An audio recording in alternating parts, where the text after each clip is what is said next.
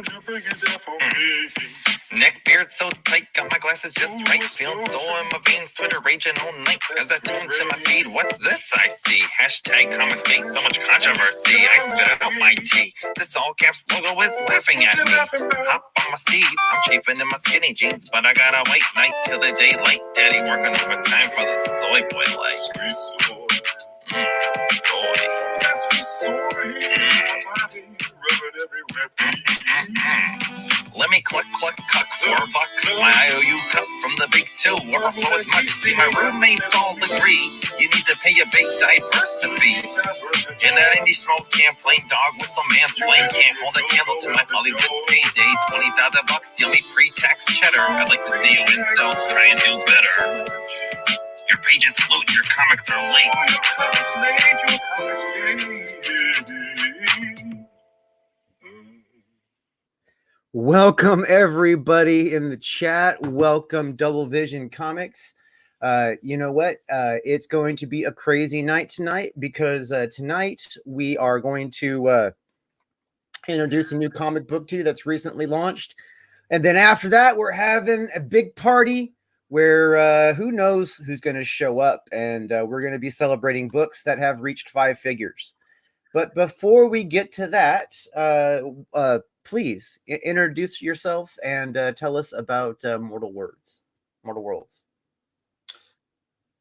Hi, Drew. Yeah, how's it going? Thanks for having us on. Got my wife Caroline as well, co-creator of Mortal Worlds here. Hey, Drew. How you doing? Hello. Also, just did want to congratulate you on the success that you had with Captain Love.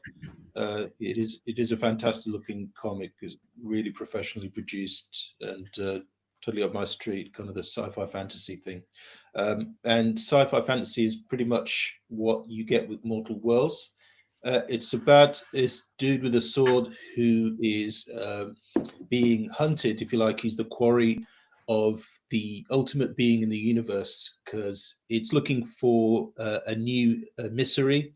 It's got a highly efficient predator who goes around taking out all of the most powerful beings in the universe, and it's pretty much identified him as the most likely usurper. So if this being's general doesn't take him down, well, either way, Cade is still going to be marked as being this new kind of ultimate assassin. So either way, whether he beats this predator or not, things are looking pretty bad for him. So he's got a few kind of friends who are backing him up, but ultimately he is completely out of his depth. That sounds pretty cool. So why don't we give your trailer a little view?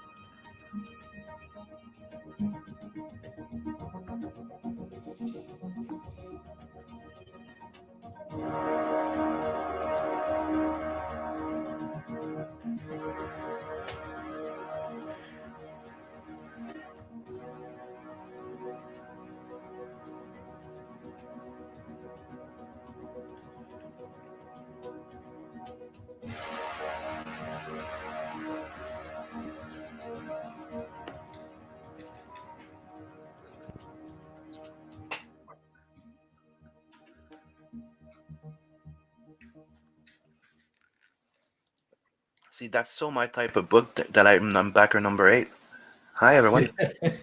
Appreciate that, Sim. How you doing? I'm doing good. Sorry if I'm a bit late. I had some little family things to take care of. Yeah, it seems like everybody's a little late today. We usually go normally at 8. We started trying to go early because a lot of people Mhm. go at 8 o'clock on other things.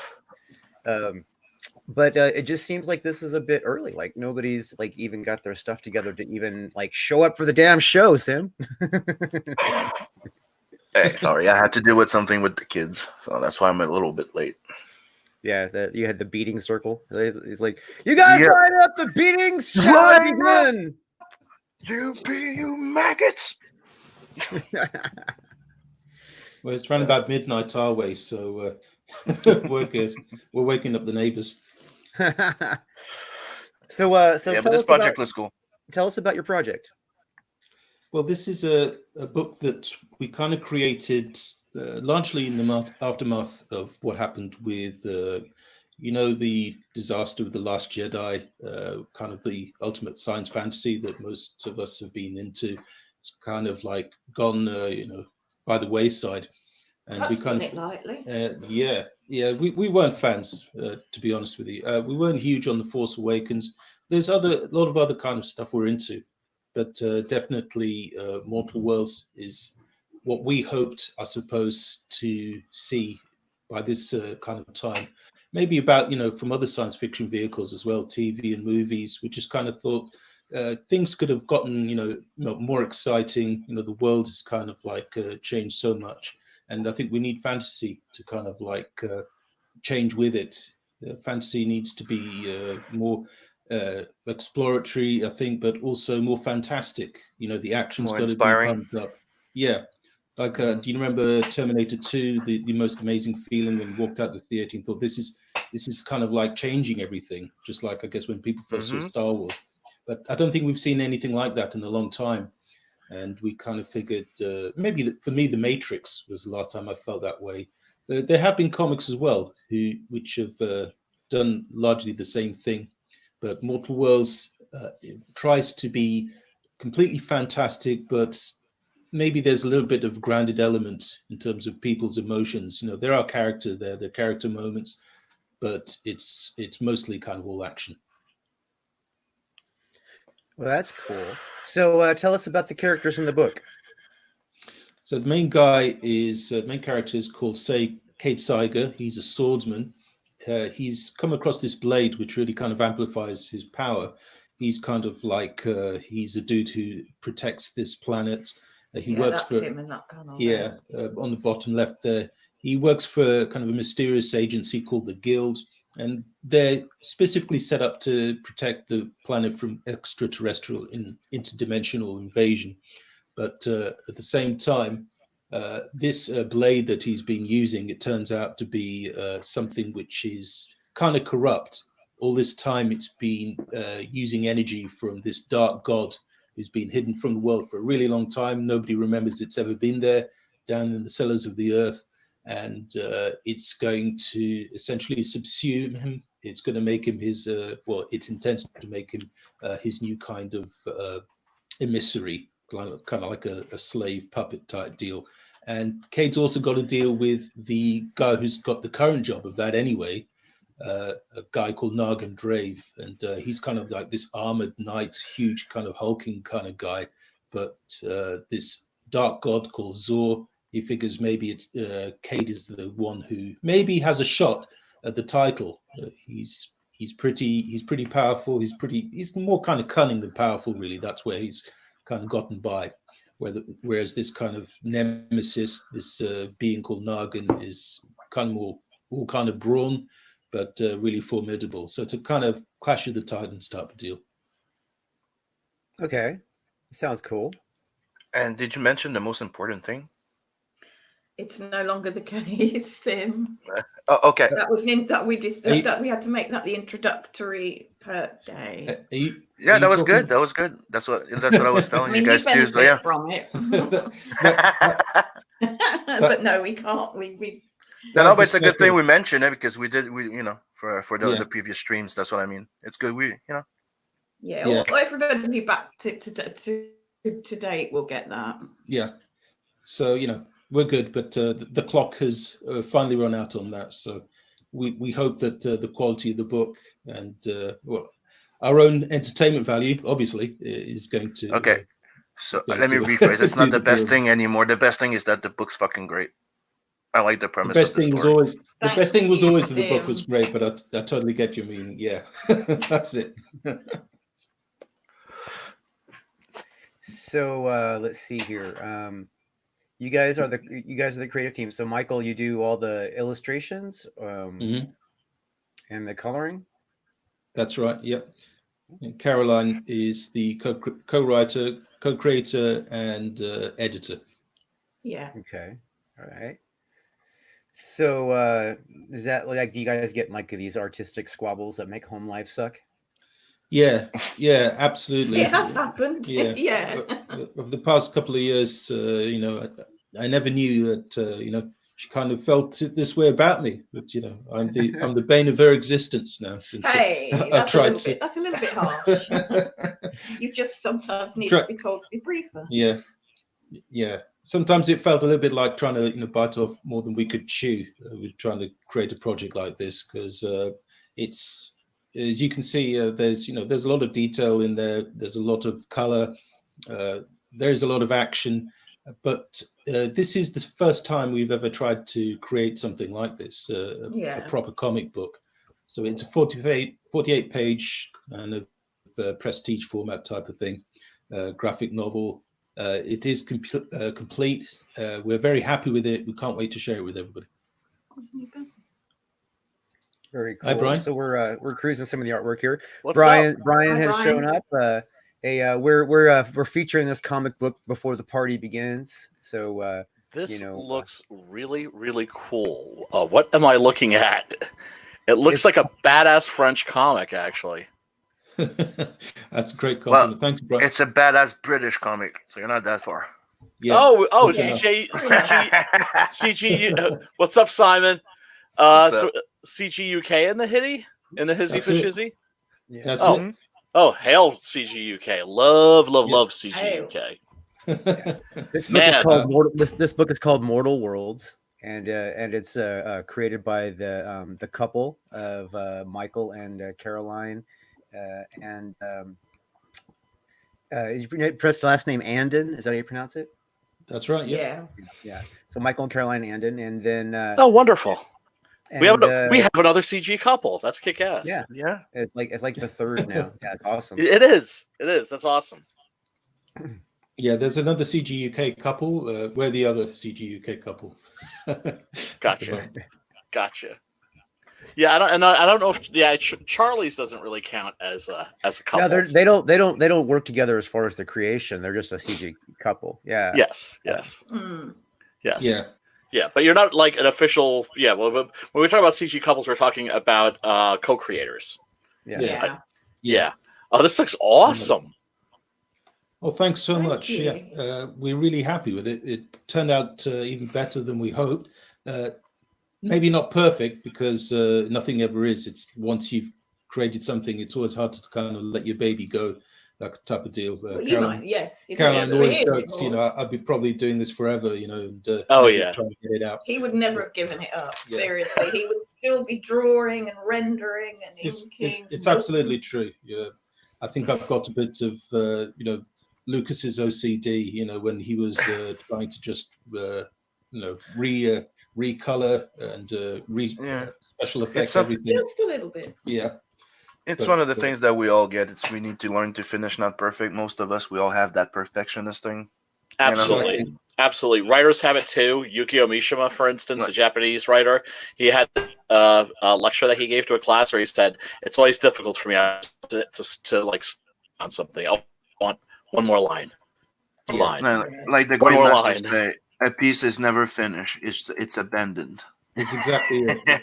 Yeah. And there's a certain point. There's a certain point in the process where you're like, you know what? I need to stop working on this because at a certain point, you're going to start hurting it. Yeah. Yeah, that's true. That's where we Yeah. got to, isn't Walk away. Yeah, it? exactly. Oh, this looks this looks kick ass. And you know, another thing I'd like to bring up is that little couple there. You know, like Mike Murphy and his little wife. Mhm. This is their second go. They failed the first time around. They took a Mhm. little break, stepped back, reworked the goddamn thing, and they're back. And I think Hell that's yeah. something we need to mention because that talks about them. Yeah, he's What- on his second book, isn't he? Yep. And Yeah. and Like and fourth, actually. and it says something about the process too, which Yep. is that you'll be surprised at how many people have like numerous like 2 or 3 first campaigns, the way that certain like novelists will have 2 or 3 or 4 or 5 first novels, if you know what I'm saying. Yeah. Yeah. Yeah. Try so to the- hand at that as well. Yep, that's why it's so important when we have like new CG creators or new indie creators, and you know it's their first campaign and they make mistakes. They set their goal too high. They do certain things wrong. Sometimes it's just visibility. Sometimes because you're in the shade for a while until people have their eyes on you. Absolutely. It can be very like very stupid things. Like as soon as somebody has their eyes on you, then it starts to grow. But Yep. to me, it just talks. To prove Stop that, talking dirty. They're, Stop they're talking passionate, dirty, and then Don't they're- tell they're Simon what to passionate. do. Drew getting all bossy. he's talking Yeah, dirty, right? man. not talking dirty. Get your eyes on it and you watch it grow. Yeah. I've had my eyes on Simon. Dude, all the time. dude, He don't is don't amazing. don't put things in my mouth because you have a gutter mind. Hey, man, I'm not putting it in your mouth. I don't care how much you ask. Oh, things are going places tonight. Yeah, you said yeah, it was a party. there you go. This is a science fiction adventure, I'm assuming. We're not looking at the finished comic. Are you still going to do Yeah. lettering here, or is this Yeah. all just like a big action no, sequence? Yeah, it's fully lettered as well. Yeah. It's, Oh, this is just awesome. the- yeah. Oh, you're actually telling a story with pictures. Yeah, it is. It's this page doesn't have the lettering on it, so this isn't the completed page. This is just Oh, artwork. okay. Yeah. Gotcha. Although there are a couple of pages that are pretty much dialogue free. This one is not very. This is not very dialogue heavy comic, I have to say. But there is some quotable dialogue in there. Excellent. Yeah, I mean, we're living in this era, I call it the post Brian Michael Bendis era, where a lot of mainstream comics, they're all like talking heads.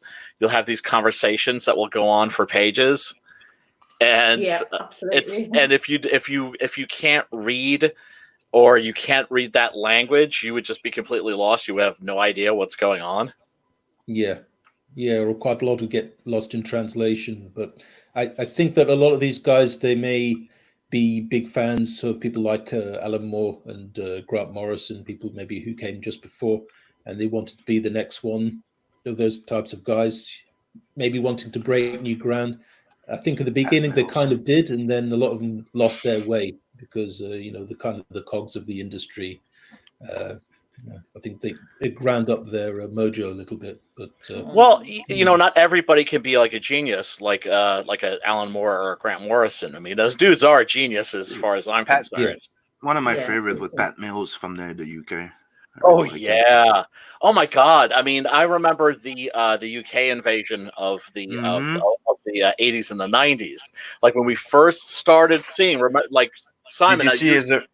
Did you see his European comic called Requiem? Yes. It's like the vampire in a dead world. Yeah. It's dude I've with se- Lacroix. Yeah. with Lacroix. You mean from Forever Night? What are we talking Mhm. about? What I mean, I've heard of it, but I've never actually seen it. Oh, but you need to check it out. Seriously. What's it called? What's it called again? Requiem. Requiem. Requiem. Yeah. It's a movie. No, it's a Comic. actual French. Yeah, it's a European comic that because that he started publishing in Europe too. No is that a French shit. comic? Pat Mills works with Europeans. Yeah, he has a translator yeah. and he hires French artists. Yeah, Oh, that's yeah, I think I know what you're Dope. talking about. I love that guy, dude. Man, Pat Mills been there like French the comics. are Horn just- God. Come on, Oh man, Slain. I love that shit. Oh god, Slain. Oh yeah, fantastic. Yeah, Yeah. I Yeah. like that. very high tea. Call it Very high Slumber. tea. ABC and all those stuff. Yeah, come on. Yeah. ABC Warriors. So, Remember those? What was Yeah. the, Oh yeah, I do. What was Yeah, the but- inspiration for this book? What inspired this book? Like, where did it come Well, from? funny enough, you mentioning Pat Mills, he created Slain for 2000 AD, and that book had Simon Bisley for a short while. Yeah, it did. Yeah. That really badass. The Horn God. Yeah. Skullbiter. I remember being in school in class, and there was like a whole bunch of kids like clustered around this guy. You know, I thought, you know, in the corner of the classroom. I was like, well, what's going on there? You know, what do you bring in? You know, some kind of dead animal or something? What's going on? and I came, looked over everyone's shoulders, and I couldn't believe what I was seeing. It was this painted artwork from this book Slain, and it's like, you know, everyone's looking who wasn't even into comics. You know, it wasn't that type of crowd. But that's actually the very volume 1 of Slain, and people I think that they didn't realize that a comic could look like that, and I didn't either really. I guess that there was kind of European work that people hadn't really seen a lot of, but this had really taken it to the next level. And I thought, well, I'm never going to, no matter how much I ever practice, I'm never going to be that good. But I really wanted to see how far I could get if I really tried to kind of set the bar high. And I guess this was around about when I was maybe like 14 or so. And I started trying to use traditional paints first, and then I kind of realized I just never was going to get the hang of that quite right. But when digital coloring came along, all of a sudden that seemed to kind of provide the tools that I needed to achieve something like this, a similar look, but still kind of like have my own kind of take, my own kind of visual take on comics. And that's important, you know. Like Frank Frazetta said that one of the problems that he had when like young artists would come up to him and they'd offer them they would offer him their portfolios to check out, and he'd be like, you know, like, you're doing me, you know, you're doing for like this is all very Frazetta-esque. And they'd be like, yeah, that's what exactly, man, I've been studying you. And he's like, there's only one Frazetta. And when he said that, he didn't mean like, yeah, check me out. He was like I do me, and you're doing me. You by all means use the tools and shit, like stuff that you can learn from me, but only you can do you. Yeah, and that's so important. Right. And man, UK comics, man, when we first started getting those in the United States, it blew our freaking minds. It was the first thing that blew my mind was as a little boy going on a trip to Germany. I was 9 years old, and my mother wanted to get me something to read on the airplane, and she saw what looked like a comic book. She bought it, she gave it to me, and it was called Heavy Metal. And and I was like, I didn't like, you know, I mean, the comic books I grew up with were awesome, right? It was one of the biggest revolution in comics. It's just like, and there's so many artists that we've spoken to, Drew, where there's that moment that they have that's an epiphany. Like Dan Fraga talks about, like when he went, I think, to a Moebius exhibit, Jean Giraud, and how he walked out of that, and it was just like it changed his life, and you see that in his art. You know, it's still very much his own style, but you can look and go, oh yeah, there's the Moebius right there.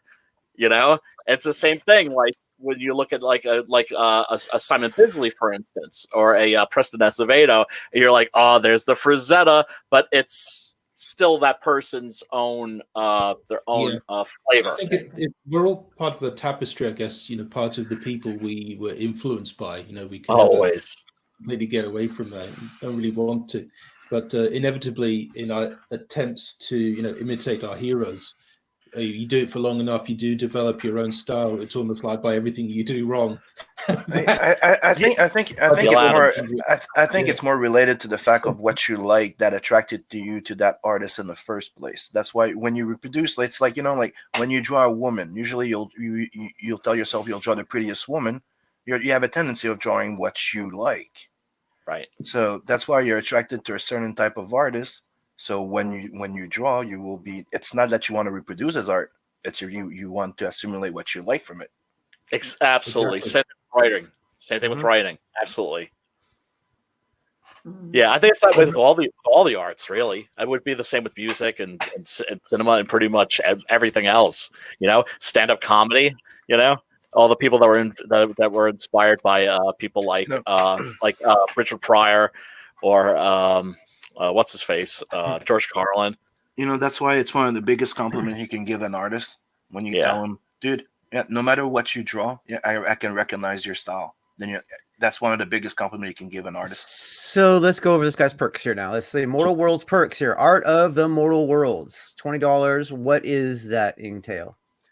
Yeah, that is, the visual companions you sometimes get for movies that come out.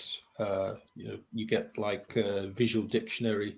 It's a bunch of concept art, basically, but it's not a hardback book or anything like that. This is a 32-page. It's more like a magazine, but it's jam-packed with concept art and kind of little articles about the thinking processes behind them. So you've got character studies, how costume design developed, got environments, and quite a lot of vehicles. I'm a real vehicles guy. Always loved seeing all of that kind of stuff in making of Star Wars. Joe Johnston, he's a big hero of mine, guy who designed, I think he designed the Falcon, Millennium Falcon, and Boba Fett. And he had such an amazing aesthetic. It was, I think, once in a lifetime that a creator kind of finds somebody like that. But I've never been able to find anybody like that. I had to come up with all of this stuff on my own, really. But it was still kind of the thinking process still involved Caroline as well, because she would tell me stuff about what she liked about particular characters' look, maybe some stuff that she thought I needed to knock off because it was like looking a bit generic or whatever. So yeah, over time, my noodling turned into this. And So- so we so it have would be- the we would have be- the Mortal Worlds graphic novel. And now, how many pages is the book? Is the graphic novel? The graphic novel is 48 pages. That's completed and lettered. So, that's ready to basically go to the printers. But the art of book as well, that is also complete. So that's 32 pages, and that's also full color. So you can Okay. get these as a bundle. You can get or them individually, or you can get them together. I got you. Yeah. Oh, you can get them separately. Right. The art of book might whet your appetite for the book if you want to just get through a lot of art. Not too much kind of story so far in the concept art book. But if you want to, step into that world fully, then get the comic as well. Can I just jump in for a second? I think, so you're talking about something like this. This is like the Art of Blade Runner. It has all of Sid Mead's illustrations. I just Right. can't I can't believe how Sid Mead was. Yeah, He's awesome. set designer for Alien as well, wasn't he? He worked on that. A lot of people worked on that. H.R. Giger, of course, and Mobius. the aforementioned Mobius, Jean Giraud. Yeah. So that's Yeah. cool. I like this came with like the Blade Runner Blu-ray set, and Mhm. so you're offering a tier where you can get something that's kind of like this that has like Mhm. all like the little concept art. Exactly. Yeah. That's awesome. Another one that inspired me to draw this concept art book, or to include it, was this unbelievable kind of notebook that Guillermo del Toro developed for the first Hellboy movie. Oh my god, I've seen Yeah. that thing. Not like in person, but I've seen images of it. Yeah. And I Yeah, just thought, it's that's kind of too good not to try out. My Seriously. version. Seriously, I find that stuff, that sort of a thing, really beautiful, because you're actually kind of seeing like the world emerge in the artist's mind. Like Yeah. you're starting to see it appear on the page. Yeah, like fading into view. Yeah, that's fantastic. Yeah. Yeah, that book does that, definitely. Yeah. It gives you a real idea of the kind of process behind the creation. I think people will enjoy it. Yeah, Oh, that's- it's like peeking further into the world, which is something that I've always done. I've always loved knowing as much as I possibly can about any particular kind of work, or whether it's a comic or a movie. about how did it come about, and especially the visual element of that. I have so many books like that, so I think I am going to have to get the tier that has the comic and the art of book. I love those. I've got them for Blade Runner. I've got them for Alien. I've got them for Dune. I've got them for like a bunch of movies, actually. Yeah. But I don't think I've ever had one for a comic book before. Yeah. I think it's been done maybe a couple of times, especially like maybe sometimes when books reach a higher tier. But this is kind of almost right out the gates. So I guess, I couldn't wait to get this out there as well. We So- just kept the schedule as you went along, Yeah. didn't you? Yeah.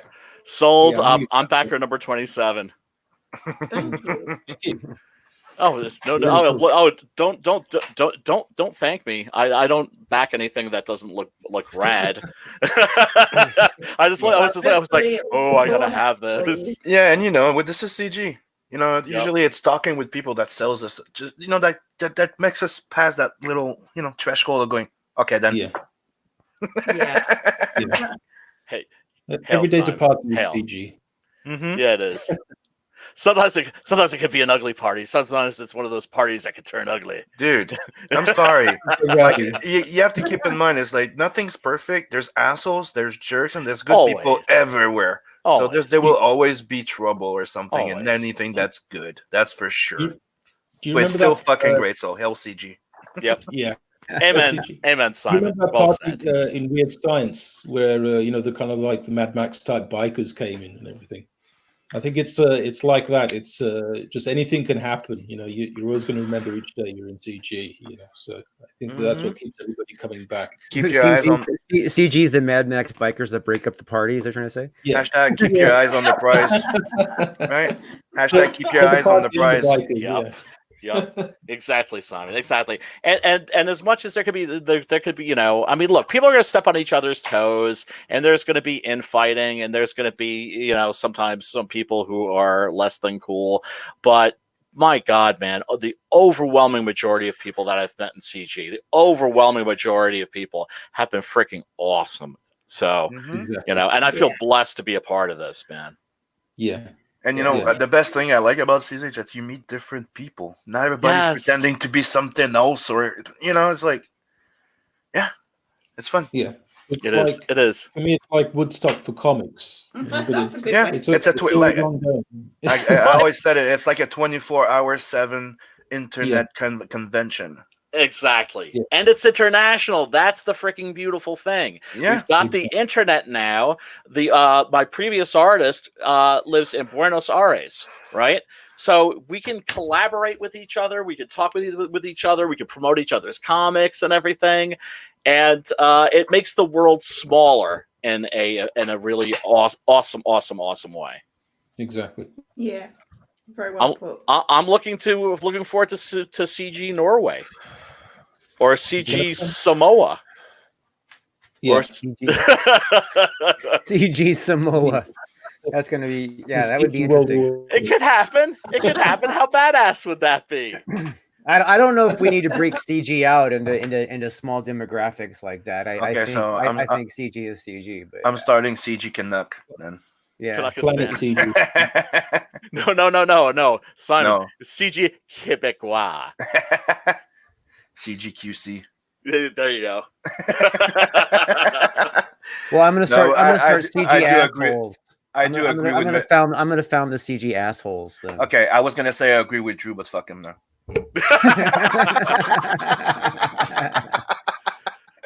So how many days are left of this campaign? 29 days?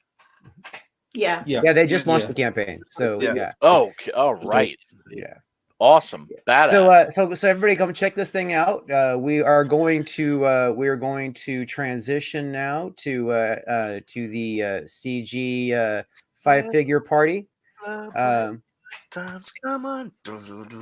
Speaking of that, recent addition to the 5-figure club is Six Gun Gorilla, the Big Gun Down, by none other than Brian Krischgau. Thank you. And let's start that part. Bless off you, with, backers. Bless you, backers. Brian Krischgau, your book Six Gun Gorilla is excellent. Then have me on your show. Awesome comic book.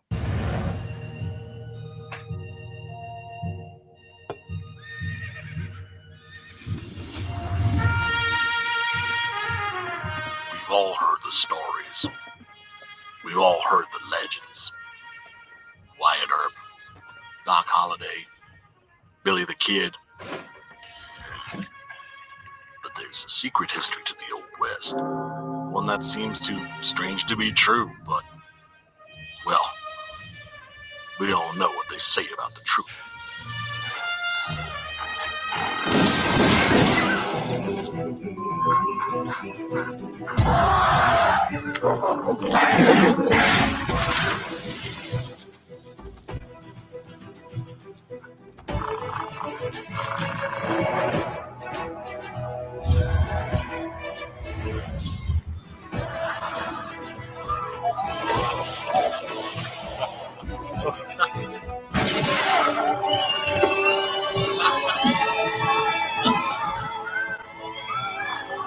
Very big ape, very big guns, blowing very big holes,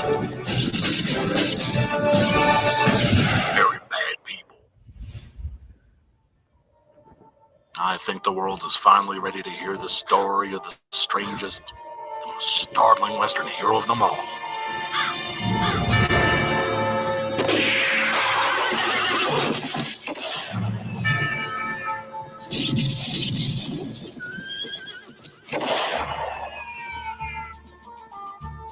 Six Gun Gorilla, Long Days of Vengeance. Oh, Hey. shit. That always it ends so abruptly. It freaks me out. Well, it originally had a link to the website, right? The .com, sixgungorilla.com. Yeah. But my friend Wes, he was the one who secured the domain, and he failed to renew it after he ghosted me. And it is now, I believe, a Korean like cosmetics site. Oh, so somebody nabbed it up as it became available and just Exactly. So I had to kashunk. I had to like chop that out. I was thinking of creating the Cecil edition of the trailer and sticking Cecil at the end and a clip of him saying like, "Yeah, it's like the sort of thing that knuckleheads like me like." No, it But- looks fantastic. Thanks, man. Thanks. I think it was Alan Moore who said that if was it the famous DC editor from the 50s and 60s, he claimed that if you added a gorilla to your Yes. cover, it would add on like another 20% on your sales or something every time. Yes. I'm blanking on his name right now. I know like from talking to people that worked at DC while he was there that he was very beloved. Alfie something or another. Yeah. But yeah, I actually managed to find an old DC war comic that features a GI gorilla. And it's drawn by Joe Kubert, and the cover for that is fucking amazing. I found that after I made this, but I was like, "Holy shit, that's awesome!" There's something about I don't know. There's something about a gorilla with guns, especially big guns, coming like charging at you. That's just very, very menacing and very sort of fuck yeah. I saw the most probably the scariest thing I've seen in a long while. It was I couldn't tell if this is fake Photoshop or whether this was true, but it was I think it was a chimpanzee sniper. Oh yeah, I saw that. It was like kind of like a kind of splayed out on a knoll. He'd had like the rifle braced perfectly, like he was about to take a shot at someone. And I thought, is that just a chimpanzee just imitating someone it's seen, or does it actually have the ability to actually track someone and pull the trigger? Well, think about it, right? These poor chimps out there in the world without roller skates, without cigars, and you can only take so much away from them before they start to get pissed off and fight back. Why do chimps need roller skates and cigars? Because they're chimps. Hello. Well, I mean, because Yeah. I mean, I've seen like these poor, poverty-stricken chimps that don't have roller skates and cigars, and it's just a pitiful sight. And somebody needs to start a charity. Yeah, it's Yeah. like a bear without a unicycle. Unicycle. Well, I found out later that the original Six Gun Gorilla story, once it became available, because I wrote this,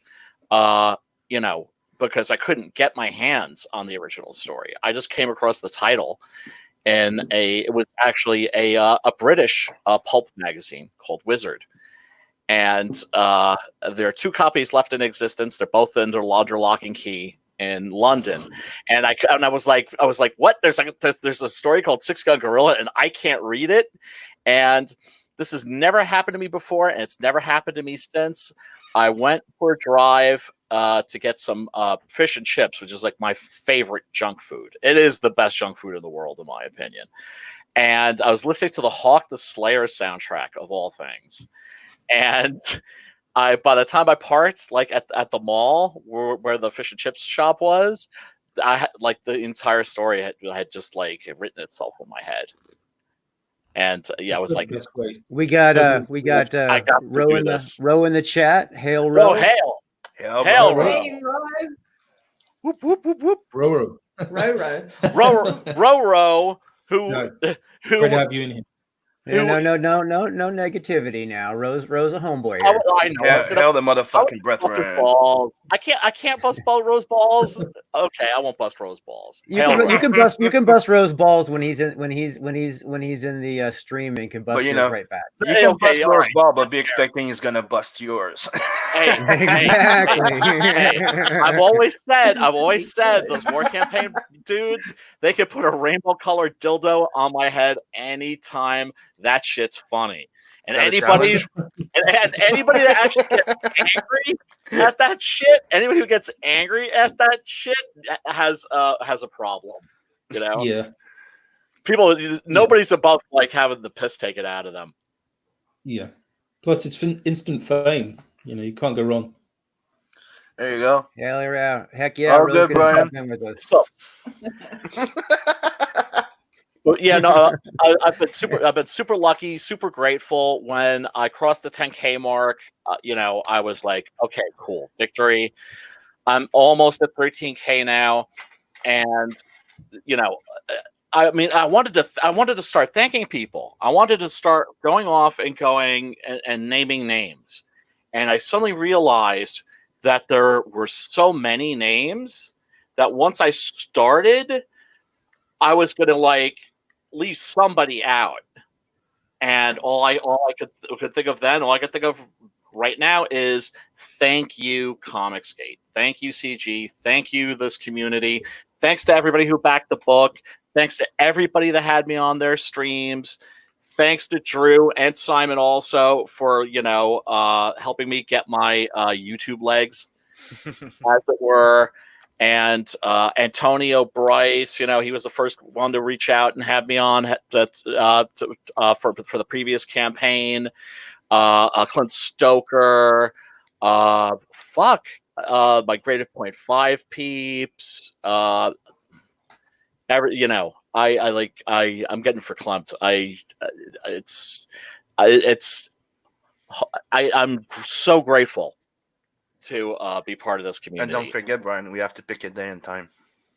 Oh yeah, we do. To talk French comic books, yeah. And we're either gonna call it CG BD. You know why BD? Yeah, man. Oh, we That's a could good call it idea. the I like CG French connection.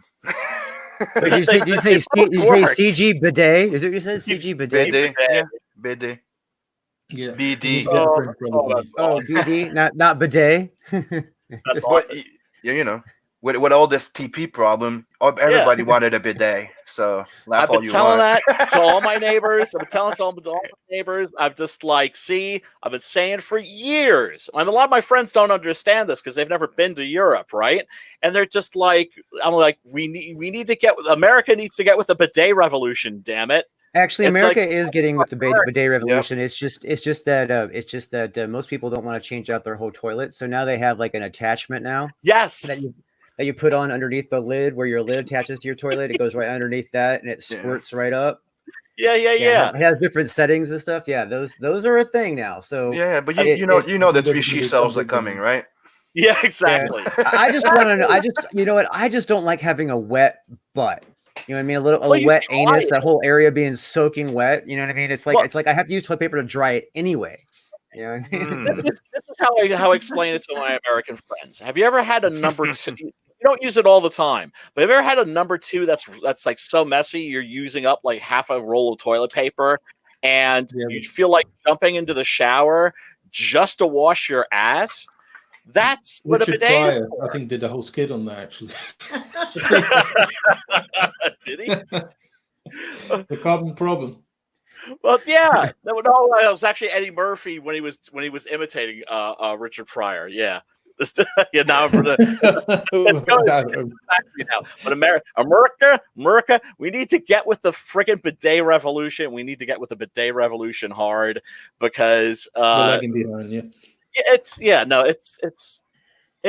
it's unseemly. We're like a bunch of Neanderthals here. And Oh. another panel member here who is in the 5-figure club. 11 to 25. Yep, and I'll be ordering the proof next week. Can't wait. Oh, can't wait too. Right now we're doing the last touch up. You know, like Notice the little red label upgrade to his yeah. picture there. Oh, I haven't seen the campaign lately. Then Yeah, that's my comic book label.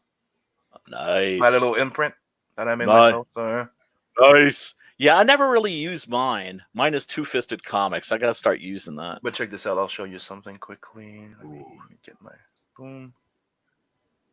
Stretch goals. That's what I'm talking about, brother. Stretch goals. I sense a share screen coming. Yeah, it's coming soon. Give me a second. Like you see the one with Vincent there. So there you go. Here's the screen share. For some reason, it's bugging. Is it working now? Vincent who? Vincent Cassell? So this is gonna be the back cover of the book. So you see, you have the red label with Vincent, Oh yeah. but you also have this. Ooh. So every time I have a book, that's staying, but the character is gonna appear in there. Nice. So he's your flagship character. Vincent, Yeah. Nat, yes, Nice. not Vincent, not in Wolf Dragon on my flagship. It's like having my Superman and Batman, you could say. Yeah. You have my sci-fi world and you have my fantasy world. Oh, that's cool. That's a very cool idea. So Yeah, Wolf you've got the Dragon horror is everything action going fantasy. and So the yeah, sci-fi. yeah. So Wolf Dragon goes with Demona, right? So it's my fantasy Right. world. And you have Nat the Merc with Tales from the Nadverse, which is, you have Nat the Merc, the series, that's going to be the series, the book. And Tales Yeah. from the Nadverse, it's something that I'm going to put short stories of characters within the universe. Like, Oh, you're going to have a sweet. short story of Rose, maybe a short story of Luani. Hey, look, remember that guy you saw in the story? Yeah, here's a little backstory on that guy. Oh, I love that sort of a thing. And Kurt I have this. Busiek is always really great at writing those kinds of stories. And in the Nadverse, there's also going to be my team book called The Skullbusters. Oh hell yeah! Love the Mhm. sound of that. That sounds very high tea. Skullbusters looks great as well. That's And here- an amazing cover that you've got. That's the first page of The Oh. Skullbusters. Ooh. You love your starships as well, Simia. Thank you. Coming out of cryogenic freeze there. No, yeah, technically it's Great like the design. drop. It's the basic of it is that those are like a drone ship, so they get sent to drop those pods, and those are like the invading fiends that Oh, an okay. army uses to. Oh, I see their eyes now. Nice. Yeah. But like at first, I just saw the black. I didn't see the glowing eyes. And I'll show you the poster that they were talking about for the Skullbusters, which is Badass. Skullbusters. Dude, when did you? Oh, fuck, that is badass. Dude, when did you announce this? Because I know I've seen these characters before, but A few months ago. okay. And what? this what's is that character's name's Wipeout. Nice. That's Gunblaze. Big guy. Nice. Her nickname's Gadget. Oh, bitchin'. You have Dex. Nice. Oh, so that's not a pet. It's a sentient being. You'll find out. Okay. You have Red here. That's like my little, slasher. And you have Nice. one of my favorite characters right here. And his name is him. Flint. His name is Flint Rock, right? Oh. And he's Jack Kirby. So that's why you have a mix of Darkseid with the colors of Ben Grimm. Oh, that's so great.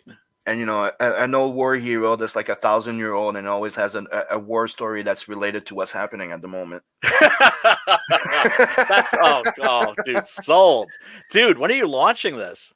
This is all the stuff I'm working on. So if everything goes according to plan, it's going to be in 4 months. Because right now I have Tales from the Nadverse, which is me setting up my universe of Nat that I was doing here, that I started here in 2012. Because every year I would put out a short story in Zidara 9, right?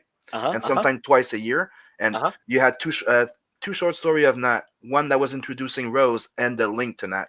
Then after that, there was the Loani one that never got published because that SJW back then didn't like. Right. I agree with Wiggle, the little guy. I think it looks really cool. But Yeah, it is cool. I love that character trait. That really works for me. So yeah, those are the Skullbusters, and I really like that guy there. He's got the Gunblaze. woolly arms. And Gunblaze, I'm assuming, is a cyborg. Yeah, no. Okay. He's a mix. It's the premise of it is technically he has an alien sentient technology that was used, and that's fusing with him. So he's technically, you're right. He's a cyborg in a way, but not really. If you understand what I mean. Gotcha. Yeah. So technically, it's like like here, he got his arm cut off, so he got replaced by mechanical. Right, but they're not prosthetics. They're exactly. Right. That's why I'm like not really a cyborg. Right. He's like a mix of human and alien tech. You could say alien sentient tech. Badass. What are So, as you can sir? notice, you see the arms. That's strange. Look, he does have legs the same, right? So wink, wink, nudge, nudge. Gotcha. What were you asking?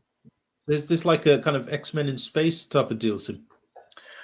This is kind of like me taking like all remember those Image Team, Wildcats, Cyberforce, Weapon Zero. Oh, yeah. That's what I'm getting. There was a Kirby, little guy actually called Kirby, wasn't it? In the Youngblood there was, yeah. Mm-hmm. But you So see, this guy's like a bit of an original. Oh yeah, I'm pretty proud of him. Like it took me a while to come up with him, but as soon as I had Jack Kirby, yeah, like, Yeah. Of course, he's smoking a cigar. Oh man, this looks so high tea. But I love it. one of the funniest thing is you see the big guy in the back, so you think he's the big powerhouse. Mm-hmm. It's a yeah, man. I thought you'd say that. Well, that's the thing, man. Yeah. He's in the right. He's in the exact right position to just dick punch you. Yeah, but that's the thing is like that's why I placed him like that. If you notice, you have the guy that's the good old reliable that has the guy everybody's back, so that's why he's placed like that. Yeah. Oh, that's so great. And you have the two one that are gonna the more aggressive one in front. You have he's smiling, and the other one's like, I'm ready to just slice everyone. Oh, also definitely getting a Starjammers vibe from this too. Yeah. Love this. They never did enough with the Starjammers. Dude, I loved them back in the X-Men years. Remember that Claremont run? Yes, when they first appeared, awesome. They were fucking awesome, and they never got not that I know of. Right? They never got their like a spinoff. Yes, they did, but it was a long time before. Yeah, a long time ago. Okay, but it was canceled. Then they brought them back in the X-Men. Gotcha. Sorry to talk over Guardians of the Galaxy. I was amazed that they had a movie of that before anybody got to see Starjammers. I know. I don't know which first, but well, Guardians of the Galaxy was first, but not that lineup. Like the lineup was for the original Guardians of the Galaxy was completely different. And it was like the new Guardians of the Galaxy. And that's the logo. Oh yeah, boy. Oh, that's so cool. I want it. I want it bad. So this is what I'm working on. I'm working on the Natsuri and that. Oh, that is bitching. So, my idea is to use my 2 next campaign to get those ready. Oh, it's so fly. Mm-hmm. That's the thing. This is CG. Yeah. We're making the fly shit. Because I want to make sure that people don't wait more than 6 months for their books. Like, everybody know that I waited 4 months for my money. That's not an issue. Everybody knows. But I mean, it's always been something to me that you should, try to 6 months after max, you get your book.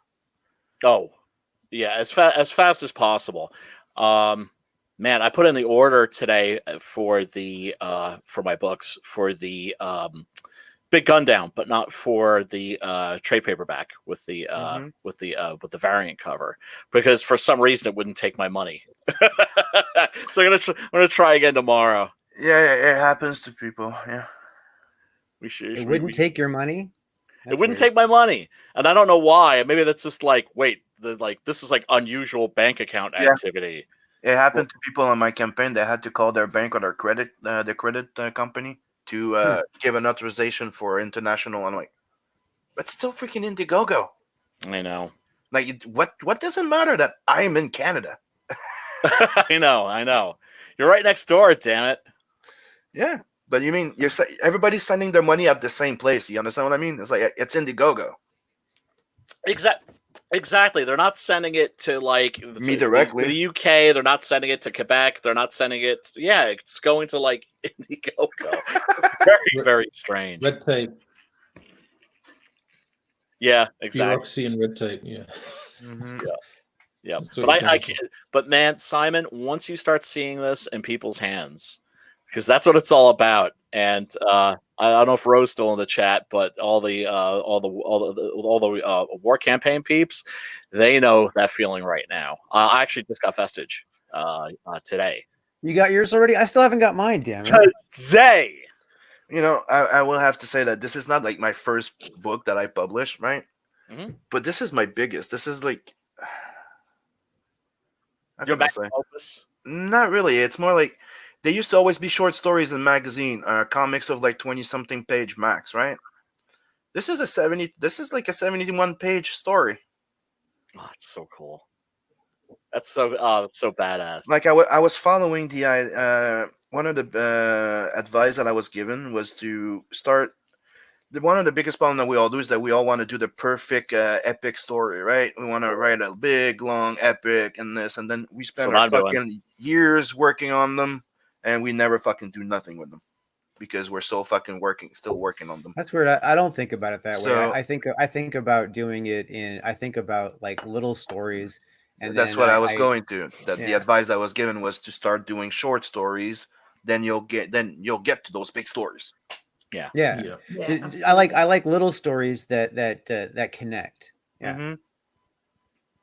Well, I really and you kind of have like a big overarching arch in your mind of like some kind of like big long story, but that's why Bloodhound is a one shot, but there's 2 possible sequels and maybe a crossover.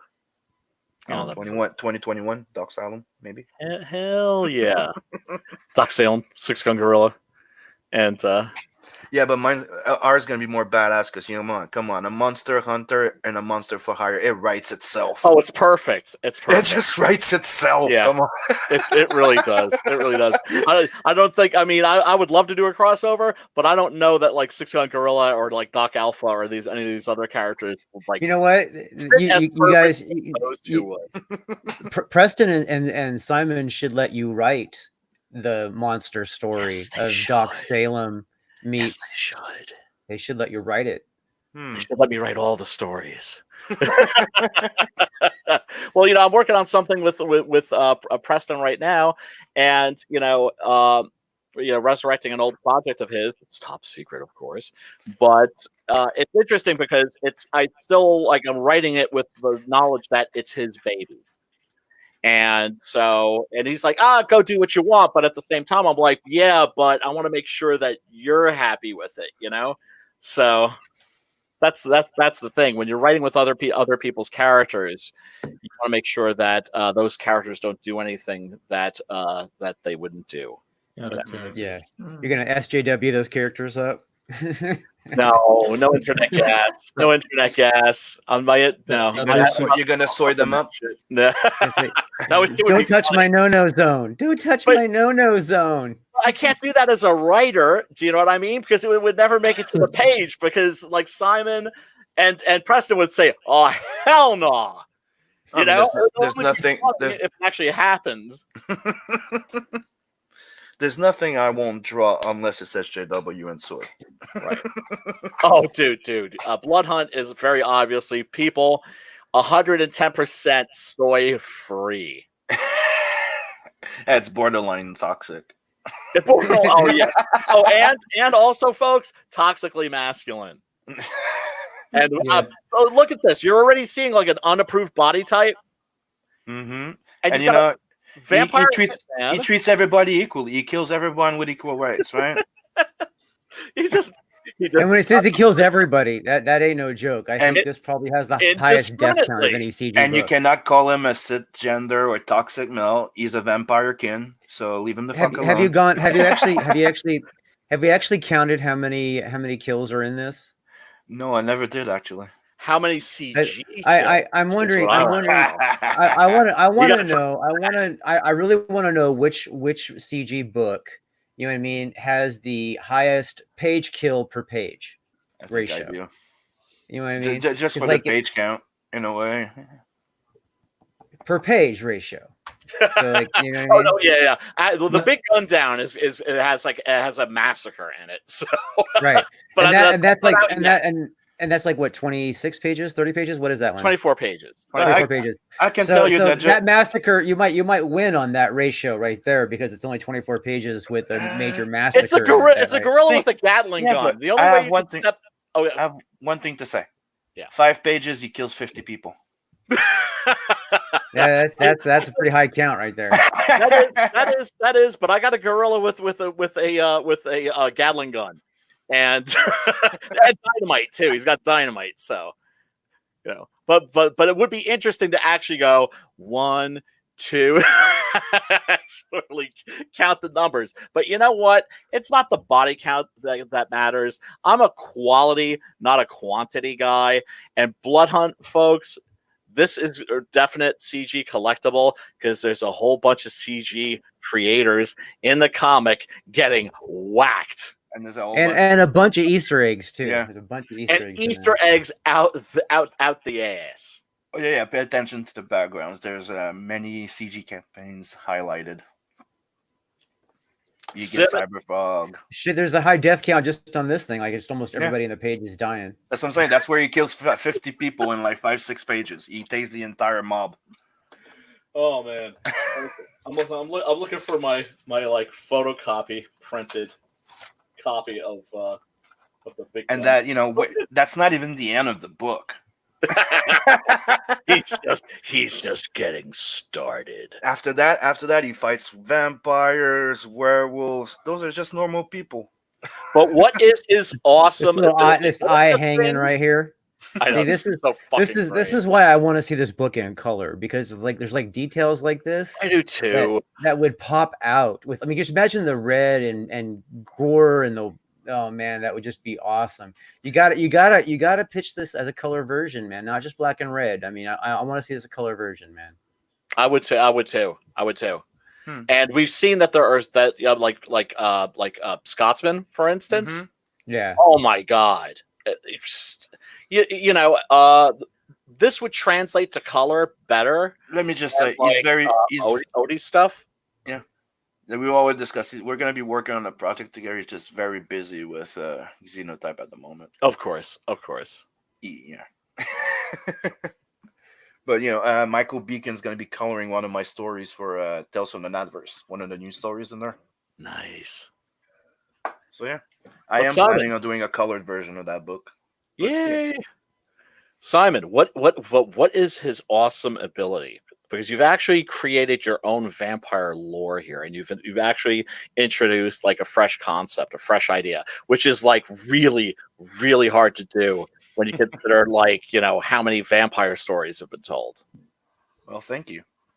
Yeah, it's the fact that He's an ancient vampire, so he's different from the rest of the vampires. So it's not just simple like infecting by the bite.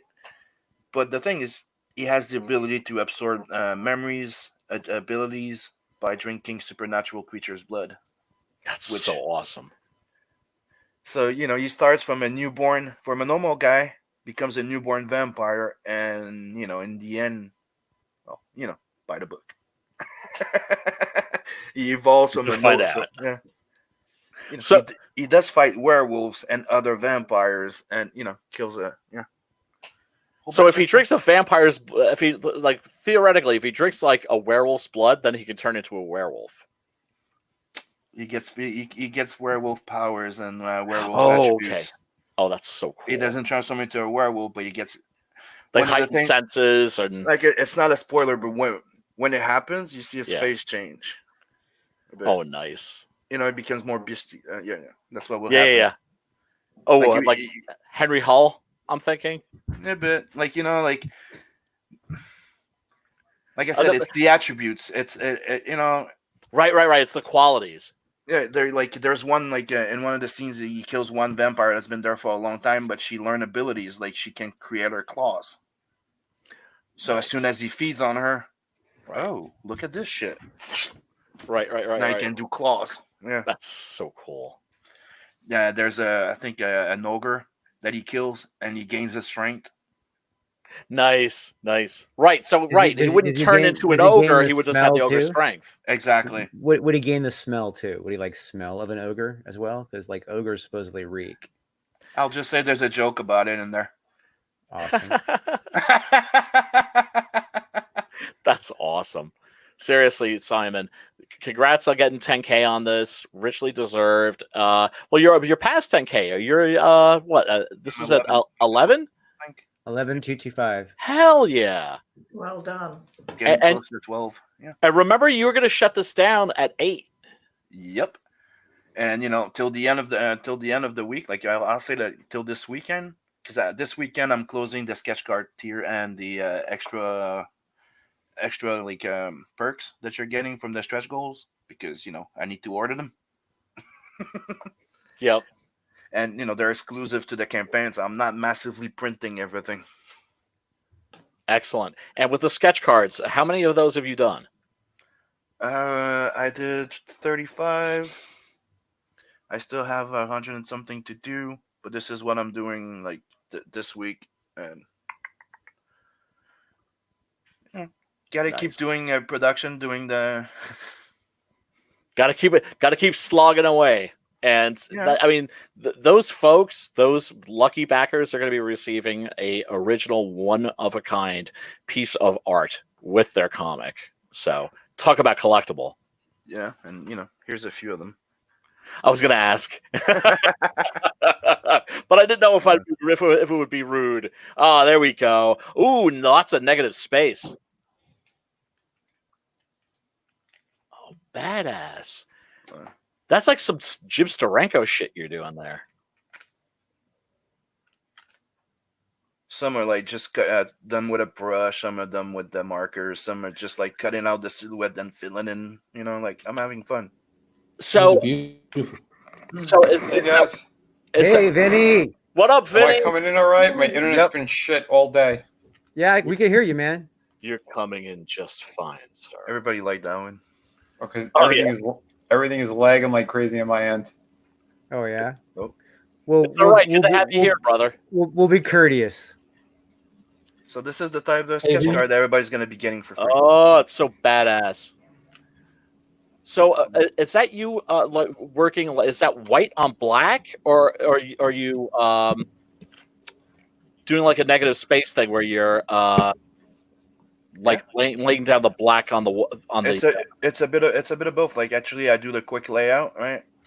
Then I do the black space. Then after that, I go in and I draw the details, and then I put some white out. Sometimes for the smoke. Sometimes I just think of the space before I do, but sometimes I like to put the white out.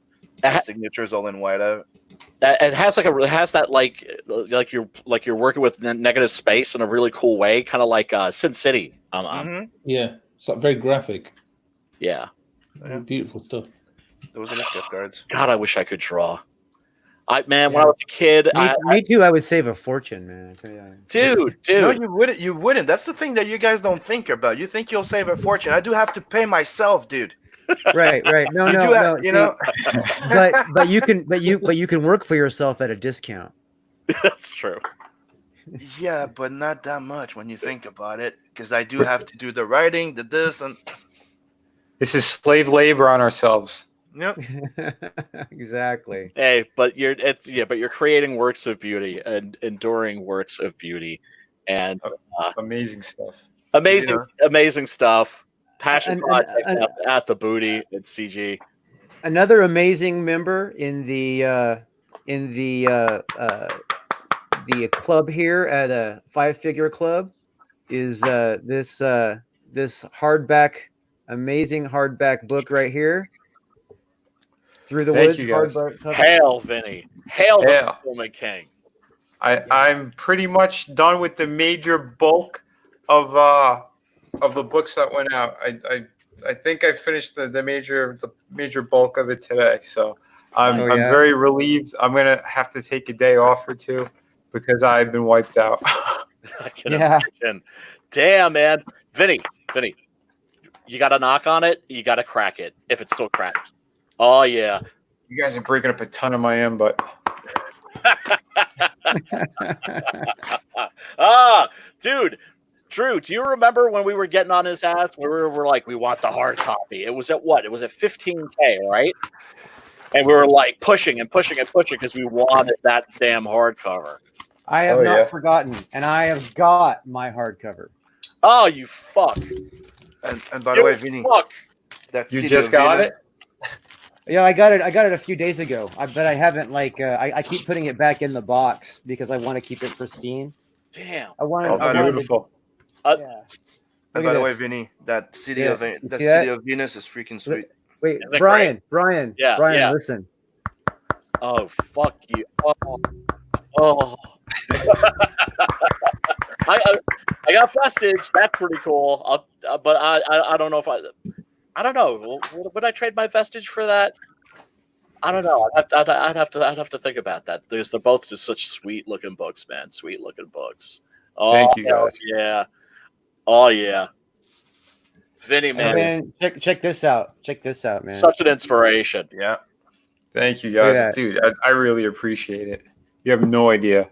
We appreciate you, brother. We appreciate you. all that, Oh, all yeah. this is all like that. This is amazing, man. This You is have helped lay down the foundations, like strong ass. Look at the back. Look at the back. And Vinny, I didn't read it. I didn't read City of Venus yet or the Through the Woods, great. but City of Venus looks sweet, dude. I went through it. It's really Oh, good. thanks, brother. Yeah, dude. I'm telling you, as soon as people they get one, they want to go back and grab the others. So, and when they're reading, they're like, "Oh, when's City of Venus 2 coming out?" So it's yeah, there's a lot of stuff, a lot of work on my plate. But yeah, man, it's this first year that I throughout Comicsgate, doing all these campaigns, meeting everybody, building this, like Brian said, building more of a foundation. It was hella important, Mhm. So For all of us too, I mean, you've done a remarkable thing for yourself. People know that they're going to get their books with you. They know that they're going to get quality. You are Mr. Reliability, but also you are representing for CG. And I really hope epic way. Mixum gives you a fat discount considering how much business you've generated from them by spreading the word. I know. I've been spreading their name like wildfire everywhere. They gave me a couple of breaks on a few things, but I've also had there's a few damages on City of Venus, my last order, but they covered that for me too. So that's definitely a good thing. But Very cool. damn, let me get my CG books. yeah, they should be sending me a check. Damn it! well, all the time I push and promote them. Well, nobody was using them until you used them, and then you told me Right. to use them, and then it was Mhm. just you and me, and then once everybody got wind of both our books in their hands, it just like everybody started using them, and now like almost everybody, you know, almost uses them. So Yeah. So there was a few people that I had told, but yeah, I think you were one of, if not the first, maybe the second other person who used them aside from me. But yeah, I'm telling you, their quality has been some of my favorite. So yeah, I'm happy to let other people know, because it shows an even higher standard for Comicsgate with the people who have been using them. So I know, you know, Vestige, I think, War Campaign. I told him like right away, as soon as like Ro got the books, he's like, "Who the hell do you use? This is amazing." So yeah, man, we keep bringing the quality, damn it. yep, and Mixum does deliver a good quality. You know, I've got no complaints. I mean, obviously, you know, I mean, just like with any kind of mass-produced product, you're going to have damage and waste. You know what I mean? That's going to happen. But yeah, well, yeah, I mean, yeah, you ship. I mean, you're printing a lot of books. Yeah, you're gonna have some issues here and there. Just how it goes. Yeah, I mean, check it out, $34,000, man. You are fucking killing it. You are killing it. This is like at least double what City of Venus was, right? You got City of Venus probably getting close to 20 now, though, right? well, I crossed 20. I crossed 20 with City of Venus. Yeah, Awesome. dude. I was ecstatic about that. City of Venus Mr. picked up while you were doing that campaign too, right? Yeah, it picked up a lot. The thing is, with Venus, when it first officially closed, it was like around $9,000, and because I kept it in demand, and I just kept promoting, and while I was doing other stuff, people just kept jumping on top of it. A lot of them had no idea about that project. That's the crazy thing, you know. I've been in here for you know, well over a year now, and you know, people are still going to miss some stuff. That's the crazy thing. It's how do we get more eyes on projects all around? Yeah, no, seriously. I was tripping out. Like I run into people who, you know, apparently have been in CG like as long as me, if not longer, and like they didn't even know I had a book. I'm like, really? I'm like, Yeah, that's all I ever fucking talk about. Dude, it still happens to me.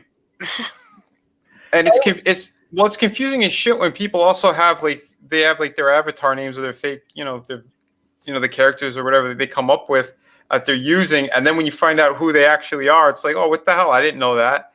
Yeah. I find that happens quite often when I'm on like a stream with like people that I've like sort of just met, or people that like I've known for a while, but I've known them, but it's like I didn't know that you were like that guy, or look at the person who did that book, or like, what, you have a book? Yeah, right. I actually keep a separate avatar for Captain Love, a whole different Twitter handle for that. And that actually has like 3 times or maybe even more than 3 times the number of followers than my Mr. E one. But the people that follow me as Mr. E actually know who I am, Yeah. versus just, they're, Captain Love looks cool, let's follow that. Yeah. Hey, Vinny, Michael Anton here. Good to talk to you. Hey, man. So, sorry for just interrupt. I was just wondering, I'm a huge kind of Todd Father fan. And do I understand correctly that you used to work for McFarlane Productions? Yeah, I was lead designer at his toy company for like almost 2 years.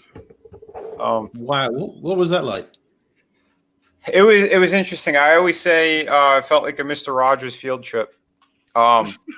Hail Row. Sexy motherfucker. Hail, brother. Hail. Hey, Ro. Ro. What's up, brother? How are you guys? How's it going? Dude, good. We're hanging bro. in there, How you man. doing? Hell, Welcome the chat. Welcome to the channel, celebration. man. Yeah. On, congratulations, my brother. And Vestige is also has been in there for a long time, but is also in the 5-figure club. Let me get And my still copy. in demand. Hell yeah. Well, right on, man. Right on. Fantastic. Thank you so much. Really appreciate it. Thank you to the chat and all the people at Comicsgate for supporting our project and all of our projects. Yes. Hail Comicsgate. Absolutely, brother. Hail. Dude, you guys are almost in the 6 figures club. Almost. You guys are Getting getting closer. close. Yeah. Getting closer. Yeah, we are blessed. Absolutely. And That CD is sick, Jumpstart man. is coming soon. Yeah, I got my email from Gat a couple days ago. I can't wait to get that fucking book. Right on, brother. Right on, man. Give Yeah, it to soon. me. Get it to you. Yeah, we just started shipping actually all the orders to the UK. Thankfully, that went through. So we had sent some 7 test orders. 6 of them already arrived at the destination. It took 3 weeks. So we are, we're happy to just keep going with that. Yeah, I've been mailing out all over the place. I only had 2 come back to me. One because it was in Israel, I believe. Because when I sent it, they hadn't closed it yet, and I guess while it was in the middle of transit, they decided to close Israel. So then it came back to me. And another one, I think it's because just the sheer volume of books. Not books, of mail that's been, I guess, piling up at these distribution centers. They've been returning back to sender here and there as well. That's what at least the post office told me. They go, yeah, sometimes the country might not be closed. It's just that the sheer volume of mail is just too much. So they'll bounce it around, and it might come back to whoever sent it. So I've also noticed that there's been a lot of people who have like lost their like even though no one's supposed to get evicted, a couple people have gone. Like between the time that they ordered and the time that they supposed to get their package. You know what I mean? They like actually disappear. This is kind of weird, but you know what I mean? It's just one of those things. It's just one of those things, especially in the foreign countries when after it goes to quarantine for a while, and then it, you know what I mean, when it goes there and it's like no longer at that address. It's like, damn. Professor, what's another word for pirate treasure? The booty. Absolutely, man. Hell, Kelsey. Through the woods today on Indiegogo.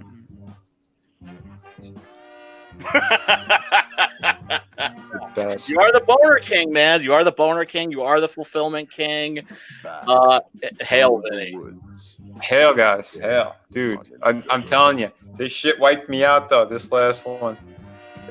You need a breather, brother. You need a breather. I hope you take some of the money from this and like buy yourself like a nice hot tub. The majority of the money actually was for printing and shipping. I mean, I'm not seeing a ton of profit yet because it's a hardcover book. So I mean, I'm starting to see some profit, but it's nothing to write home about yet. I hear you. But I mean, that's the thing. You're doing something. You're playing the freaking long game. And you're doing something, like I said, not just laying down a foundation for yourself, but you're laying down a foundation for Comicsgate as a whole. Because if there's one, you know who you are, basically, Vinny. You're the anti-Critias. I'm the anti what? The anti-Critias. That's a good one. Oh, that's a good one, man. Because every sucker that doesn't fulfill their books and get into the hands of the backers, and we ain't nothing but gnats on a dog's dick without our backers.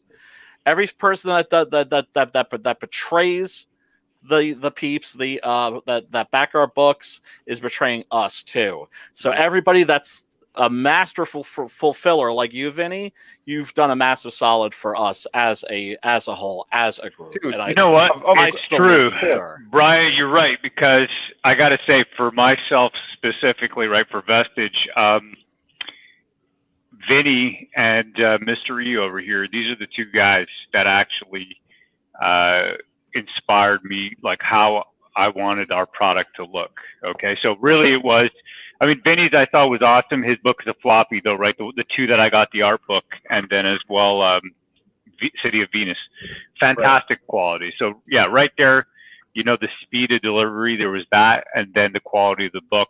But when I got Mr. E's book, because he put a graphic novel together, and that's what we were going for. That was really, you know, the package. I got these cards, I got the whole thing, and I was holding that in my hand, and I'm like, holy shit, this is exactly what I want Vestige to look like. And that's the model that I used then afterwards. It was you know, get the product to look like this. Vinny's speed of delivery and well, mystery as well, speed of delivery. But the product was exactly the same thing I wanted the graphic novel, and that's what set the tone. So you definitely learn from one another. We all learn Yeah, from of each other. We learn from each other's successes and victories, and we also learn from each other's blunders. I'm holding my copy right now. By the way, Mr. E, if you could maybe enlarge the screen. This is a absolutely stunning cover. I mean, obviously, it's by Easy E, so the illustration itself is cool. But that's not even what I'm praising here. But it's embossed, right? You've got these embossed sections, like the title is by embossed. I mean, it's like raised. Yeah, Spot UV. Yeah. That's the Spot UV that Mixam offers. You got it, man. I don't know if people can actually see that, right? But her choker, and then of course the Winnie. If you can see the way the light's reflecting off of that, and also the pistol right there. Yeah, man, that is fucking beautiful. Look at that. Like the way that the gorgeous. light That's what I'm talking about. Right. Hey, guys, Yeah. hey, I don't mean to cut you off. I do have to jump on another stream, but before I go, I just want to say it again, man. Anyone who's listening, anyone who's watching, creators, fans alike, I got to thank you guys up and down, because Through the Woods wasn't supposed to happen again, at least not for a while. I did it because everyone wanted it. We shot through the through all the stretch goals so quickly. That's why you wanted hardcover. You got hardcover. I've been working my ass off nonstop, running campaigns literally from the beginning. From when I started, I haven't stopped. Every month I've been running a campaign. So I'm doing it for everyone here. There's going to be a ton more awesome fucking projects coming. My Pirate Stories coming, City of Venus 2, another awesome project with my brother Frank. There's a lot of cool shit in the works. So I'm looking forward to the pirate one. You showed that Yeah. to me at the end of a stream we had, I don't know, 2 months ago. Looks great, right? The pirate one, man, that looks cool. I just like the whole pirate theme. Thanks, man, dude. Yeah, you guys are you're gonna enjoy this ride. This one's gonna be a fucking fun one. But brother, right on. hell, dude, thank you everybody. You're gonna jump over a Red Gazer stream. So congrats I'm again, following. all my awesome friends here.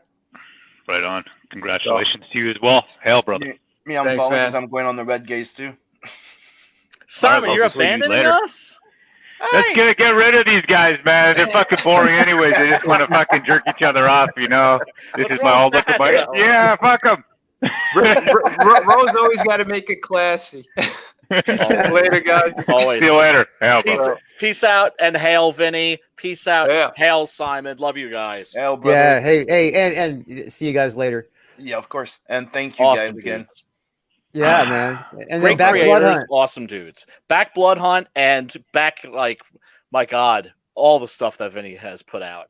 Yeah, I mean, definitely.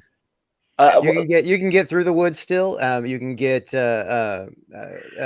of Venus still. His art. You know book is what? actually And if you've closed. already backed it, refund it so you can back it again. Hail, my brother. Hail. Yeah.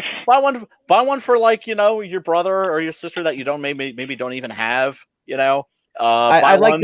I would like to point out how well Vestige is doing. Look at this, 95,804. Well, fucking people confiscate. You know what? Thank you so much, brother. And then thank you. I got to say, all you guys over here, man, you've been delivering, you've been putting your shit together. It's the model. That's what it is. And that's what we've wanted to follow. Hail the chat, man. I got Johnny Boy. Hail, brother.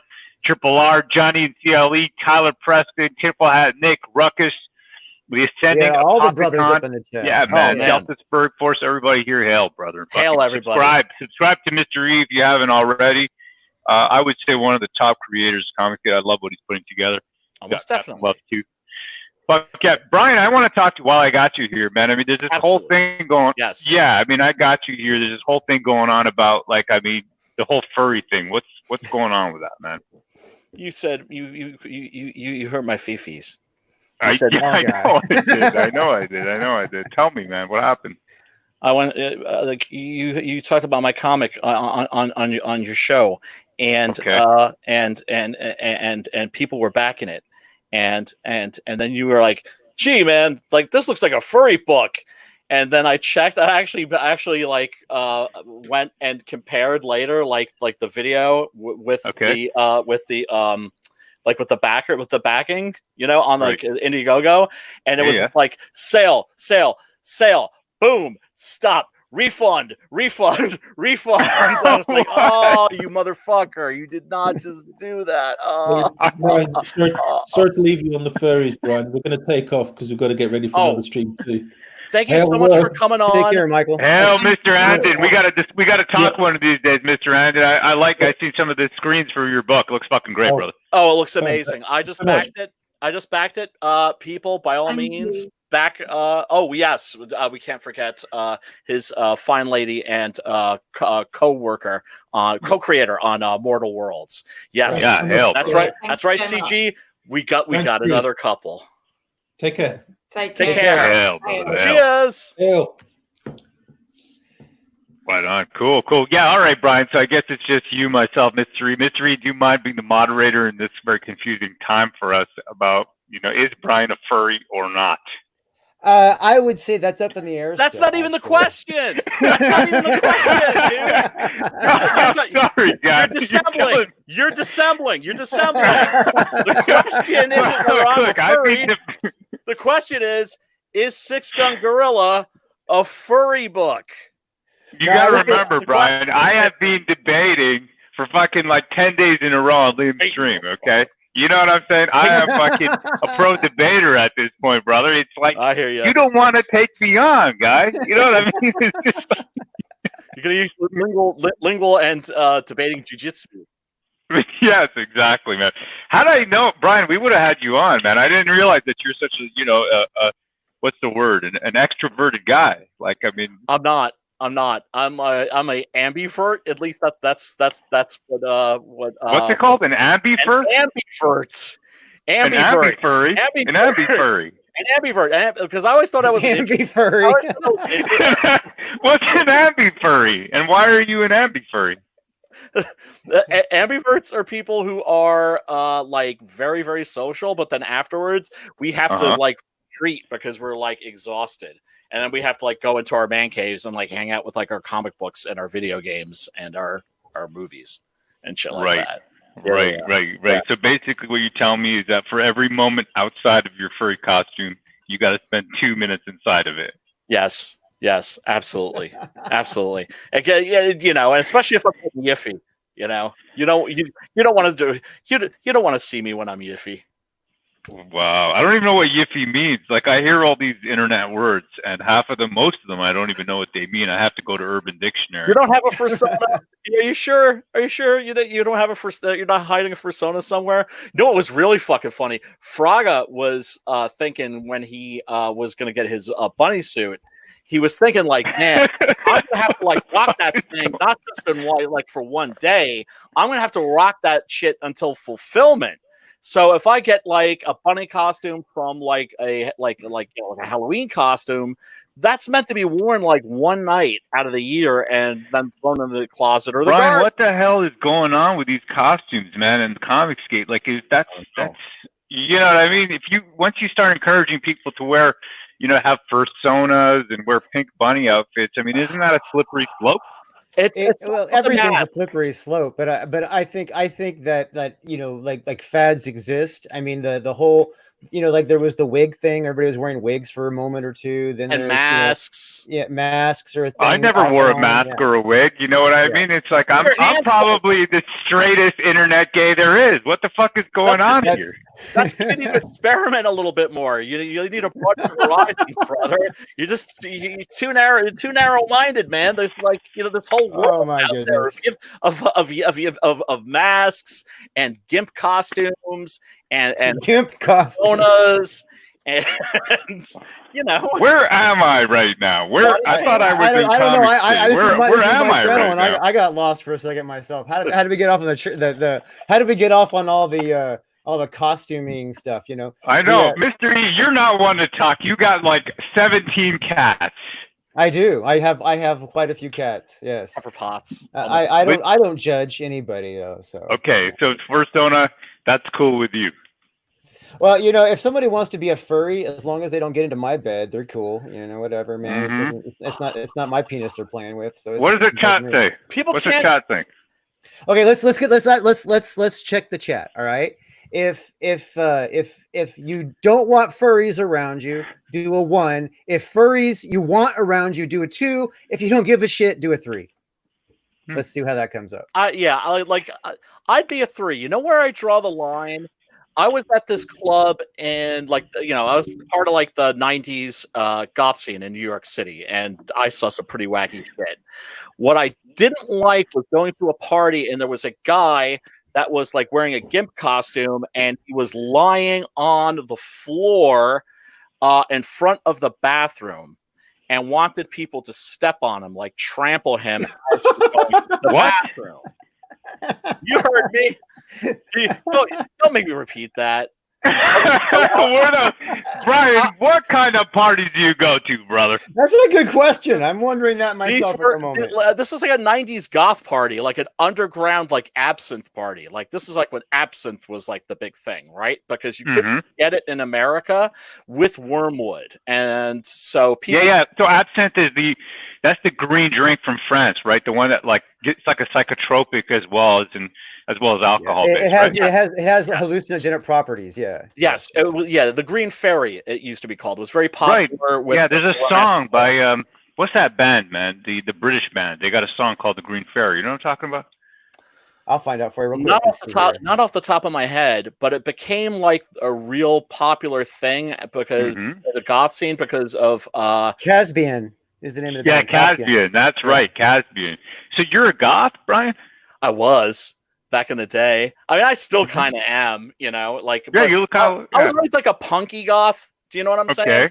Right? Because like to me, like the goth scene was an offshoot of the punk scene originally. Basically, goths were punks that had watched a lot of like Hammer horror movies. And to me, like I'm looking at you now, I kind of zoomed in on your face, and I think I can see you with eyeliner. Oh, never. Because I've always rocked the beard, and like I can see you with eyeliner. Black nail polish. I used to rock the black nail polish. I used to stink of clove cigarettes. Man, you clove cigarettes smell like clove cigarettes and ass. But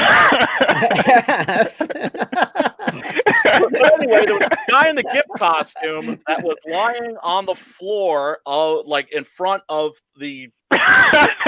Now you're a fucking furry, dude. I mean, this is pre-furry. This is pre-furry. I only learned about furries. Like, wait. There's the furry admittance. He said pre-furry. I knew it. I knew he was a furry. You got him to admit it. So, like, this is the problem I had. This guy was making his kink like something where, like, if I needed to go take a slash or drop some kids off at the pool, I had to like engage in his kink. So wow, that's cool. If people are doing some kinky shit off like in a corner somewhere, I give a rat's ass. You know what I mean? Consenting adult. To be honest, Brian, I think you and I could fucking party together. I think so. You know what I'm saying? You're my kind of dude. We could fucking party together for sure. Dude, the fucking 90s goth scene was some. I saw some crazy shit. Crazy. it got really fucking debased. Mystery fucking maximize this dude on the screen, man. He's the star of the show. Put him on. There we go. Fuck yeah. Look at this. All right, chat. What do you guys think? Let me see here. We got Triple R. Brian wants to fuck a gorilla. An only twin, interspecies erotica. Wiggle Wiggle says lowly peasant. Black Daddy party gaily lol. And then Johnny and Cielito. Brian wore dark jinkos and wore patent leather sweepers. Confirmed. Oh, do you want me to get one of my goth shirts? Let's take a look. Yeah, show us. Wow, this is cool, man. We got to get this guy stream. Mystery, I missed this. Unfortunately. Oh, you look good, dude. Let's see. Fucking awesome.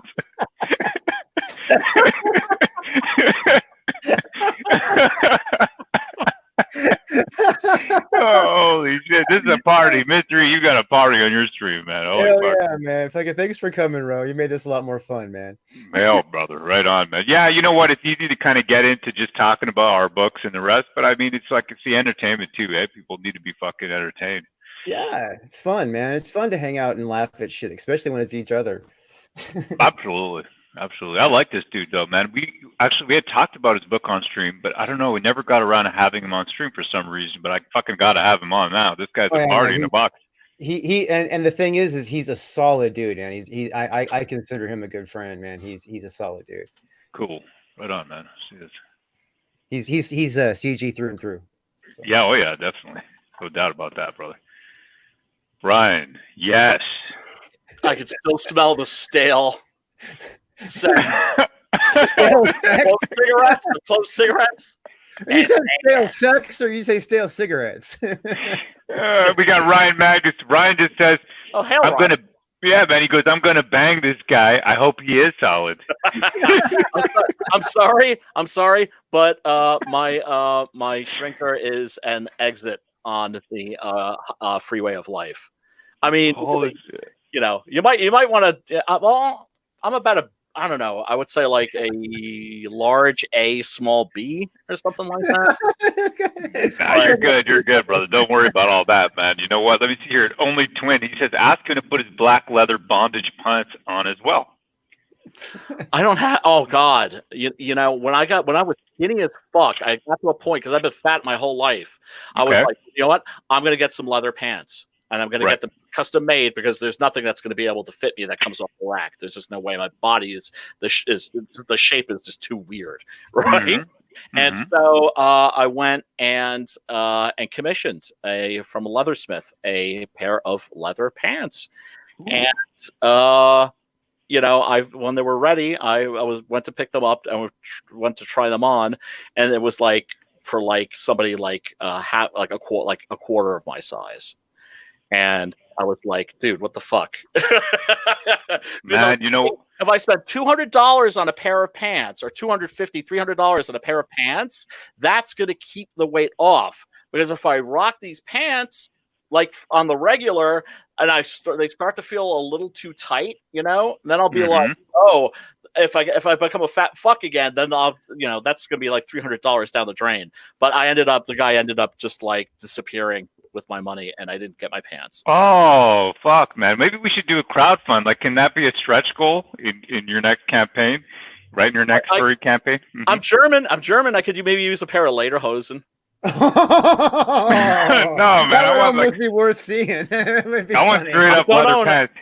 I do not own a single pair of lederhosen. So, and I'm Bavarian too. So, now, Brian, now leather pants will work for you if they got the kind that got lace all the way up the side, because then you can loosen the laces. You know it was good. It was going to be that kind, because I remember like I went with my girlfriend and she helped me like pick out the style and everything, because you know I was like, well, like, you know, she was going to be the one that was going to have to look at my ass in these ridiculous leather pants. Ooh. So. But yeah, no. What I loved about the '90s goth scene was it was the one place I could go where like the girls weren't afraid of me. Yes. What do you mean? Well, it was like the one place where you could meet chicks that, well, for one thing, you know, were dressing like in Morticia Addams outfits, right? Which I have a thing for, and but also, you know, we're into horror movies and comic books, or even if they weren't into horror movies or comic books, if they found out that you were into horror movies and comic books, they wouldn't like look at you like you were weird. You know, yep. And you know, I had a goth girlfriend a couple years ago. Yeah, she was 21, and I was like, what was that? It was 5 years ago, so I was about 35.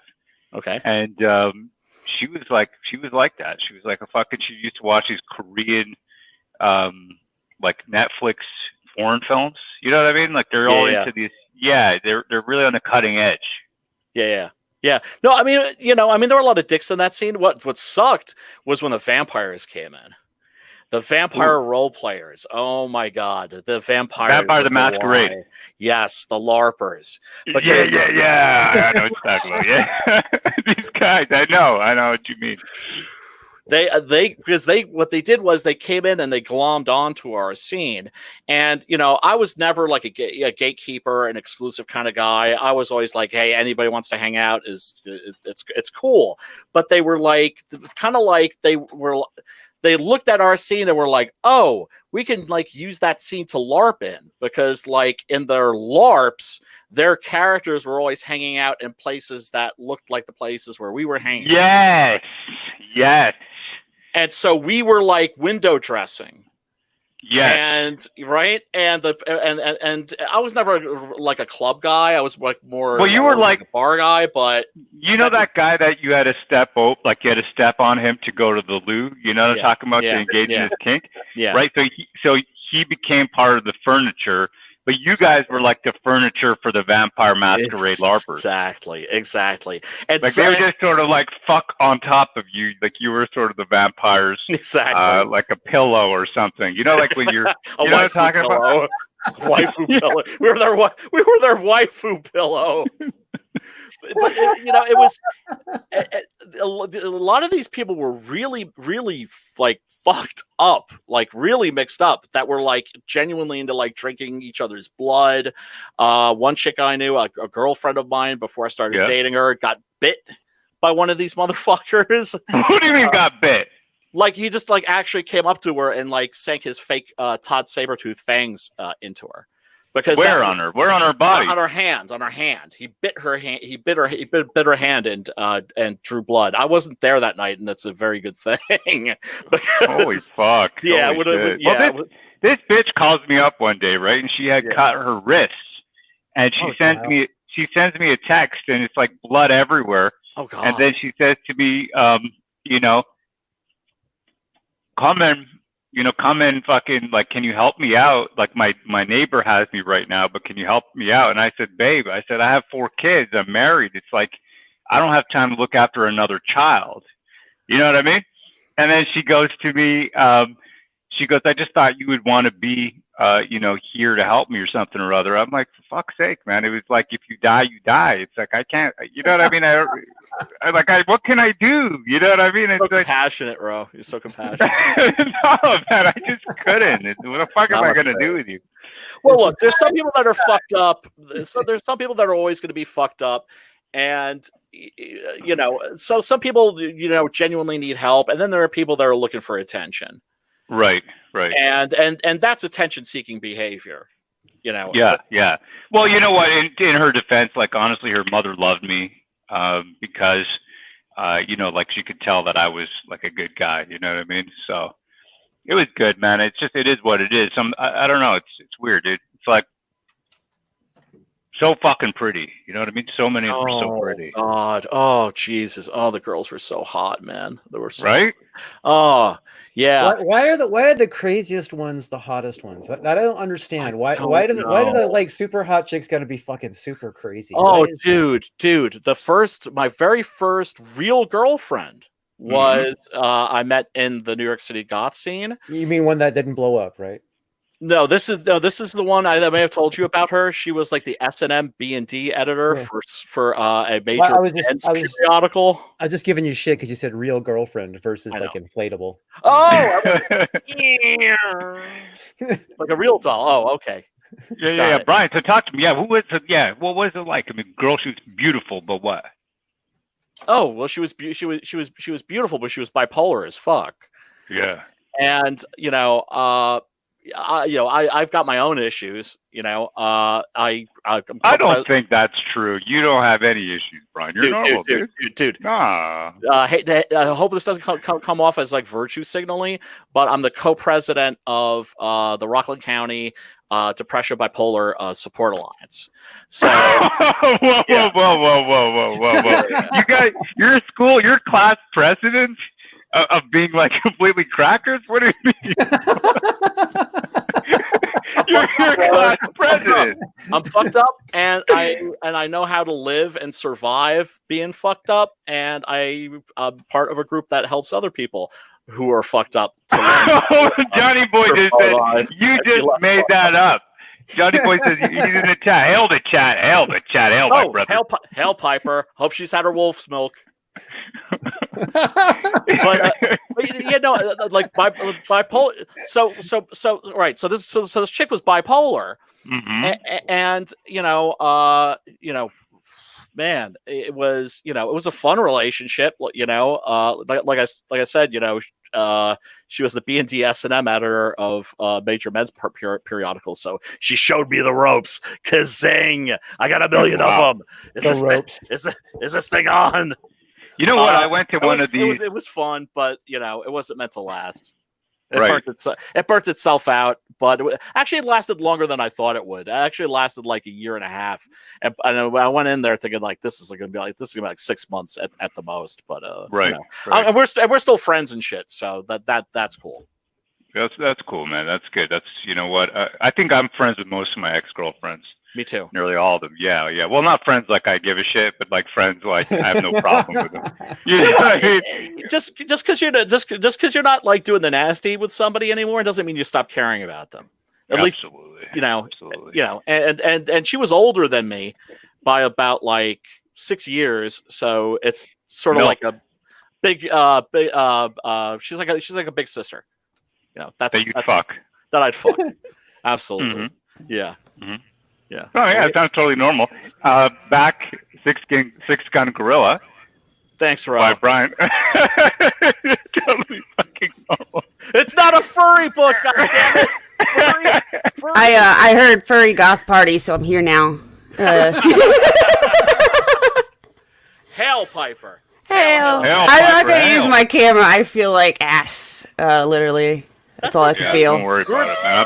We're talking I'm about sitting the in a dark smell room. of ass. We're talking about the smell of clove cigarettes So, and ass before. let's do a little. Let's see this trailer one more time for Brian's book here, since everybody's here in the chat. Oh, For shucks. people who have not seen it. Your book. Hey, that dude looks just like me. Excellent. Six Gun Gorilla. Awesome. Awesome comic book. My man, Joe R. Lansdale. Fuck yeah. Hail the chat. I got Angela Pearlfish looking good, bro. Oh, you're too kind to me, sister. Hail. We got fucking Dead Dick Dale. Hail, bro. Hail, brother. Wyatt Earp, Doc Holliday, Billy the Kid. But there's a secret history to the Old West. One that seems too strange to be true, but, well, we all know what they say about the truth. The artwork in this book and the story is really good. Thanks, brother.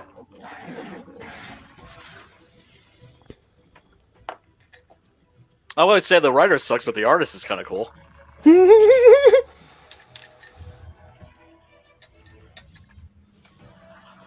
That's the great thing about being the writer, you know, you can promote the art.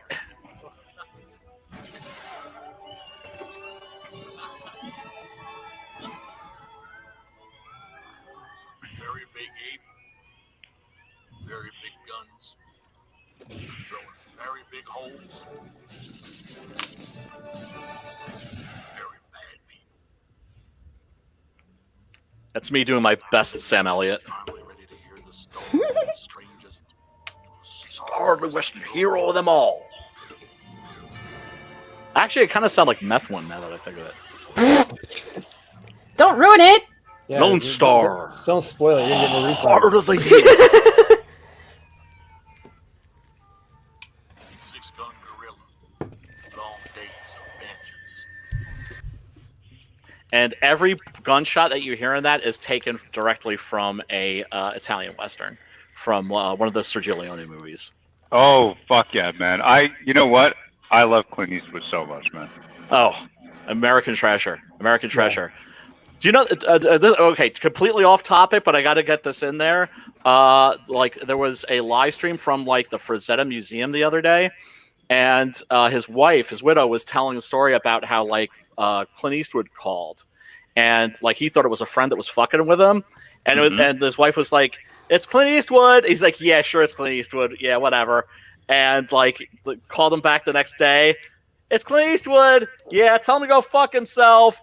And went back to whatever he was working on because he thought it was a very specific friend of his that was fucking with him.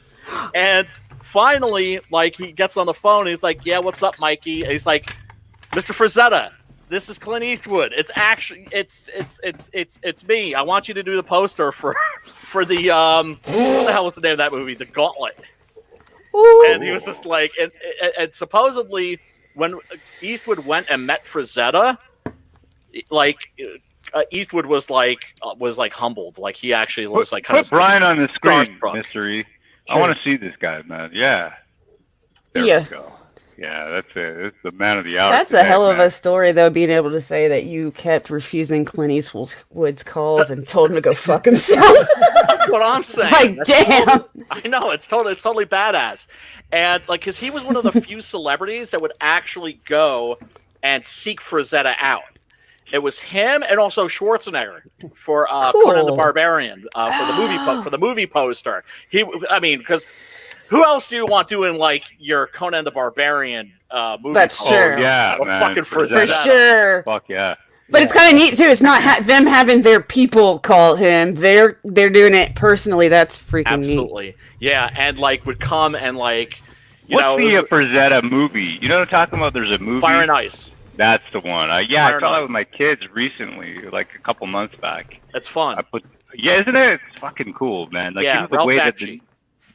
Say again? Directed by Ralph Bakshi, written by Roy Thomas, who wrote all those awesome kick-ass Conan the Barbarian Marvel comics. Right on. Fuck me, man. What the way that the characters move, you know, it's Rotoscoping. rapturing. It's rotoscoping, eh? Yeah. You know what rotoscoping is, like that Aha video. Like, that's where most people know rotoscoping from. Where Well, they did basically the Keanu, right? The Keanu movie. Keanu Nunu movie. Oh, that was the adaptation of Richard Linklater's adaptation of Philip K. Dick's Scanner Darkly. Yeah, which is pretty cool. Have you read most of the Philip K. Dick books? Yeah, I have. Yeah, he's one of my favorite authors. Definitely my Me favorite too. fiction author. Yeah, I spent fucking like 3 months reading through every one of his books. Got like 120. This guy was so prolific. yeah, that's because he was writing to survive, and wasn't getting paid that much. There was a science fiction convention that he was invited to, and he didn't go, but his wife went, like in his place. And when she got there, Robert Heinlein found out who she was, and he was like, I love Highland. I love Highland. He was like at the tippy top, right? He was Yes. like as happening as you could get, right? Stranger in a Strange Land, Starship Trooper. You know what, fuck, what's the one there? The Love Lazarus Long. What the fuck is the title? You know what I'm talking about? Oh, are you talking about the cat who walks through walls? No. There's that as well, but I'm talking about Lazarus Long. Oh. See, I got my basic philosophy growing up from Robert Heinlein. You know, this whole like kind of free sexual expression. I was an experimentalist. You know what I mean? Yeah, I hear you, brother. I hear you. It was Lazarus Long. That's the fictional character in a number of science fiction novels by Robert A. Henson. Yeah, born in 1912, third generation. I had to Google it to double check the name right. But that is it. Is Lazarus Long. But like Stranger in a Strange Heinlein- Land. Jeff Yep. SCP in the chat. He's got it. Stranger in a Strange Land. Yeah, this is the man. He wakes up. Man, I fucking love the philosophy in these books. You know what I mean? Oh yeah. Right, you got to put on some black eyeliner for me, brother. I don't have any, and 2, I'm not your monkey row. Come on, I just love the way you look, dude. I'm telling you. No, wait, here's the thing. I see these idiots that are walking around with facial hair and Right. eyeliner because they're like, they look at Johnny Depp and they're just like, oh, he looks great like that. I'll do the same thing. It's just like, just because Johnny Depp can pull that shit off doesn't mean that you can put that shit off. You can pull it off. Trust me. I cannot pull that shit Yes, off. you can. Here's the Yes, thing. you can. Do you think Caesar could? Do you think that Eazy-E could? Now I think I you need got to a see young- this. Thanks. Piper, Like- what do you think? Piper, he's got Brian's got a younger face, right? He's got like Yeah. this kind of, you know what I mean? Look at his skin, his complexion.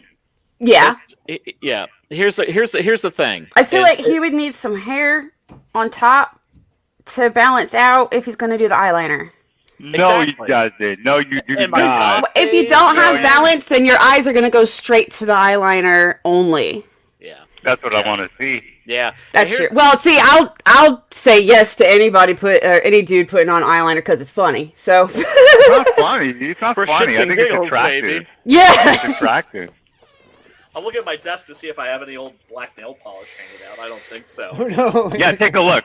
See if you got any. Yeah. Put some on. It'd be fucking. Did you know that they That'd be tried to market makeup specifically to dudes by giving it like they have a line of nail polish that has like I guess manly names, and I think there's a line of eyeliner that's guy liner. Yeah. Guy liner. Yeah, and I'm like, dude, it's the same crap. They just gave it a different name. Come on.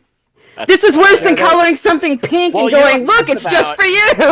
Skylander came out in the 80s. It came out in like 84. Oh, I know. But I just remember a couple of years ago, everybody getting hyped about it and like some dude brand nail polish, and I'm like, Piper, it's just stop hyping, Piper. Stop hyping, please.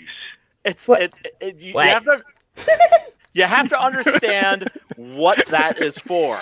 That's so that guys could buy eyeliner without going into CVS or wherever and being caught in the women's section. Because when I would go to get my nail polish, I'd be like, in the nail polish section. But see, they don't put it. There's not like they're putting it in the sporting goods section. It's still in the women's section. The thing is like, yeah, people would look at me like I was a freak. I was like, yeah, I could give a rat's ass. We just got to turn around and be like, no, this says man paint, right? Like, is that guy looks like he might be a little light in the loafers. Brian, how come we never had you on Word Campaign? We would totally molest you. You know what I mean? I have no idea. You can put I've always said, the furry issue aside, you can always put a rainbow dildo on my head any old time. I don't want to put it in your head. It would stick. It would stick too. Get one with the suction cup on the bottom. It'll stick. Yeah. It'll stay. You know what? That is the thing that I really hate about the end of a relationship is having to throw out the toys, having to throw out the toy box. Because you're not going to hang on to that shit. You're not going to want to use that shit like in your next relationship. And it's not even like a hygiene thing. It's just kind of like, it's out of respect for your next. I never knew for the next lady in your life, guys. Don't recycle your sex toys. Oh Piper, my God! This all makes sense, doesn't it, Piper? You got a fellow who's a goth. Okay, he's sort of like a sexual deviant, and then in his later years, he becomes a furry. So it all makes sense, vanilla. Right? That's how it works. But here's the thing. I always say, like, people are like, I bet you're a freak. I'm like, no, I'm totally vanilla. And they're like, okay, dude, the fact that you use the word vanilla. Yeah, exactly. Right? Yes. Because you know what that is. Exactly. I went to one of these fetish parties, right? Oh, yeah. I've been to a few. You've been to a few? Yeah, talk to me. Tell me. I'll tell you a story. So, this is like right when my girlfriend and I we've been dating for like a couple of months. We realized that this was probably gonna last longer than we expected, and so she was like, "Okay, Piper, I need to interrupt you. I'm sorry, but I think there is an echo. The chat's saying, and I hear there is. I also hear an echo. I was thinking. I think it's from Piper. Piper, can you please plug all your holes? Now pitching Manny Mona. I know. I've been. Oh, you know what? I don't know. I've been messing with all of my settings. I haven't had this problem. Did you check all of your piping holes? Yeah, I sure did. Mm-hmm. And she's had a roll smoke, so everything's copacetic. Okay, so I have headphones on. That's why I don't hear an echo. Put them in harder. Are you two gonna let me tell this like completely disgusting story? We're flirting, Brian. That's fine. I don't have a problem. We're using you as like the waifu pillow that we're gonna fuck on. Damn. Oh, you know what? That makes me feel useful.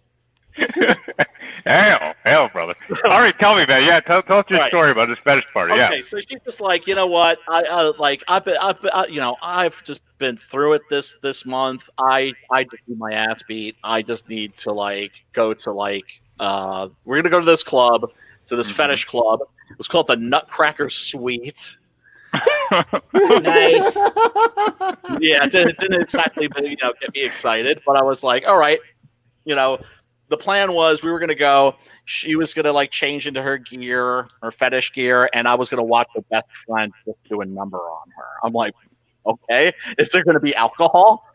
Yeah, and maybe a botanical refreshment? She was like in abundance. I'm like, oh, I'm good with that. cool, right? Yeah, And maybe I'll learn something, right? I'll learn. I will learn how to please my girlfriend.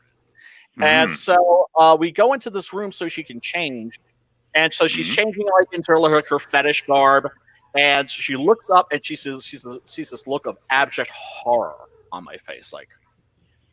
And for a second, she thinks that like it's because of her. That I'm like, she's showing me this like side of her sexuality, and that I'm aghast by it. And so she's just like, "What's wrong?" And I'm just like, "Over there, right?" And she turns around and she sees like what I was looking at. It was a giant crib, a crib.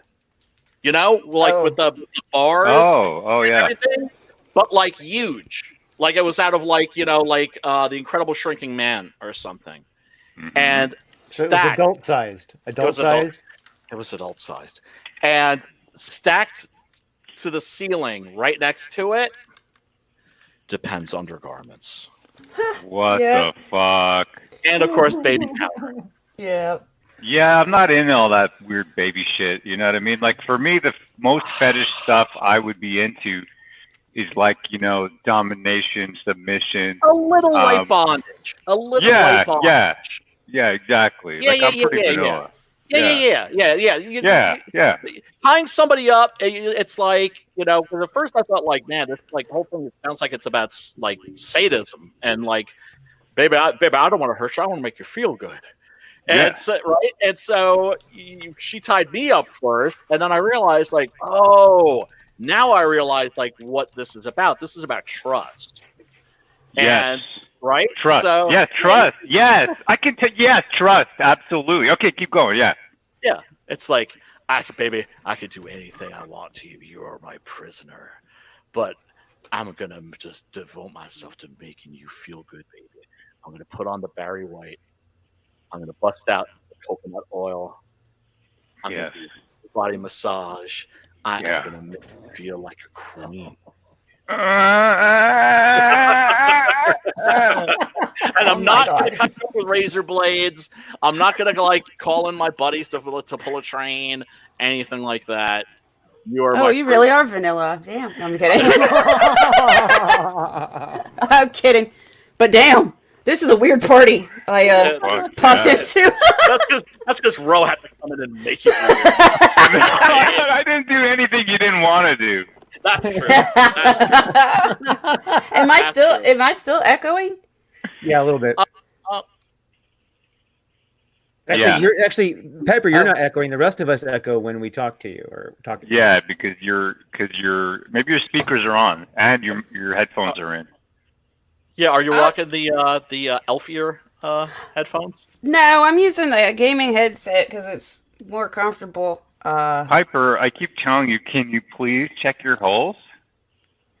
While y'all were talking, I was unplugging things and plugging things and messing with this microphone that's actually been picking up stuff it's not supposed to, like all week or all last week. There's been complaints about this microphone. I don't. We got a question for Brian here. Okay.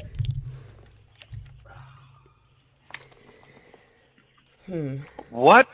Gotta have one of my swords. Just show us. Just to feel safe, because you never know when the zombies are gonna come.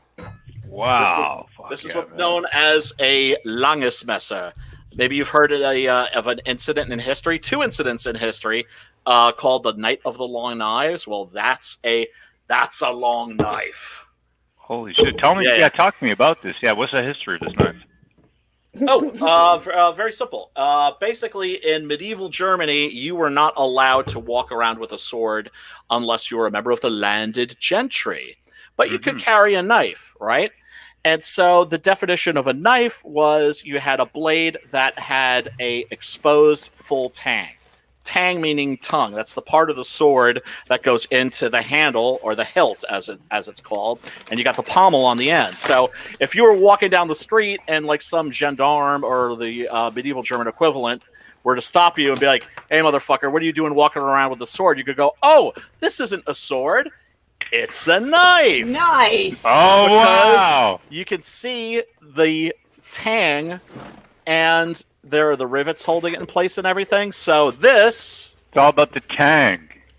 it's all about the tang, baby. It's all about the tang. Makes me think of that Man. line from Crocodile Dundee. Exactly. You think that's a knife? That's a This is a knife. This is not a knife. This is not a knife. This is a fucking short sword, is what it is. Right, you know what? I feel so bad now that I made people refund your furry book. Oh, I'm so sorry. No, now I feel really bad. I really do. I'm gonna make it up to you by fucking you and promoting your book. Well, I'll take the promoting part, but as we said, my sphincter is an exit. No. I do have other orifices that you can maybe try to take by force. That you can try to take by force, but good luck, brother. And if you try to take those orifices by force, you're gonna have your hand full, bro. Ooh. This is like my 30th birthday party. I get it now. Piper, how are you doing? I am still messing with my microphone. What's Peregrine at right now? I don't hear the echo anymore, by the way. It seems like it's gone. Yeah. Well, so far, all I've done since the last time I tried to fix things was stand up. Okay. And please continue. Oh, Peregrine is at. I'll refresh it because I haven't today. Yeah, 2770. Oh hell yeah! That's pretty cool. Jump from the last time that I Fuck checked. yeah, man! Congratulations. Rated Thank you. 0.5 peeps, killing it. I don't think I'm gonna hit the goal with this one that I had preemptively set, but I'm not gonna be sad about 20,000. So What were you hoping for? 30,000 club? 34 exactly to beat Deadbeats 33 and some change. Ah! Oh, well, you know what? You just gave Comicsgate a new mission. Well, It's even in there as a stretch goal. You got 20 days to go. Hell yeah! You have a good chance of getting another halfway there. Yeah. And people, Peregrine, aside from looking like an absolutely kick-ass book, it looks like a Mark Millar book. Actually, that's like the vibe that I get from it. The graded 0.5 peeps are what Comicsgate is all about. They have been such an essential part of the community. They have helped so many people. They've had so many people on their stream and promote their books, and now they've got a book, and I am relieved to say it looks like it absolutely kicks ass. And it's got boob window, okay? That's all I'm saying. And it's got a great team working on it. You got a lot of hands on deck. It's ringers, man, ringers. Yeah. So and it's at 2770. It's doing pretty good. Still got 20 days left. You know what I mean? If you're looking for a book with a female protagonist with a boob window, this is your book. Yes, and it's also the very first book in the Reconstruction universe. Did I say that right, Piper? Yes, you did. Okay. Basically, let me know if I fuck up. When this gets into people's hands, we want as much feedback as we can so that, going forward with the rest of the Reconstruction books in general, we'll have more of an idea of what people want and don't want in their superhero books. And don't worry, there's going to be male-led books too. So, is it I a like titty males. book? There's some titties for sure. Right there, right on the cover. But you've also got a kick-ass story. You've also got amazing art. I mean, the concept is great because it's very symbolic. It's like, it's like as Micah said, your heroes are dead. Yeah. And this is about bringing heroes back. So, Ghost of Henry wants to know what's with Reconstruction. Explain that real brief. The Reconstruction is, one of the reasons that Comicsgate kind of got tired of the big two was was definitely because of how they were treating people. but also how they were treating classic characters and deconstructing them to the point where they were no longer heroes. They were just kind of lame pieces of crap. And part of the Micah's recording clip actually came from part of a stream where, or a stream that inspired some of this, where people were saying, well, sure, Comicsgate has a lot of books, but they're never going to have an iconic superhero. They're never going to have a Superman or a Spider-Man or a Batman or whatever. And so we were like, challenge accepted. Let's try this. Let's let's try to make some iconic superheroes. Cyberfrog's iconic already. So we're just trying to do it, but with the capes and stuff. With the, the classic styles, the Supermans and the Batmans. Awesome. Drew, if I shoot you a link, could you do me a solid and play it really quick? I promise there's nothing filthy or I don't mind filthy. I just don't want to get struck. Well, I mean, it's. Are you gonna send me the link or not? Where's it at? Yeah. I just shot it your way because I think that it's a clip that sums up at least my attitude when it comes to Comicsgate and sums up the attitude I think of a lot of Comicsgate boards. Is this the? And it has somebody that's been canceled in it. So. So this is a movie clip though, right? So it's a movie clip. I gotta run it in like little seconds. So. Yeah, it's real freaky. I don't know if you knew this, Ro, but when we do horror talk, we can't show like entire clips. We have to like stop them. Yeah, I would not show. Is this from a movie? Yeah, it's from. Don't show it. Don't show it. You're just gonna get struck. Yeah, Okay. just turn it off right now. Okay, we don't want that. Then. Yeah, Drew, you're gonna get struck right now. I'm actually I know the trick, but I don't want to. You don't want to chance it though. Yeah, but one thing I do since we got people sitting around, I also want to celebrate. Wait, wrong link. Wrong. Oh yeah, sure. That happened by accident. People, Right, yeah. that Captain Love. I have that one. Comic, and also, and this kind of pisses me off. It smells terrific. Right. It does smell good. So I'm It not smells the so only good. one that does that when I freaking get books. No, I'm a book sniffer. So I'm going to I'm going to get everybody's mind locked into. Hold on. Vestige also smells really sweet.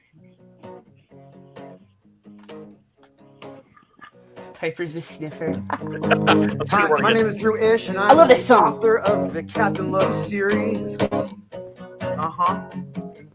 Let's tell you all about the second book, Rise of the Pirate King. Yeah, that's the thing. And in this book, you're gonna get everything that you would expect from Captain Love. Yeah, you bet.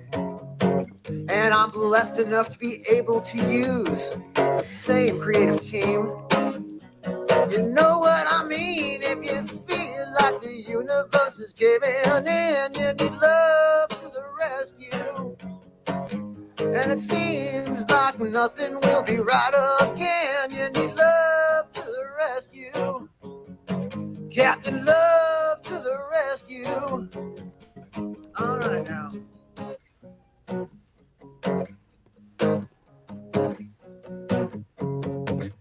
Now, Captain Love is a space trucker and a former war hero. There is even a legend that he may be immortal. He is accompanied by Spade, who's a living AI. Yes, I said immortal. As in he cannot die, and if it feels like the universe is caving in, you need love to the rescue. And it seems like nothing will be right again. You need love to the rescue. Yeah, love to the rescue. Captain Love to the rescue. All right now. In this book, you'll get space pirates, sexy girls, and science monks. There'll be bar fights, space battles, and a lot of awesome junk. There's nudity and violence and swearing within, so this book is mature. That means it's not made for children. And it feels like the universe is caving in. There'll be love to the rescue. Yeah, and it seems like nothing will be right again. You need love to the rescue. Captain Love to the rescue. Captain Love to the rescue. Captain Love to the rescue. Thank you so much for your time. Please back Captain Love. The book is going to be awesome. Rise of the Pirate King is just the second in an adventure heading forward for many books.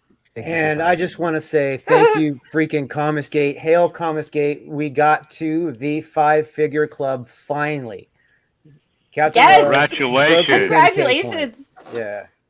It was Hail, a brother. long slog, a really hard slog. We're still going, pushing hard, but Hail. dang. You know what, I man? wanted to, I got before I get kidnapped by the graded team, which might be in a minute now, I did want to be able to say congratulations on Vestige. That freaking, like, killed it. Thank you so much, Piper. It means a lot to me to hear it from you. Thank you very much, darling. I appreciate it. Aw, you're gonna make me blush. So, That's like freaking a first time book, and just some people just got it. They can just do it. look at this. Look what I got right here. Well, let me Look solo at that. it. Got some Ooh, trading cards. Look at that. What's that right there? Look at these cards, man. I Right? love seeing that, man. I love seeing that. When I got this package, I was just like, this is it, man. Like, this is exactly how I want our book to look. You set the tone right here, man, with Captain Love. I mean, this fucking book is amazing. There's some fucking beautiful scenes in this book. I really like this. It's gorgeous. And I'm going to kind of switch past some of the beautiful ladies in here and take us to some fucking action. I love this shit, man. Really, really cool. Hold on a second here. There's a page I'm looking for specifically. I'm telling you, this is This is the one What? that like Anti-Comicsgate freaked out over because oh my god, Did there was they? like mature scenes in here, right? Yeah, they Hero Shack or whatever went after us because of with that episode when we were on and they were saying stupid shit. It's you guys look like a moron. Look at this art. Look at that. Fantastic, man. Gorgeous. Thank you, Mr. E. Thank you for making this a reality. And these cards. Look at that, man. Yes. Yeah, a lot of bang for your buck, Right? for sure. Gorgeous, man. Thank you, Mr. E. Thank you, Ro, man. That's your dude. I'm proud to be a part of the community, man. I mean, Comicsgate is my family. You know what I'm saying? I mean, I work from home, so I don't usually like see people. So it's kind of like having friends on the internet is a fucking really good thing. You know what I mean? Oh yeah. Oh, I know where you're coming from because same here. Really, your book, I really think, it set the tone, man, for graphic novels in Comicsgate. I remember I was telling Gat, I'm like, this is exactly how I want our book to look. Mystery killed it. Yeah, I appreciate that. And the second book, Rise of the Pirate King, is that campaign's available right now. There's all kinds of flavors. There's even another copy of that same book that Ro has there, with a Vinny Tartamella cover. Hail the Boner King. What's up, Phil?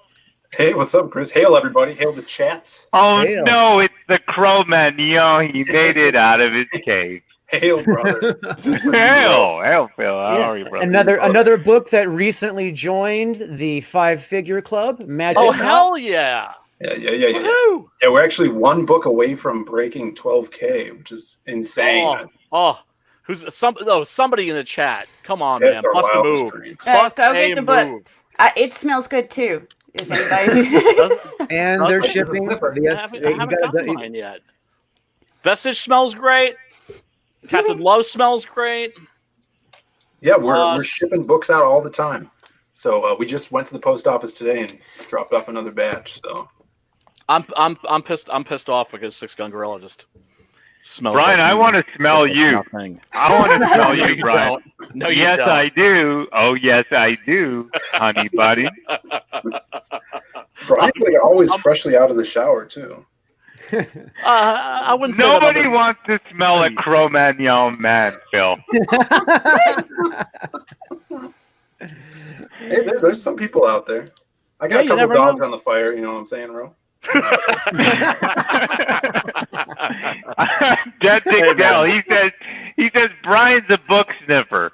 I am, and I'm so happy when I discover fellow book sniffers. When I found out that I wasn't the only person that did that, you know, and that they're like books from certain eras, even that will like I noticed that books from the 60s and the 70s very often from certain publishers they'll smell kind of like talcum powder. Like baby powder. That's because the pages were treated after the ink to make the ink dry faster. Ah, that's right. I remember you telling me that before, but I forgot it. But yeah, to me, you know, look, I'm offering a digital tier, right? That's mainly for foreign backers. But let's face it, what do we all want? We want a nice, beautiful trade paperback.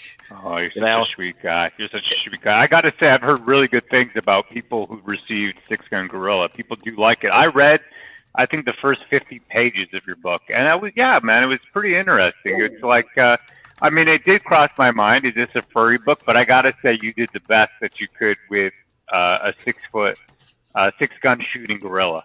Thanks, brother. Thanks. And congratulations to Phil and Brandon. Magic Cop Seriously. just broke 12K. Hail, guys. Yeah. Thank you so much. Congratulations. Yeah. The chat. Hell, brother. Correct. Man. Thank Yes. you so much. Coming Hail the chat. correct. Hail the chat. Hail Wow. the fans. Hail CG and War Campaign. Hail the chat. yeah. Hail, my brethren. Hail. Beautiful, man. That's great, man. Wooster's here. We got Johnny Boy, The Cause, Billy D, Cider, Hype. We got Taskmaster, Ruckus. Yeah, man, with chat is full. Z Rust, hail, brother. He says hail the magic. Hail the Hail. chat. Hail. Great Hail. chat tonight. Hail the chat. Yeah. Always Yeah. hail the What chat. it's about, Hail man. the I chat. didn't know Brian was so entertaining. Yeah. He's covering up his camera so he doesn't want to see him smoking the weed. Well, no, I just it's a technical difficulty.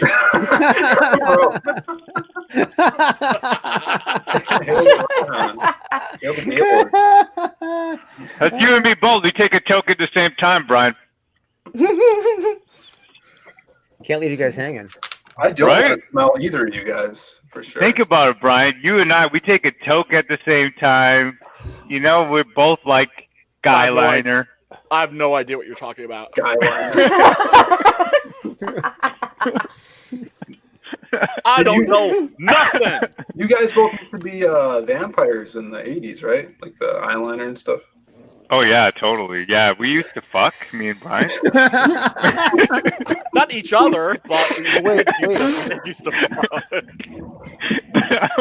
Yeah, you missed some of my my 90s like New York City goth scene stories. Oh, like, yeah. Good. actually, They're fucking great.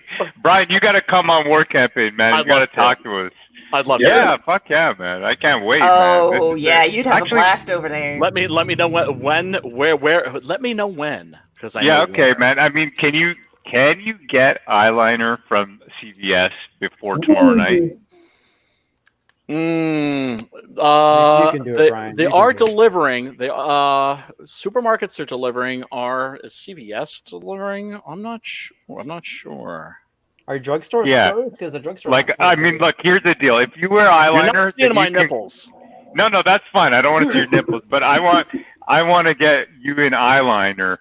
If you wear eyeliner, then we're going to have you on. Pan is in the chat. He says, let's get him on Sunday. Okay, we got to check the schedule, but because I might have talked to someone else. I can't remember right now, but definitely if you wear guyliner, we will sell the shit out of your book. And, yeah. It's like that, huh? Yeah, yes, it is. We'll see what we You can guys, do. you ever We can what's maybe that? come to a gentleman's agreement. In my Be mind, aware. I'm thinking of that movie with the Will Ferrell movie where he's the basketball player, and they all put the eyeliner on so their eyes would pop out during the game, and it was like all melting into their eyes and they're all burning.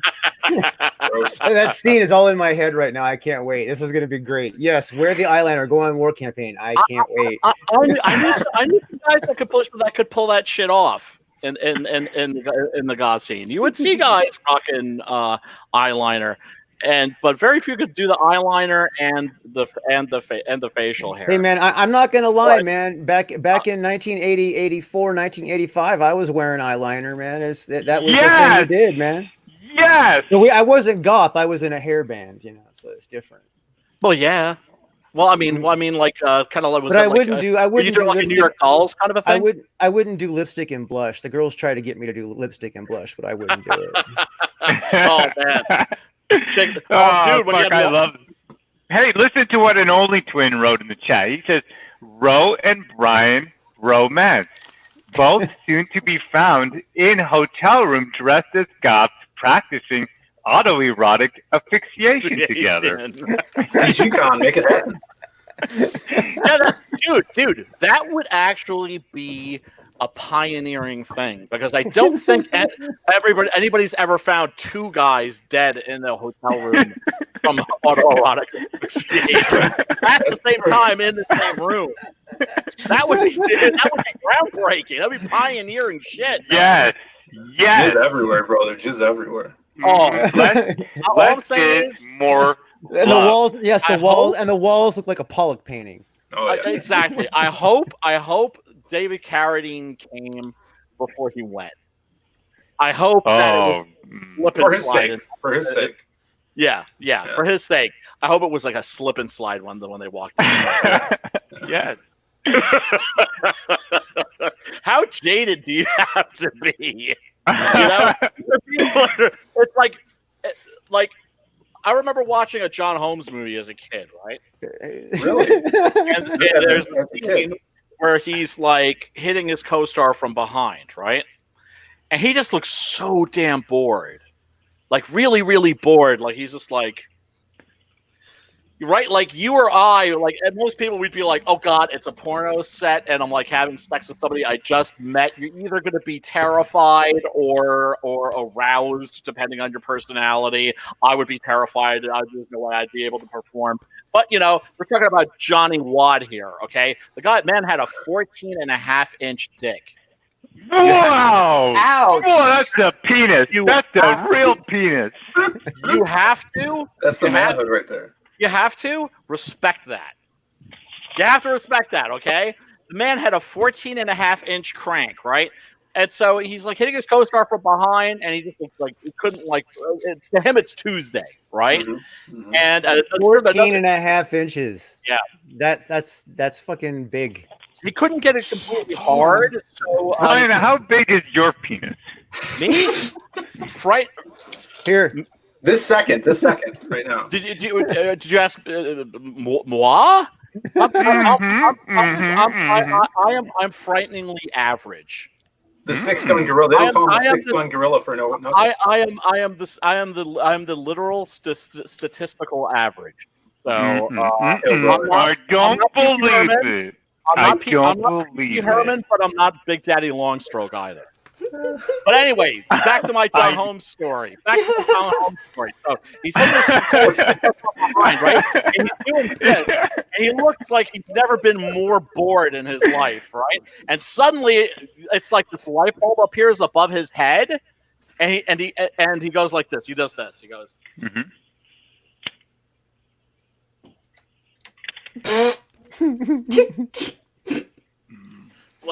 Like that, he has to mix it up. He has to do something to make this interesting, and that's what he does. He goes, "Oh, okay." It's like a BMX move, right? He's spinning the handlebars around. Something. It's one of the funniest things I've ever seen on film. Or his shoulders were tired, so he had to stretch a little. Oh God. Oh yeah. Oh God, I have literally every documentary and every book ever written about that. Brian, can I tell you about the man with the smallest penis in all Comicsgate? Please go right ahead. Go right ahead. That's Antonio Bryce. Oh no. Yep. Is this a fact? Chocolate. Antonio's sexual chocolate Bryce. You're saying is like Pee Wee Herman. Is this defamation? No, this is what. No, I have permission from him. Yeah. Don't worry about I that. don't That's believe not. that for a second. No, I 100%. Hold on, I swear on my. Hold on, I swear on my sack. Man. I swear on my sack right now, 110%, that I have 100% full authorization. He ask Pan's in the chat. Pan says yes. LOL. Well, here's the thing. Some guys are growers. You know that. Always kind of interesting that women think they can actually judge the size of a man's junk when it's flaccid. Yes, I agree with you totally. And not only that, it depends on the woman and what she's doing. Like, how exciting are you, right, Brian? Yes. Yeah, exactly. I mean, your state of arousal, your degree of arousal. Antonio Bryce's penis, though, is 3 inches. It is the smallest penis, and he accepts that. He tells people publicly. Have you ever listened to Sexy Party, his show? I don't know. I've listened to his wrestling show. His wrestling show I've listened to. Party? Sexy Party is much funnier. Sexy Party is where he talks about, for example, when he was made to eat his own cream pie. You never heard that story? My God. No, What? no, I haven't. I don't believe it. I don't believe I'm not kidding. Antonio's a freak. He loves this kind of stuff. Back Brand 2 is available. Antonio's a superhero. Say again? I said it smells fantastic too. I got my copy here. Oh my God. Hi, brother. That's What? Jesus. No. Don't Brand. don't smell that. Smell it. You don't have to do What? that. What have you? What you like? You don't, Piper. You don't like the scent of Brand? I haven't smelled Brand. You just got done talking about him eating his own cream pie, and then you're like, yeah, smells great. I'm like, wow. Yes. Ooh. You're just like, Yes. it's just a bad time to go back to sniffing. Smell it. Okay. Sorry about that, Brian. Sorry about Smell that. that. I apologize. Wait, I'm No, sorry don't to do interrupt, it. but I gotta go. But I'm gonna leave. I'm gonna. Hail Piper, we love If you. you're still going later, I might come back if I'm not dying. But Totally. for now, I'm gonna go with the Don't mental go. image that all the Don't- dudes in Comicsgate take pictures of their junk to compare sizes to figure out who's Piper. Don't go, Piper. Stay with us. Oh no, I have to go We love you, because Piper. No. I'm the one that booked our guests, Hail so the it would be pipe. really rude if I wasn't there. I think you. I Aw. you. Hail the pipe. we need to be on streams more often at the same time. Most definitely. Most definitely. If you're still going, I'll pop back in. Just I don't know if I'll stay. still be going. Stay And with Piper, if you don't make it back, congratulations on Peregrine. It looks like an absolutely freaking fantastic book. People, back it. We need to get it to 34, 35 grand so it can be that piece of fucking shit. What was it called? Is it Deadbeats? Deadbeats. Mostly, I just have a personal after the shit that Ren freaking has pulled on me. Hold on, Brad. I just want her Piper. to eat shit. Piper Brad Noble, he just wrote in the chat. He said, Piper has a cream pie in the oven. You gotta go get it. Just gotta go take it out so it doesn't burn. Put a cream Some of pie in y'all the are oven that ruins the cream. Man. You put the cream on the pie after It's just a you boil. bake the crust. All right, y'all have fun. I might be back. Hail, Piper. sister, hail. Hail the Hail. pipe. Peace out, Piper. Oh shit! Fucking dying over here. It's Oh, so fucking man. funny. I was just about to bring Leatherface into this and have him chase her out. Yeah, I didn't know you had such a fun stream history. I would have come a lot more often. Well, yeah, Dude, you're always welcome. You're definitely welcome, man. You're welcome all the time, Appreciate brother. it, brother. I Yeah. appreciate it. Yeah. Yeah, no, the stream actually, we actually get kind of crazy sometimes. That we go way off topic on some really interesting, Oh, crazy shit. Mhm. I mean, we were doing splatter movies yesterday, so Yes. that when Yesterday we went was great. Yesterday was awesome because I mean, just the topic itself was like punk rock as fuck. Yeah. So we just Well, went in going. Monday nights is horror talk on this channel. So we Cool. we do, we talk about elements of horror movies. Sometimes we have a horror, director on, filmmakers. We're going to have some actors on, and then we talk about, sometimes horror comics and so it's we're trying to expand the audience so we can bring more people into the market. Cool, man. Right That's on. You got 42 people. You got 42 people watching right now. Well, actually, we Hell also yeah. probably have about Hell chat. about 200 or 300 people watching on Facebook, somewhere around there too right now. Oh wow! I got to get on Facebook. Yeah. Well, Facebook is, here's the thing. The twatter is a toxic cesspool. We all know this, but it is an essential tool for self-promotion and for indie creators. You just have to fucking use it. Facebook, when it comes to like promoting your book, is pretty much useless. However, Drew has found that by like sort of cross-posting from YouTube to Facebook, that we've found like a whole new audience. Yeah, that and Facebook has different marketing techniques that aren't available on YouTube. So I can bring attention to a video fairly well. So. Absolutely. And on Mondays also on Horror Talk, like one of the things, basically like the standard format has been, at least up until now, is, there are a lot of people in Comicsgate who have monster books, horror books. So like, for instance, when, Adam Post was on with the, of College of the Dead, of course. College of the Dead. Yeah. When he was on, the topic was zombie movies. So we were watching clips from zombie movies, talking about the history of zombie movies, and I'm kind of like a walking encyclopedia of like useless trivia when it comes to horror movies. So I think, Ro, didn't you bully Adam Post off of a stream the other week? No. I really like Adam Post. You know that? And I mean, I just didn't, to be honest, I didn't get around to, I wanted to buy his art book. Do you remember the art book that he put together? Beautiful. Yeah. That's the one that I wanted to buy. I didn't want just the comic. I wanted the art book, right? Because it's a coffee table book. It's like, imagine you got that lying around on your coffee table. That's the kind of book you just pick up. I love the black and white, big hardcover books. You know what I mean? Yeah.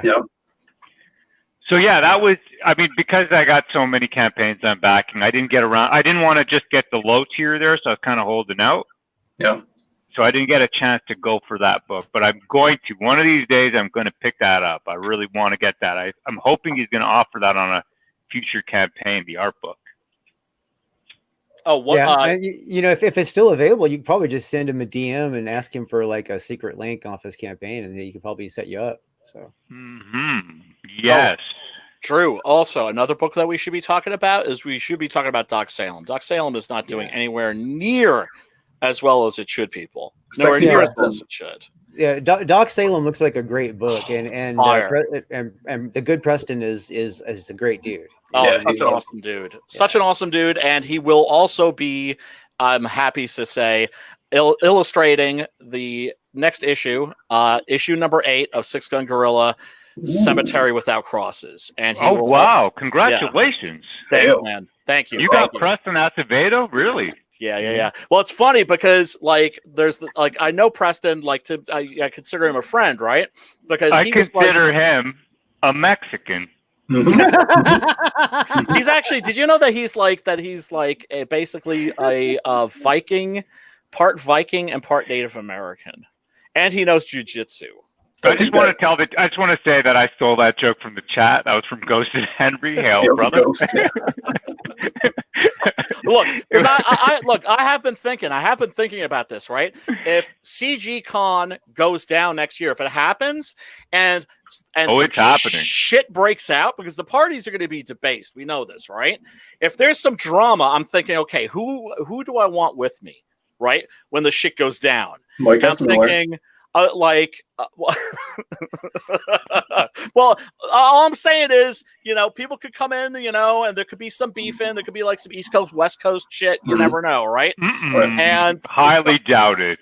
Highly doubt it. But hypothetical, right? I think he's going somewhere with this. Right? Like, have you ever and Drew, I know you know what I'm talking about. Have you ever walked into like a bar and there's nothing you can immediately put your finger on, but you walk in there and you've got this feeling and you're like, there's gonna be a fucking fight. Yeah, Yes. all the time. And, Right? and sometimes I feel like I'm the one that's going to be in the fight. Yeah. That's what I'm saying. That's what I'm saying. Drew is a brawler, right? So Yeah, if the shit sadly. pops off, Really, Drew? Are you really? Drew's Yeah. got my back. Dude. Yeah, it's a weakness actually. I can be provoked to swing. Yeah, I have way too many times. I bet. Yeah. Wow, it's a really, man. Well, I never Hail, would have brother. pegged you for a fighter. Yeah, hail, brother, man. So that's it. Hey, so tell me, man. Like, give us some stories. Oh God. Oh no, geez, stories. Fuck, there's so many stories. You don't have to answer, Drew. No. Yes, you do. I'm trying to think of a proper story. Like a PG-13. Okay, so like no. Well, yeah, that's or one where I didn't end up locked up. Okay, so like there's this one time I have a stretch chopper. And I rode that to the bar. I'm kind of disappointed because it's not running right now, but I rode it to the bar, and then I got out, and this guy gave me a really dirty look right while I was walking in because I guess he had a thing against bikers or people who rode motorcycles or something. And then I went up and I ordered my my whiskey, and I took my shot of whiskey, and then I ordered a Jack and Coke so I could sip a drink, and then so I'm sitting there and I'm just kind of like, just enjoying my drink. And then there's really, really gorgeous redhead, with a low cut tank top. Yes. Yes. Fake perky boobies, just really Like how big? How big? Probably like double D's at least, maybe triple D's. We're talking two hands for one. You know what I mean? Did she have freckles that were like sort of like spilling down her shoulders? No, she didn't. But she had them on her nose, on the bridge of her nose, right here. Oh, she had them right on the bridge of her nose. Oh, I love redheads. Yeah, Those are target, brother. And she Keep was going, like, keep going, Drew. I'm Okay, pulling so it, says and Johnny Boy. she turns to me. She turns to me and she's all like, I love your hair. She's all, I love your hair, and I'm like, really? I'm sitting there staring at her boobs, and I'm like, I love your eyes. and then, so we're sitting there talking, and then the next thing I know, that fucking dude that was giving me a dirty look was fucking standing right there next to me, like right with his fucking chest up. And needless to say, I took a shot of whiskey, and this one that I was drinking is probably about gone, right? So I have maybe 3 ounces of whiskey in me in maybe a 10-minute period. Anybody who drinks know what that'll do to a man. And so this guy's fucking got his chest right up on my shoulder, and I don't know who the fuck he is. And Why is he so close to you? Well, he's like, she's all like, that's my. She says, that's my boyfriend, and I'm like, oh, and I told her like, I feel bad for you. Then he actually, yes, smooth operator, manly. Then he pushed me into the bar, right? Ding ding. Next thing I know, I'm fucking knocking him out. I straight up fist underneath the chin. He goes, his just boom, flat on his back. I'm like, this is not the first time it's happened to me in a Lucky 13. So I'm kind of like, getting myself out of there before the cops show up. Oh yeah, Drew, man, I didn't know you were a bad motherfucker. He Hell, is, brother. He is, and he'll even discuss tactics. Okay. Okay. The homeboy is a tactical thinker. He's Drew, one of Drew those. helps the buddies out. Absolutely. So I'm thinking, CG Con, shit goes down. Things are going to explode. I got Drew hanging out. I know Drew's got my back for sure. And I'm thinking Preston's hanging out. And Preston is like part Viking and part Native American, right? And he knows jujitsu. Yeah, right? he knows BJJ, and you know how to give a BJ. I know. I'm a cunning linguist. That is what I would. That is what I would so say. You're saying he'll probably have a tomahawk on him, right? Well, I'm thinking like he'll be able to like dislocate somebody's arm or something, and like if like a Cecil comes at him with a bottle, he can just like dislocate his arm or something. Who? Cecil? Did you say Cecil? Cecil's arm. You never know. You never know. Cecil Nobody's could be an angry drunk. Nobody's dislocating Cecil's What if- arm. No. No. I've heard more campaign for this one, Ro. Yeah, like No way. I love Simon? Cecil. No one's dislocating nothing of Cecil. No, we love Cecil. See, I think my crew I'd roll with for my back, I would have Liam Gray and Micah Curtis. That's a good choice. That's a Because good they choice. would come up, to my Micah's a big knees, and they could, they can get the guys low when I get them high. Yeah, because Micah was a bouncer. He's the vanilla gorilla, right? We know that, right? Okay. So he's a bruiser, right? Yeah. And because he's kind of like me, like I've literally never been in an actual fight. Like I've had incidents with people, where maybe I've had to like rough them up a little bit, like grab them by the shoulders, motherfucker, right? That kind of a thing. Tweak the nips. But I've never been in a proper fight because it's always been like somebody getting in my face, insulting me like getting in their face and insulting them because I've always known how to deal with bullies, right?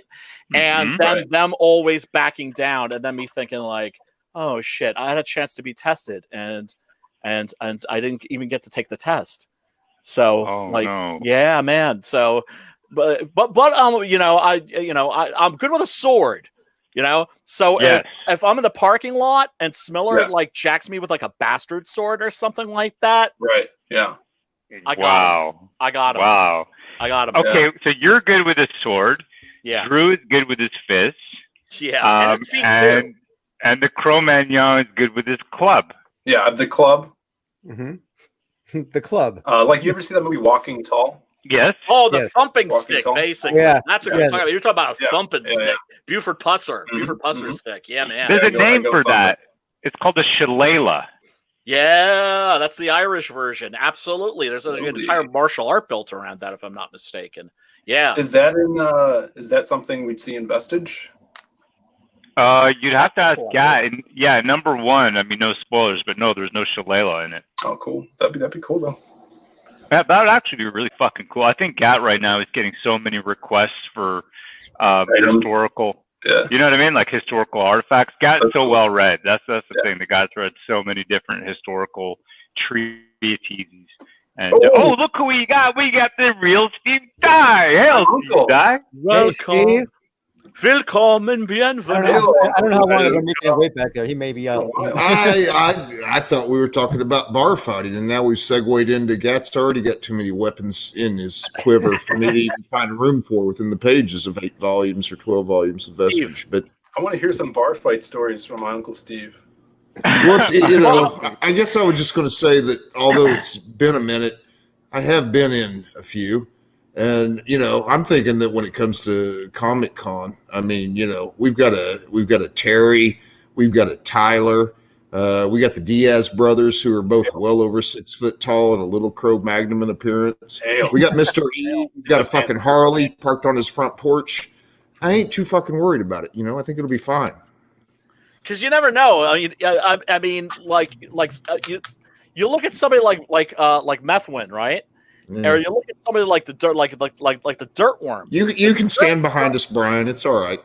We got you, brother. I've always been good about like watching people's backs, because in the punk scene, in the hardcore scene, shit could get hairy really quick, right? And it was sort of like a scrapper scene. But I was always like if I was with somebody, people had a tendency not to fuck with them. And it all kind of comes together with E's front porch, where I actually was in the casino when the Mongols and the Angels had it out in Laughlin back in the day. So I've seen some shit. But yeah, back to Comic Con. I just wanted to say that fucking, I mean, as much as I understand it, Cecil has a rather large back. It's kind of pear-shaped. But I think, Ro can speak for War Campaign. I can only speak for myself. But I think we've got his back covered. Ain't nobody getting to Cecil. Yeah, we're going to protect Cecil. We're going to protect him. Yeah, absolutely. Definitely. He goes off. What if he goes on like a I don't know, like a PCP rampage or something like that? That is Cecil. He's allowed. Yeah. some of us might be right there with him. You never know. Well, that's what I'm thinking. And that's what I'm thinking is if he goes nuts, the people who got his back, they might not be holding him back. They'll be just like, brother, you want to like tear this place apart. You want to like rip into these motherfuckers. We're right with you. I'm just, you know, if something comes to like that happens, you know what I mean? It's probably just the best to get out of Cecil's way. You know what I mean? Well, yeah. Send some hot chicks over there. It's kind of like, you know, Black Widow and the Hulk, you know, calming down the Hulk. And I think Cecil will turn into a cuddly little guy in no time. The sun's getting real low, Cecil. But also, if there's an invasion, like if Dirtworm and Smeller and Methwin roll in, that could get really ugly. Yeah, I don't think those guys have the fucking backbone to even try something like that. But if they did, it would mean that they were crazy. It would mean that they were lunatics. And there's one type of person. There's one type of person. The most hardened criminal, the toughest motherfucker on the planet is afraid to fight, and that's a lunatic. The thing is like it's in Orlando, right? So like in the vicinity of Orlando, there's got to be like at least 20 pig farms. All you guys need to calm the F down. The thing about Comicsgate is that when we go to Comic Con, it'll be a bunch of full-grown men who know how to behave like full-grown men, and also know the ramifications of what happens when you get into a bar No, I think we got the PCP solution. and mushrooms. Yeah. The cause, he's got it, man. Bring George Peter Gatsis, the Blue Muppet, and we're all safe. Right. Yeah. George. He's like Chewbacca. You know, he's fucking with that guy.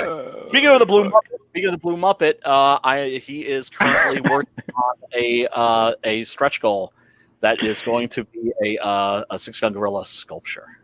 Oh, you're kidding me! Oh, no. And George is also doing a model of Captain Love's Hauler for me. It's getting hail the Blue Muppet. Hail goes to Henry. Yeah, man. Hail the Blue Muppet. Wow. Amazing talent. Yeah. So George is really good people. Yeah. Yeah, he is. He's been over right there. Show me that again. Is that let's see that again. That's the hauler right there. Zoom it in. That's the hauler. Do you want to in? Oh wait, let's see. That's the wrong one. No. This wrong one? window. Everybody, right window. There we go. Yes, that's what I'm talking about. Okay, so that hauler, he's going to do a 3D model. How big is it going to be? You know what? It's the final one. We obviously we can have it 3D printed in several different sizes, but it's going to be. I don't know. I would say that. Okay. So like, I'll tell you what the plans are. Basically, the first plan is to. Oh, Brian's gonna bring up another page. Okay. The first plan is to. Trying to get that sort of. Yeah, man. Cool. Yeah. The first plan is to do a reverse mold of the hauler, so that I can make a foam like squishies. Believe it or not, so that people can have like little like squishies. You know what I mean? Why do you always got to be so like NC-17, like a hard R with your stuff? Squishies. It's a squishies. We're gonna do the interior of the hole, and we're gonna make it squishy. It's just how he rolls, brother. It's just how he rolls. Yeah. So, like I said, CG Con 2021. The shit goes down. I got this guy in my corner. I'll be fine. Yeah. So like after the brother. After the how big? Hold on. So how big is the model? I didn't get it.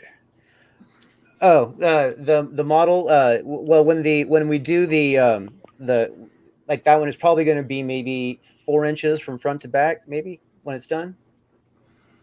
You can see the cross section here.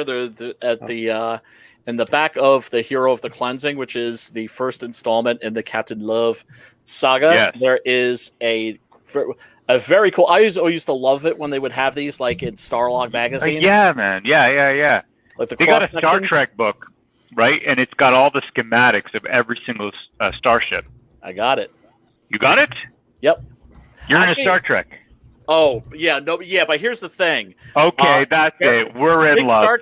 A big Star Trek guy, but my knowledge of the original series, I thought was like pretty rock solid. I'm a piker next to Drew. And speaking of which, Drew, have you ever TOS is have my you ever- favorite. Oh, what's this? Show me. Have you ever seen this? Ever seen one of these? No, show it to me. Zoom in. This is a Star Trek photo novel. They used to have these at I think I got this like a Caldor when I was like a little kid. I want to point out he just whipped that up. Like he didn't have that prepared. That just happened to be there already. Show me some more. Show me some more. That's because I'm like mailing some stuff because it's a thing I like to do. I know somebody's into something, and if they're having a hard time or they had like a bad week or whatever, right? Is to like mail them something cool in the mail if I know that it's something that they're wow, that's fucking amazing.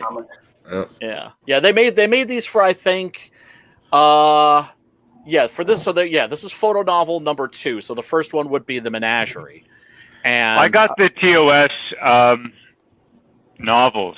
You remember when they came out with the novels? You know what I'm talking about? Yeah, absolutely. And I got the TOS comic books.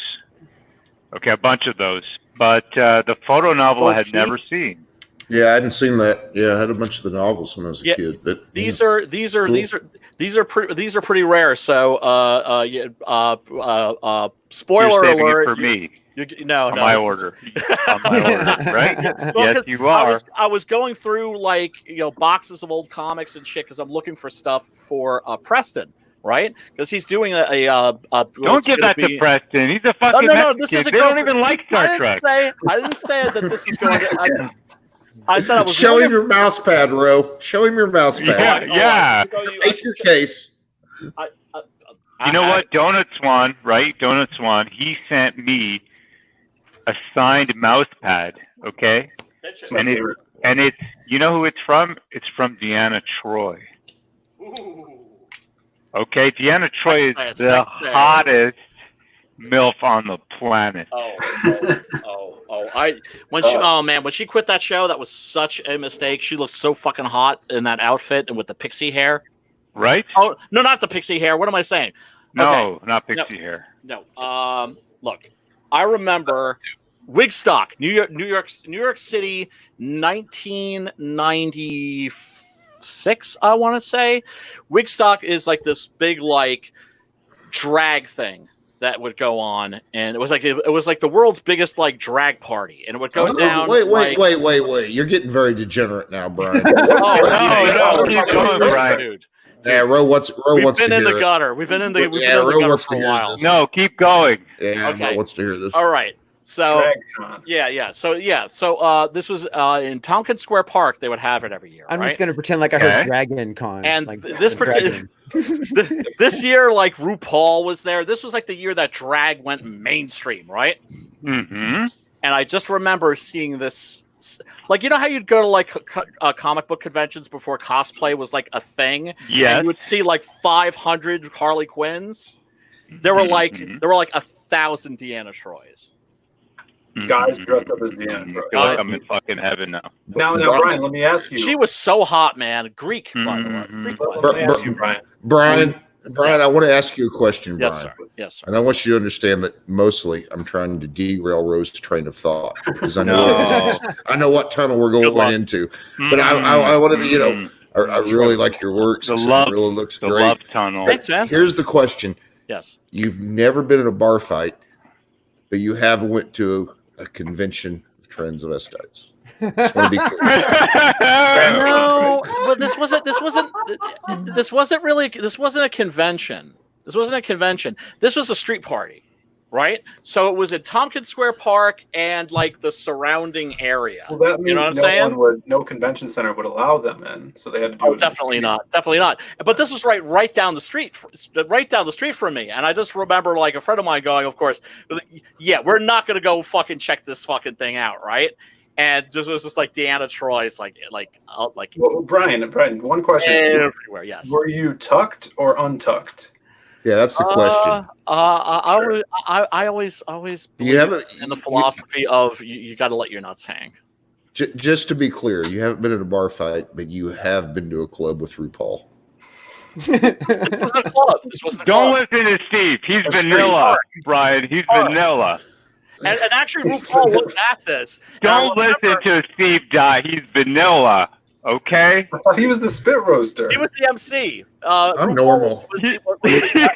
He's a normal So, spit roaster. Oh, okay. It's some guy yells. George just sent me this. So Oh, check it out. sweet. What? 3D, brother. Yeah, Hail. man. He is. Wow. Hail the Muppet. Yeah. Hell, Blue Muppet. Uh, Johnny Boy had a good suggestion in the chat earlier. He said, "Ro, you could maybe get a red van done up like this." Yes. But I want to actually get the hauler. Yeah, well, I mean, that's the thing is there's so many people that are coming up with cool ideas for perks and tiers and all that shit, and you know, why not steal them from each other? Do you know what I'm saying? Because there's other. It's like, oh, No, like, I just want to get the hauler though. I want to get Captain Love's hauler. The squishy one? Yeah, I Yeah, think it's fucking cool. Squishy on the man. inside. the kind that you can bean somebody in the head with, like the Nerf, basically a Nerf. Oh, that'd be cool. Yeah. Throw it around. Yeah, I'm excited, man. This is gonna be badass. Fucking George is killing it, man. He's killing it. He is unbelievable. Another dude that's amazing. I got to give Matt Crazy props to. I don't know if you guys are familiar with him, Bronson Gorilla. He's a guy who did. He's like new on the scene. Watch out for this cat. He did a trailer, like a Grindhouse style trailer for Adam Post for College. Oh, okay, yeah. That's badass. Yeah. And I so gotta see that. I shot him a DM and said, dude, like, is there any chance that you could do one that's like that for Six Gun Gorilla, but with, you know, a spaghetti Western theme, you know, like the old Italian Western trailers from from that era, right? They're very easy to find. You can find them on You're so well read, Brian. You're such a well read person. Look at the bookshelf behind them. Yeah, well, yeah, you're really well read. I like it because. Library. Say again. My house is like a look. People are always like, "This place." Like, man, your place is. No, I really find you interesting. Actually, I find you really interesting. I mean, look, I got Steve Dye. He knows about cars and motorcycles, and then I got Phil the Cro-Magnon. He knows about Cro-Magnon stuff. Yeah, I can do the cave drawings, brother. Cave drawings. Yeah. You know what I mean? But to be talking to an interesting person like you, Brian. It's great. Thank you. Well, look, that is what Comicsgate is all about. Is we have this diverse amount of talent. We got so much talent. It's sickening. I can't believe the books that I'm seeing. I'm going broke because I'm backing as many of them as I can, and I only back the stuff that looks good. Do you know what I'm saying? I don't believe in the sympathy back. So, and I'm, it's you've got these people like Bronson Gorilla. You got these people. Yeah, Han is actually remembering about Bronson Gorilla. He did Roro as Stallone's Cobra. That's right. That was a video. He actually manipulated a video to put. It was amazing. It was like one of those deep fakes. And you know what's crazy? I'm like, dude, like how much, right? Like. And he's just like, oh no, we're good. I'm like, what? He's like, yeah, no. I'm like all about CG, man.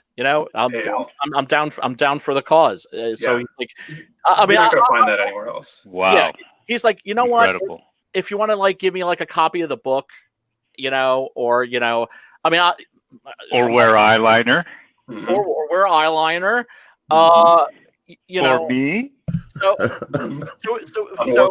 he's one of the people that is relatively new that people definitely should check out. Hail. Yeah, he's super talented. We got talented people out the yin yang. We got Angela Pearlfish in the chat. She says, "I love that Stallone look, Cobra matching his mouth." See that? That's it, man. Hail, sister. Ladies love toxic masculinity. They do. They do. Real women do. Yeah. Real women do. Yeah.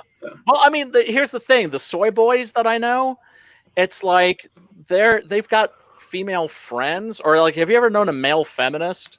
The guys, they're always like there's something just always been real creepy about these dudes, right? The moment you meet them, it's like it's very clear they have an ulterior motive. Those guys, at least in my experience, would never get laid because chicks would use them as friends and then go fuck the frat boy. Oh yeah, and use the frat boy for sex, and then use them as like for friendship. That's not nice. It's not nice, but it's also. But hey, the life, simping ain't easy. Simping ain't easy. That's so true. We got into a lot of trouble on the War Campaign show about the whole simping and thoughts thing. That was like crazy. Yeah. You were getting blamed. Huh? For some stuff, bro. You were getting blamed for War Campaign was getting blamed again for pushing thoughts out of CG and stuff. You guys do have a reputation as shit stirrers. That's for damn sure. Well, we do a parody show. I know. Simpsters. Well, that's the thing. It's like when people get really, really offended by the shit that you do, it blows my mind. Like, I remember like Luther Campbell, the guy from the 2 Live crew. He was asked about like a diss video. I forget who did it, who it was that was dissing. I think it was like Ice Cube, right? And in this Ice Cube video, you see a guy who looks like Luther Campbell from 2 Live Crew, grinning and bending over, and this huge dude coming up behind him, ready to just roger him in the ass. And they asked him, and they asked Luther Campbell, "How did you feel about that?" And he smiled and he said, "I thought it was funny." Yeah. Hell. That to me, here's the thing. If people want to come at me, people want to insult me, diss me, whatever, I don't or just fuck with me. Just reach out and fuck with someone, right? Nobody's above being fucked with, as long as it's funny. See, this is me right now refraining from commenting again on your taste in entertainment. Well, if you're gonna insult people, or if you're just gonna fuck with people in a friendly way, do it. Fuck with people with style and creativity, and that's the thing about War Campaign. Y'all fuck with people with style and creativity. Hell, brother. Hell, the War Campaign. Yeah. Hell, the chat. Hell, man. I mean, hell, the War Campaign and chat. I know you're here, brother, and thank you for coming by. Subscribe to Mr. E's channel, and make sure you back Captain Love. If you like Vestige, that you're gonna. Yeah, if you like Vestige, you're gonna love Captain Love, because that was the quality that actually inspired me to reach for the heights that we did. It really was Captain Love when I got that book, and he has a card set as well. You can get it's fantastic, and that truly inspired me. I mean, Brian over here, I just like his just who he is, and that's different. That's like, dude, I'm gonna shoot you. I'm gonna shoot you a hard copy of Six Gun, so you can read the damn thing yourself, and then tell me, give your honest opinion to myself and to the Comicsgate peeps and to the War Campaign peeps, because perfect. Thank you. Look, son of a bitch! If I wasn't already the fifth Beatle. I'm assuming my comments about RuPaul earlier excludes me from this offer. Son of a No, it doesn't. Look, I'm good about shooting out review copies. Do you know what I'm saying? Right on. Yeah, so it's thank you for the offer. Highly appreciated. No worries, because here's the thing. Everybody, and I'm not boasting when I say this. I'm like, it's me being really, really grateful. Everybody who reads it loves it. Okay, everybody who reads it loves it, and I've got nothing but great reviews. It is a great read. It really is a great read. Everybody likes it, so and that's the thing is, what is Comicsgate about? Comicsgate is about passion projects. The people who are making mainstream comics these days, people, the sick freaks at Marvel, at Marvel and DC, they don't care. They don't care. Well, you know what? I think you got it right there. Hold on. Brad Noble says rose fishing for free copies like meth with. I'm doing that, Brad Noble. Road just got an offer. I was fishing. I'll hook you up, Steve. I'll shoot me a DM. I'll hook you up. You know what? Pan, he says, we called simps as the simps they are, and they tried to cancel us. They failed. Hashtag Black Dragon. Hell I Pan. love that, man. Hell Pando. Yeah, man. Hell You know what? Yeah. And that's it, man. You can't cancel the truth, right? Truth hurts, as Brad Noble. You can't cancel the truth, says the cause. I think, you know what, parody for us, it's a way to kind of point at things that may be incorrect or maybe not the best way to do things. Do you know what I mean, Brian? Absolutely. And here's the thing, man. You don't want to be like I gave that example of like Luther Campbell, right? I thought to myself, I want to be that dude, right? Because who do you not want to be? You don't want to be that motherfucker that takes himself seriously. Yeah, the guy that's pissed off about it. Take your life seriously. Take your relationships with other human beings seriously. Take work seriously. But don't ever fucking take yourself seriously. Ever. I agree. I agree thoroughly. Or you're fucked. You lose that magic. Yeah, if I could for a minute, I mean, Roe's sick of the sound of my voice and I'm sick of his because we talked 4 hours today about press files mostly, but also about this very thing. And I look at this panel and, one of the things, he showed us his book like really early when he was like coming in. And I'm like, holy shit, this thing is completed. It's colored, it's drawn, it's lettered. And I'm like, how did you do this? He's like, well, I spent money on it. He bet on himself. I look over at you, Brian. 6-Gun Gorilla looks great. You're doing that exact same thing. You're betting on yourself. Yeah. You as brothers, man. It's like, we're going to do Magic Cop, and then we're going to do Lost Pages, and we're going to make this thing happen. And again, me and Roe are sick of each other because just today we were going over and over the files for Jumpstart that's coming out that has a dozen guys in it. Yeah, it's fucking done. It's gorgeous. Yeah, and we don't all get along all the time. I can guarantee you, me and Roe didn't get along for 2, maybe 3 hours of that 4-hour conversation. It doesn't fucking matter. What matters is fucking putting out a quality product and showing people that we're going to bank on ourselves and we're gonna bootstrap this thing and we're going to make it happen. Dude, Hell, brother. Beautifully said. Yeah. That's it. We all, you know what? We are lucky to be here in Comicsgate to have an opportunity because the mainstream has dropped the ball to sort of to pick it up, and go for the gold, man. That's what we got. We got that opportunity, and here we are. And I want to say, hail the chat, hail the Black Dragon, free Pan. Parody gets the message across 10 times better than scolding, says Wilberforce Wooster. You got it, brother. That's what it is, man. Johnny Steele, hail Wilberforce. I'm giving out wrenches right now. Who needs a wrench? Hail the Wooster. No. Definitely not me. I need adult supervision. Yeah. I've got 2. That's enough. Yeah. But I mean, that's it. It's all about actually doing this thing. And you don't always have to get along.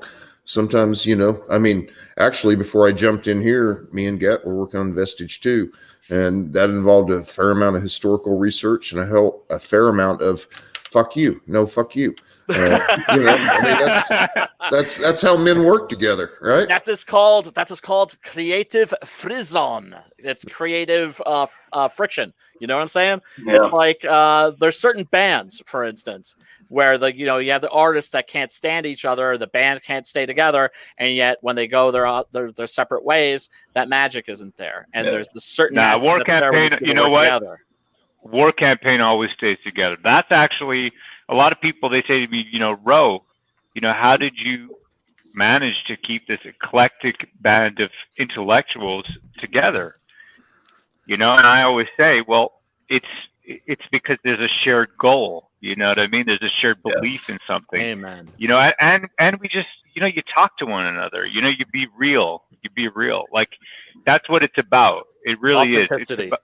It is. It's about authenticity. And a lot of times authenticity takes the form of, go fuck yourself, motherfucker.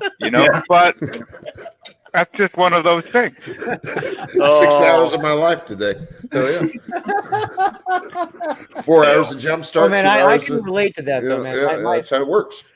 My illustrator and I, we've been working together freaking 2 years. You know what I mean? And every once in a while, it's just like, boom. Just straight on collision. Like he just does not want to give. And I'm like, dude, that doesn't work with the story. You have to change it. You know what I mean? Yeah, well, I mean, I exaggerate for effect, but all in all, it's one of those deals where if you're all moving in the same direction and you have a similar goal, then you work it out, and it may involve a few fuck yous here and there, but come CG Con, we got Cecil's back. Don't matter. You got it, hell, brother. Cro-Magnon, did you want to grunt some words? Yeah, CG Jumpstart is going to be awesome. Everyone needs to check that out and get on that, and can't wait to see when it's dropping, the mailing list and all that stuff. Right on, man. Yeah, we got lots of pages in there. I mean, look, Phil, you got to say, man, look at my marketing strategy, brother. You're in there, right? Yep. You can see it. You can see it working. You know my marketing strategy, baby. I want to hear it, baby. Tell me. Yeah, of course, man. You guys got the best marketing strategy. I think the War Campaign show has been lifting up creators for as long as they've been around, and it's 2 years, brother. Two full fucking years, dude. Brother. And look at this. You guys, you and Get and Steve come up with this magazine, and even your project is now a platform for other creators.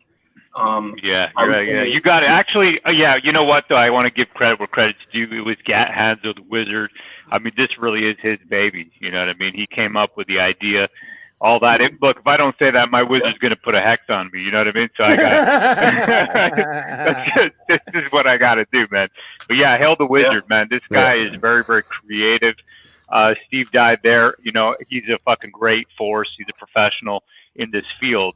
Right, so when you can get a magazine editor like a professional who's put out, hundreds of thousands of issues per year for fucking 20+ years, then how can you not succeed? Right, that's what it is. And OG Steve died, yeah, for sure. Yeah, man. War Campaign's a lot like being in a bar band. You get your sexy front man. Sorry to cut you off, bro. Sorry to cut you off. You got a lead guitar player like Gat. And, I might be over in the corner just fucking playing bass, but we hold it down. That's what we do. Hell, brother. Yeah, man. Hell. I want to say, and also, you know what? I got to say, man, like so much of the War Campaign is all of our people out there, man. I mean, you've seen them before, right, Dan Marshall? You got Pan right here. Obviously, Pan is the guy that people love, and they also love to hate. He's an 11-year-old boy wearing his pajamas on stream, but the guy's a fucking, you know what I mean? He's one of the funniest motherfuckers that you're ever going to meet. And we got a fucking crew like this. You got Terry. Supreme. Yeah, man. You got Terry who'll tell you you're a twat. It's fucking right. He's a fucking living meme. We got a black guy. We got a real black guy that everybody hates.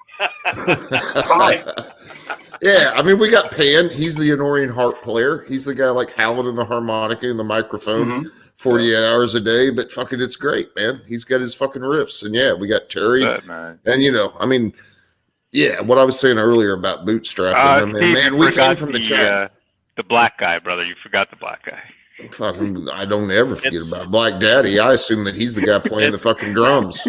It's all about the finished maybe that's racist, but I thought he was playing the drums. Am I wrong? Fuck yeah, man. Fuck yeah. Man. But we all came from the fucking chat, bros. You got it, brother. Yeah. That's why the chat right here. The day that I met Steve, you know how it was. I used to see him in chat, right? And he would write these phrases, these long phrases, with the best, I would say, vocabulary as well as turn of phrase. You had this turn of phrase, and I was like, holy shit, I got an intellectual here. You know what I mean?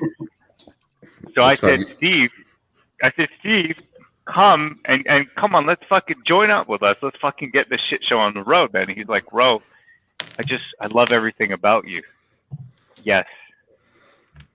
I'm just not gay enough. I'm just not gay enough to go on the air. But other than that, I'm in. Internet gay enough? We're not talking about gay. We're talking about internet. Yeah, gay. I was at. I'm like, I can't really be gay enough to be part of the comedy troupe. But if we want to do some comic books and stuff like that, I'm in. Yeah. Awesome. Hell, bro. Awesome. And like I was saying, it's all about the finished product. And I haven't read it yet. But it's so sexy. Look at that. It looks spectacular. I'm jealous. Mine hasn't come yet. Yeah, mine should be here tomorrow. I'm excited. Cool, man. We've actually, me and Rose spent enough time this morning, like waiting for files to output from my computer to go over them. That we talked about the international shipping situation and all that. I don't know if you want to talk about that, Ro, but we do have books. Do you want to bore the shit out of people? Yeah, go ahead, Steve. Well, I mean, hold on. Yeah, talk about international shipping. While I got a bunch. That's what I do.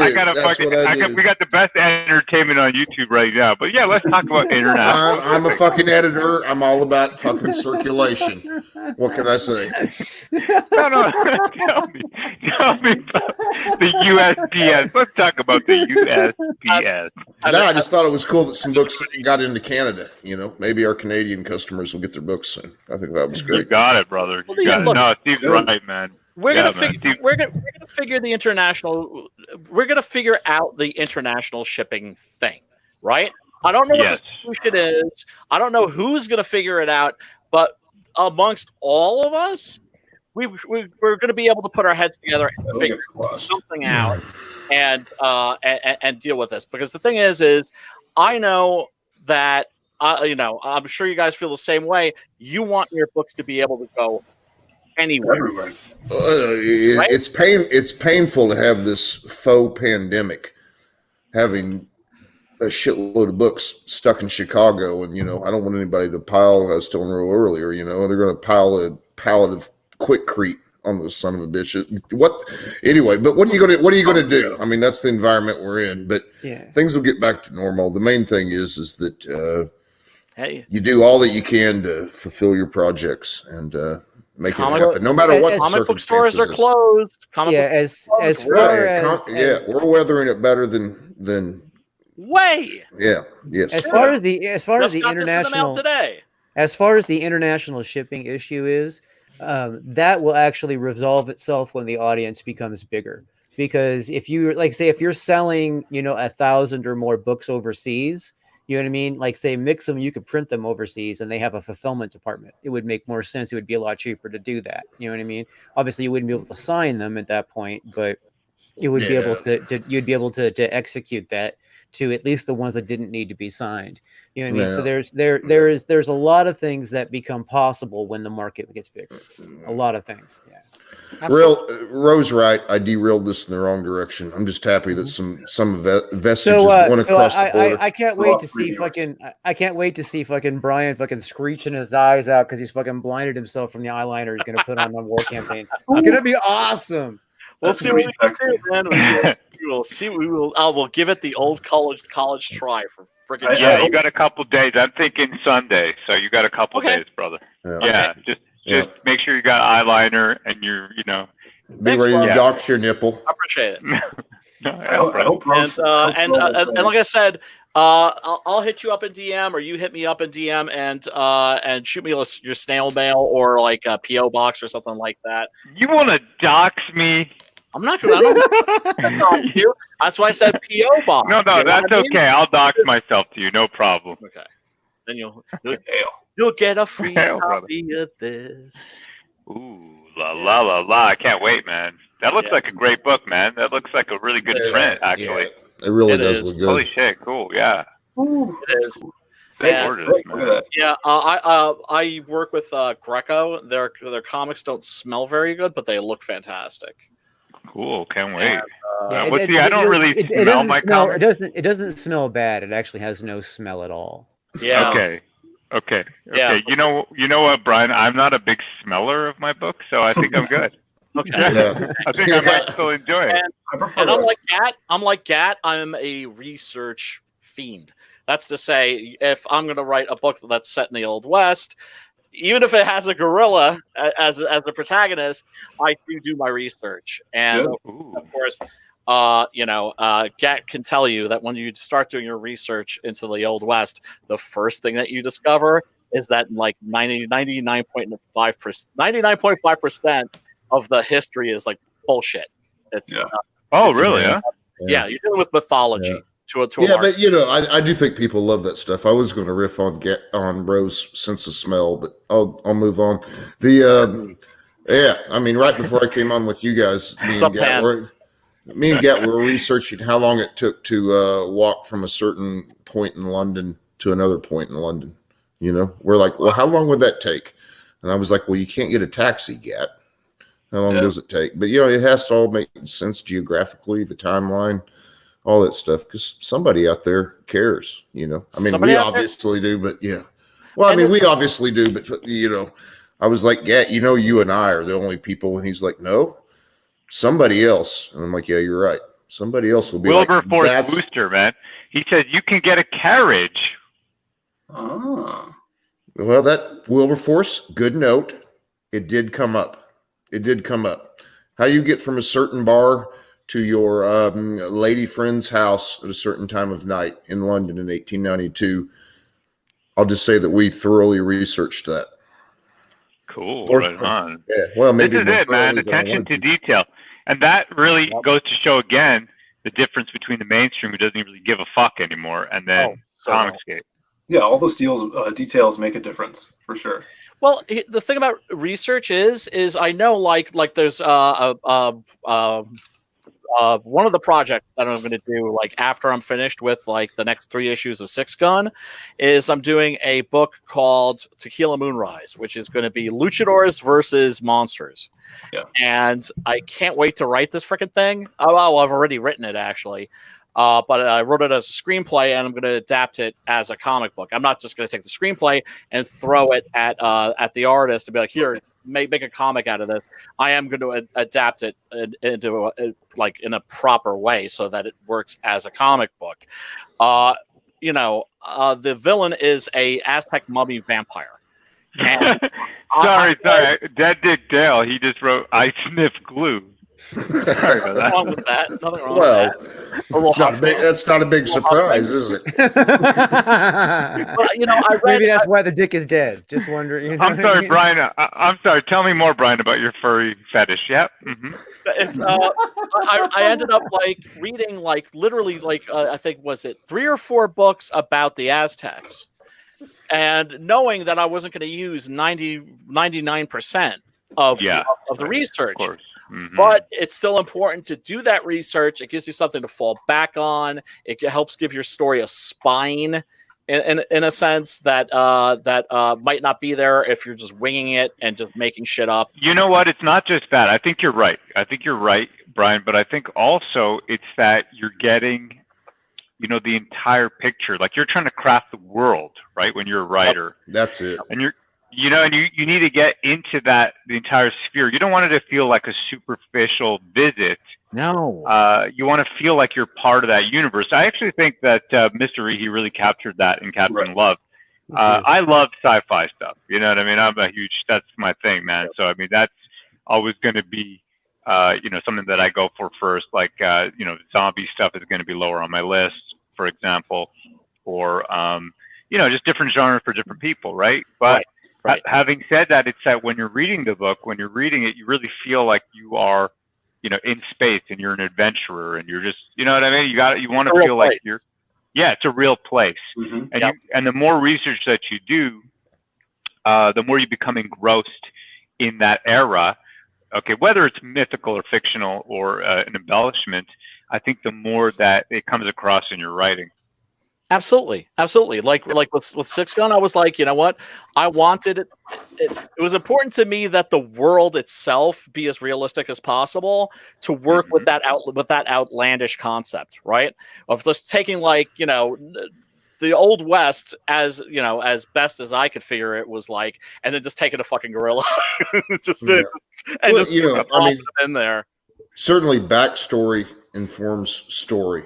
Oh yeah. I mean, we've got Gat's got Vestige plotted out over 12 volumes and so forth and so on. But I know more about Maddie's backstory and Charlie's backstory than it's never going to fit in there. But what you know about how that works totally directs where the story goes. So I mean, you got to have a lot more information than you ever use. Absolutely.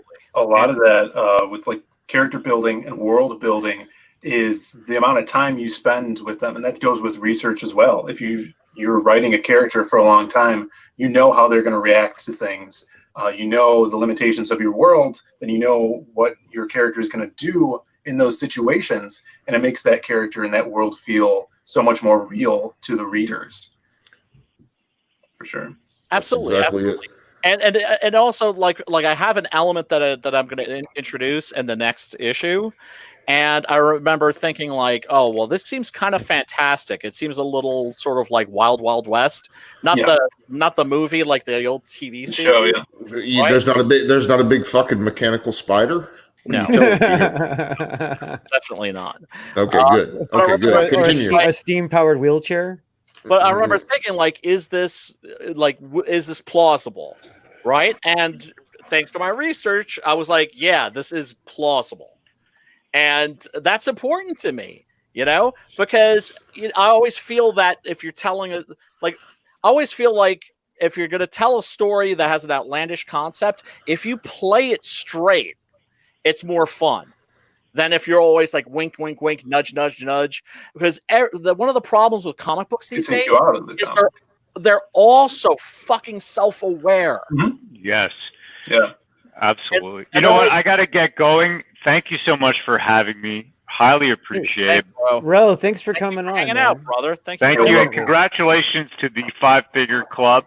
Congratulations to Comicsgate, all the people here in the chat. Hail, my brethren.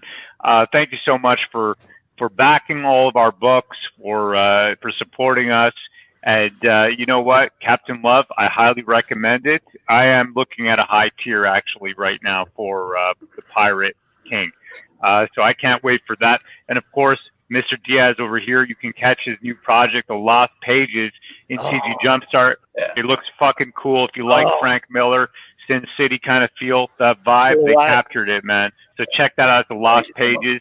And Brian Kreisgau, he'll be with us on Sunday wearing eyeliner.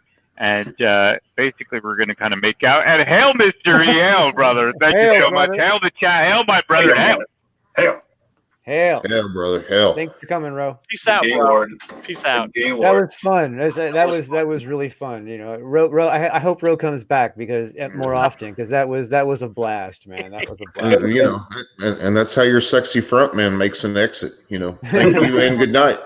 Yeah. Most definitely. Yeah. Thanks once again to Ro for coming on and listening to my grievance, and because the furry thing kind of hurt my fifis. But yeah, you're over it now, and you came off as a furry. You admitted to it. We got you to cop to it. It's been confirmed. I do not have a fursona.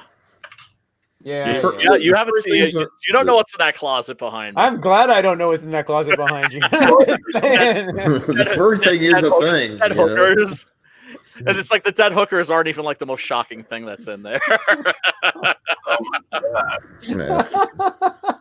Furries would be worse. You see the furry suit, and it's like, oh, like that's the scary thing. I remember I had never heard I didn't know what furries were until I was watching it was like an MTV documentary. It was like a half an hour long. And I remember, and I was watching it with my girlfriend, and I remember when it was over, I was like, "That's it." I was like, no, you like, I want to see a deep dive into this world, into this subculture. I was just like, it was just like, I mean, to me, it's innocuous, but it's fascinating. To me, it's just like it's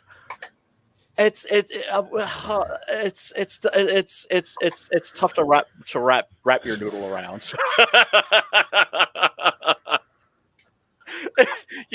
It's one of those things. It's like it's harmless, but it's like I'm just trying so hard not to comment on petting his pussy the whole time that you delivered that statement. Whoa. Is that Dorian Gray? It's Dorian Gray, yeah. Oh, he's a cute. Yeah. Oh, that's a good name, man. Yeah, I like a kitty. I like a kitty, but yeah, a little too much stroking maybe for a live stream. I don't know. Oh. If I don't, he'll come in. If I don't pet him, he'll come and bite me right now. So. That's so cat. That's so cat. That's such a that's such. Watch. I won't pet him for a second. Watch. He's gonna become an asshole. Right. Oh yeah, you're gonna make a liar out of me. Fuck you, Dorian. All right. Oh man, and Phil, do you want to show some of the Lost Pages because I am psyched. Yeah, show some Lost Pages. It looks you don't have enough on your campaign, so why don't you bring up your you have to share your screen. Yeah, I had it's just the launch page for now. We set a date for launching the campaign. We're going to be launching the last Friday of this month, so the 29th. And let me just get some pages up here. I think you guys may have seen this page before, but I did letter it up. We'll look at it again. Everything on the Lost pages looks killer. Yeah. Pull up the pages and let me pitch for you a second, Phil. In the fledgling stages of Jumpstart, talked to Phil and his bro about what they had going on. Wanted to get them in there, and they showed us a couple of things. And they showed us the Lost pages, the noir thing that is featured in Jumpstart, and I was like, dude, this is hitting all the right notes for me. This is definite Frank Miller, 90s noir. It's all really good. And the other thing that they had, which I'd have to spoil to explain, was also really, really good. But I was like, nobody's doing this. This is what you need to do. I've got a lot of great sequential art going into Jumpstart, and this would stand out in the mix. Without a doubt. Now you see, this is art that you cannot do that in color. That it really, really wouldn't look right. I love black and white comics. They're just unfortunately a tough sell. Yeah, so this is the Silhouette story specifically in the Lost pages is our black, white, and red for blood story. And pencils and inks traditional. You guys are going to have a chance to actually get some of the pages from the book. And in Jumpstart, the character of the Silhouette is featured. He's a 4-page short story in there. You'll definitely get an awesome sense of who the character is. And in the actual Lost Pages book, he has a 12-page story where you get even deeper into his mind. You get some cool action in there as well. But the whole story of itself is a 60-page book that tells tales of different heroes that live in our connected universe. And the way that is kind of like yarned together is by this homeless man that we call the Hobo. And the Hobo actually has the Book of Lost Pages. It's this magical tome that all of these stories live in. And he tells it to passersby and other homeless people. And as he speaks the words of the book, we actually get a glimpse into the life of these heroes as we see them there around the campfire.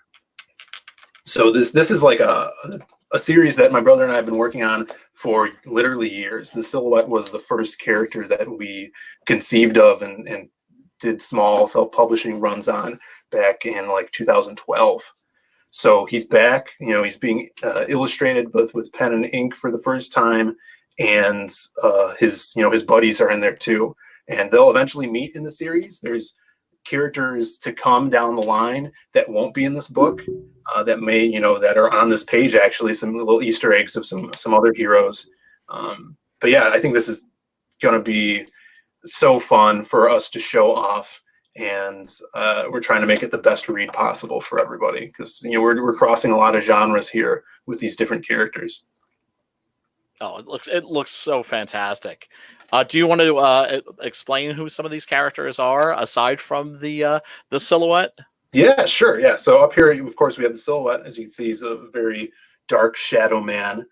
Right in the center here is Wildcard. He's an ancient sorcerer, an apprentice to Merlin, and he's ageless. So he lives through time, and we see him in different eras throughout his stories.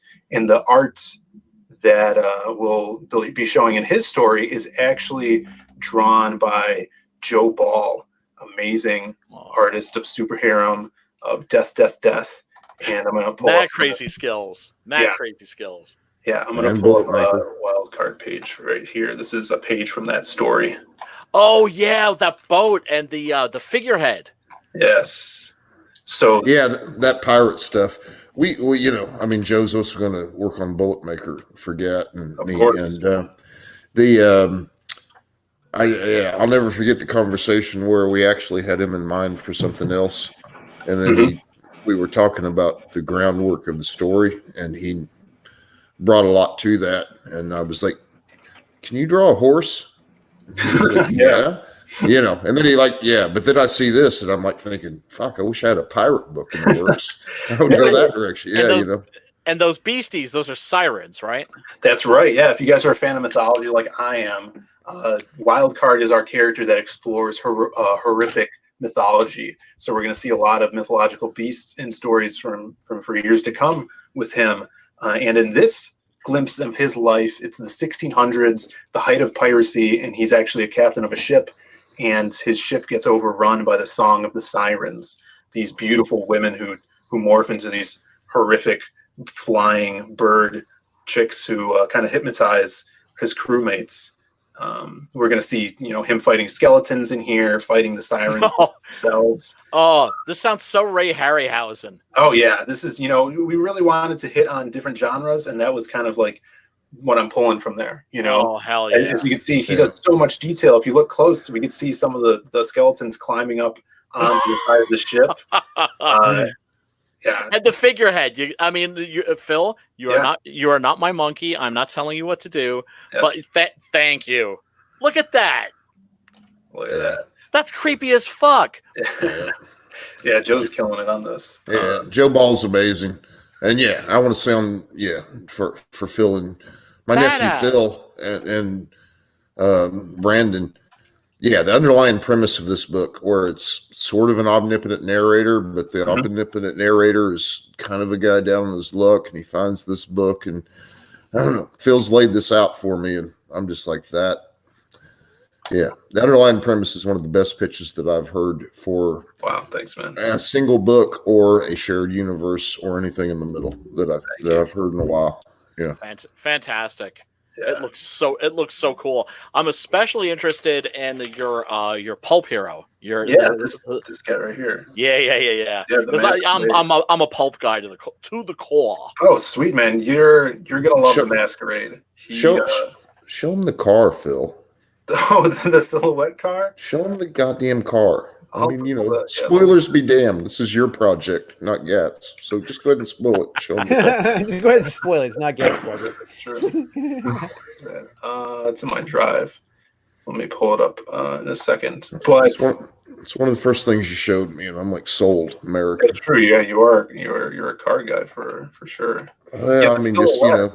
It's noir, and it's cars, and it's everything that ever made I don't know.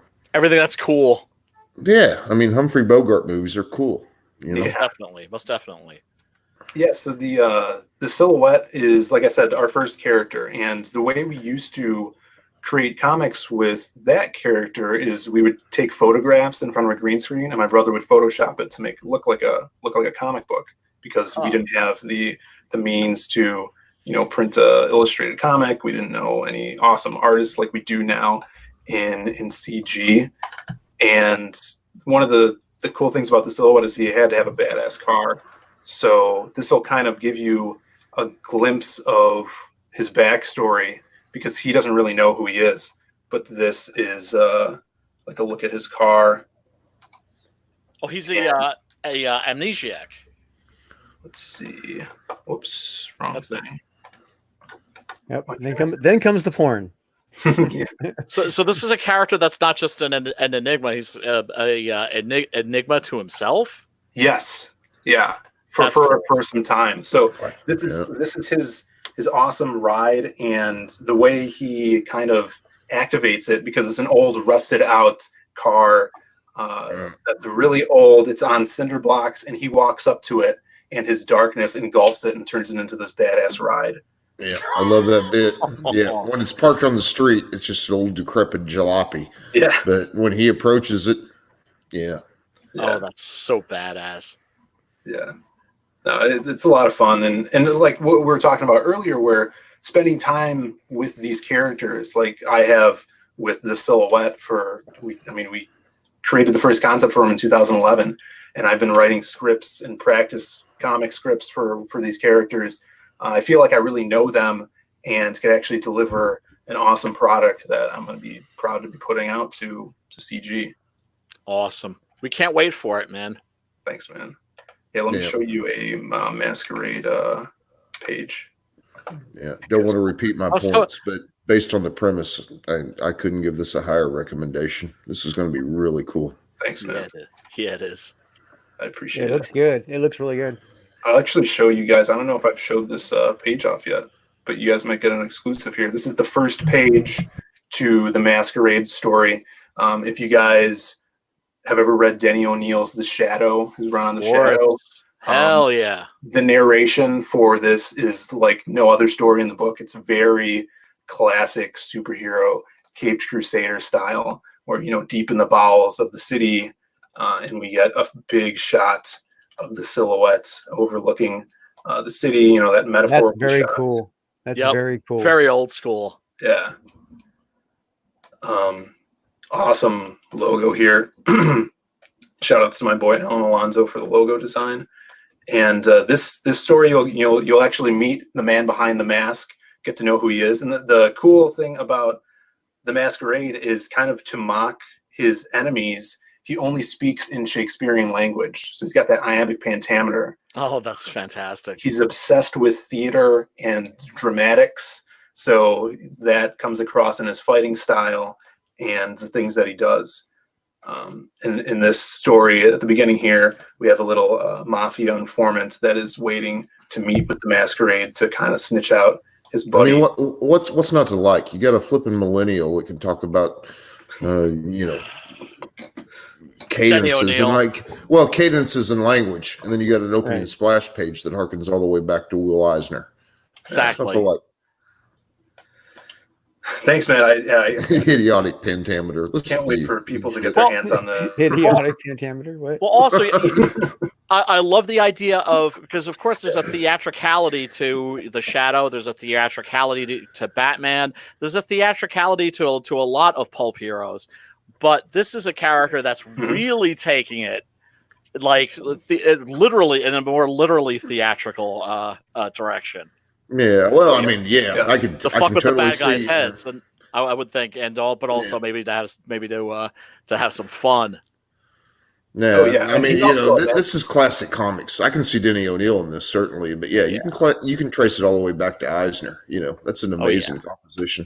Yeah, it is fantastic, and my nephew Phil here has a knack for narration. So, yeah, and you know, that's another thing is with, if you guys read Magic Cop. I specifically wrote it where there's actually no narration in the book, because I wrote it to read like you're watching an 80s TV show. And I did that on purpose, and I wanted to show everybody how Zade Comics, how eclectic we could be with the products we put out. With the silhouette, there's a lot of inner monologue with the silhouette. You know, he's thinking to himself, he's observing the city that's around him, and he hates it. With the Masquerade, there's a lot of outside omnipotent narration, like you're watching a Batman 66 episode, or reading something, a Denny O'Neil comic. So we're playing around with a lot of stuff here. I know that there's a lot of guys. I love art, and I love, again, the composition of that page, hiking back to Eisner and all that. But Phil here, I'm gonna quit blowing smoke up his ass here in just a second. But I mean, I'm a huge fan of the internal monologue. Yeah, and I think it's a little bit of a lost art. It's certainly a lost art. I don't want to get into whether or not the LCS is open this week or not, but you know what I mean? It's just like they are applying on the archetypes that made us all fall in love with comics. And again, this thing's going to be great. Thanks, man. Yeah, I'm getting like a real Rick Veitch feel from the art, actually. Oh, really? Yeah. Yeah. There's a bit of that. Yeah, I can see that too. Yeah. So that's a good thing. Yeah. Sure. Yeah, definitely a good thing. Yeah, but it's also but I can see that. But it's also great because it's like, I'm not like, ooh, Rick Veitch. It's nothing I can point to in particular. It's a vibe. Mm-hmm. Yeah, well, this story specifically actually takes place in the 1930s. So we're jumping around in these different stories because the Masquerade is like the superhero of Chicago in the 1930s. That's so cool. And he's a master of disguise as well. He could throw his cape around him and take the form of any human, which is also messes with the heads of his enemies. Is definitely a archetypal trickster character because of that. So he could be anyone. And a little bit of Zorro, obviously. Yeah, that rapier. Yep. And I'll also, attempt to- Go ahead, Brian. the way that Zorro would take such delight in humiliating his enemies. Yeah, And, yeah. the fact that he was having fun. Mm-hmm. Yeah, specifically with his character design, he has the comedy mask on, right? But on the hilt of his sword, it's like this angry version of the mask, like it's ready for battle. So cool. We see that within his sword. So the character design, I think we really hit it on the head with that. Yeah, you did. Thanks, man. No, it's going to be fun. And, CG, everybody loves the 90s style of comics. And we definitely love that as well and wanted to have a character that would cater to those guys. And we saw a little earlier from You nailed it, man. You nailed it. I know who you're going to bring up. Yeah. Crimstone is our ultra-violent character. I'm a huge Bisley fan. I'm a huge Lobo fan. So this is like, who said it? Dan Frega. He's actually doing a trading card for the Crimstone character if we get to a certain stretch goal. Oh, hell yeah. Yeah. He's awesome. And he's been super he's such supportive. a cool guy. Such a cool guy. Salt of the earth, man. Hail Dan Fraga. Yeah, hail Dan. Fraga. He's the best. Fraga's weeded. He's such a cool guy. Yeah. Yeah. He's so cool. Not that there's anything wrong with that, but that dude's totally weeded. Yeah, he loves that stuff. But he was on a different stream kind of talking about Crimstone, and he said Crimstone is if the Max and the Pit had a kid and Lobo raised him. That's good. Ching sold. Yeah. So I'm working with a amazing artist. Her name's Maria the Wolf. I've known her for years. She is a local artist here that I met at cons, probably maybe 7 years ago, and we always wanted to work together. And I finally locked her down on this. We have some other projects coming through the pipeline with her and I together. Something that I'm writing for her that I showed Steve a little bit of. That might involve a Wolf character, but that's spoilers. But yeah, that's going to be great too. Yeah, and then this is a big splash page that we're going to have up on the campaign that I've been showing out on streams. Oh yeah, boy! I lettered this one up recently. Oh, it's so 90s. Yeah, that is cool, man. I really like that. Like the cool stuff from the 90s, because his hair looks like a mix between smoke and flame. Yeah, that's what we were going. It was, we wanted it to be a wispy smoke, and it just comes across so well. I'm glad you hit on that. And his tattoos, whenever he gets into an action scene, it's as if the room is doused with black light. So his tattoos start glowing. He's kind of a different tinted color. The blood that these his enemies is spewing out is going to be crazy colors. It's crazy. Yeah, it's insane. This is insane. Thanks. Inspired lunacy. Yeah, no, this has got a real heavy metal fucking feel. Yeah, to it does. Thank you so much, man. And you know how much I fucking love heavy metal. So yeah, or since Simon isn't here, I'll say it for him. Metal Hollande. Yeah, I'll just say heavy metal.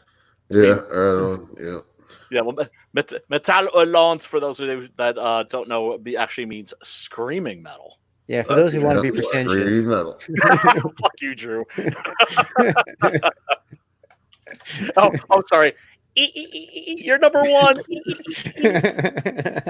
Back Captain Love, by the way, people. Yes, please. Thanks for letting me show this stuff off, guys. Oh, Yeah, dude, it's cool stuff, man. Yeah.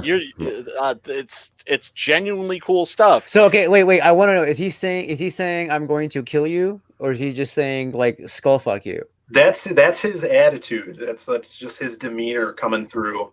Copyright get. Yeah, Maria, she draws these awesome skulls, and I've seen in a lot of her pinups, she'll do these speech bubbles with this stuff in there, and I'm like, I love that. I want this character to ooze that attitude, and I actually I'm like, hey, could you letter up some of these speech bubbles, and I'll scan them in, and I'll actually use them in my lettering. So that's what we have right here. There's just like this like lettering pack that she kind of drew up for me. Nice. So it's kind of a mixture of digital and traditional lettering with these speech bubbles.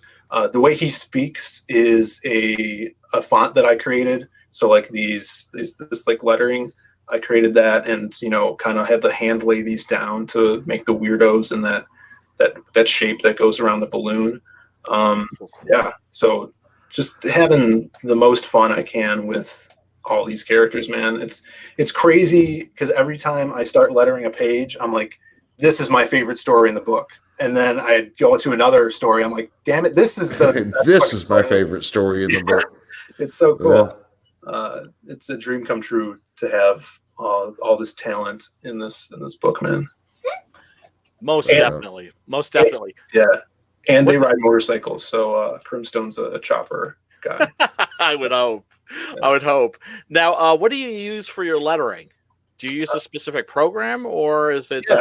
So it's this program here. It's Manga Studio. It's Clip Studio Paint. It used to be Manga Studio. Now it's Clip Studio Paint.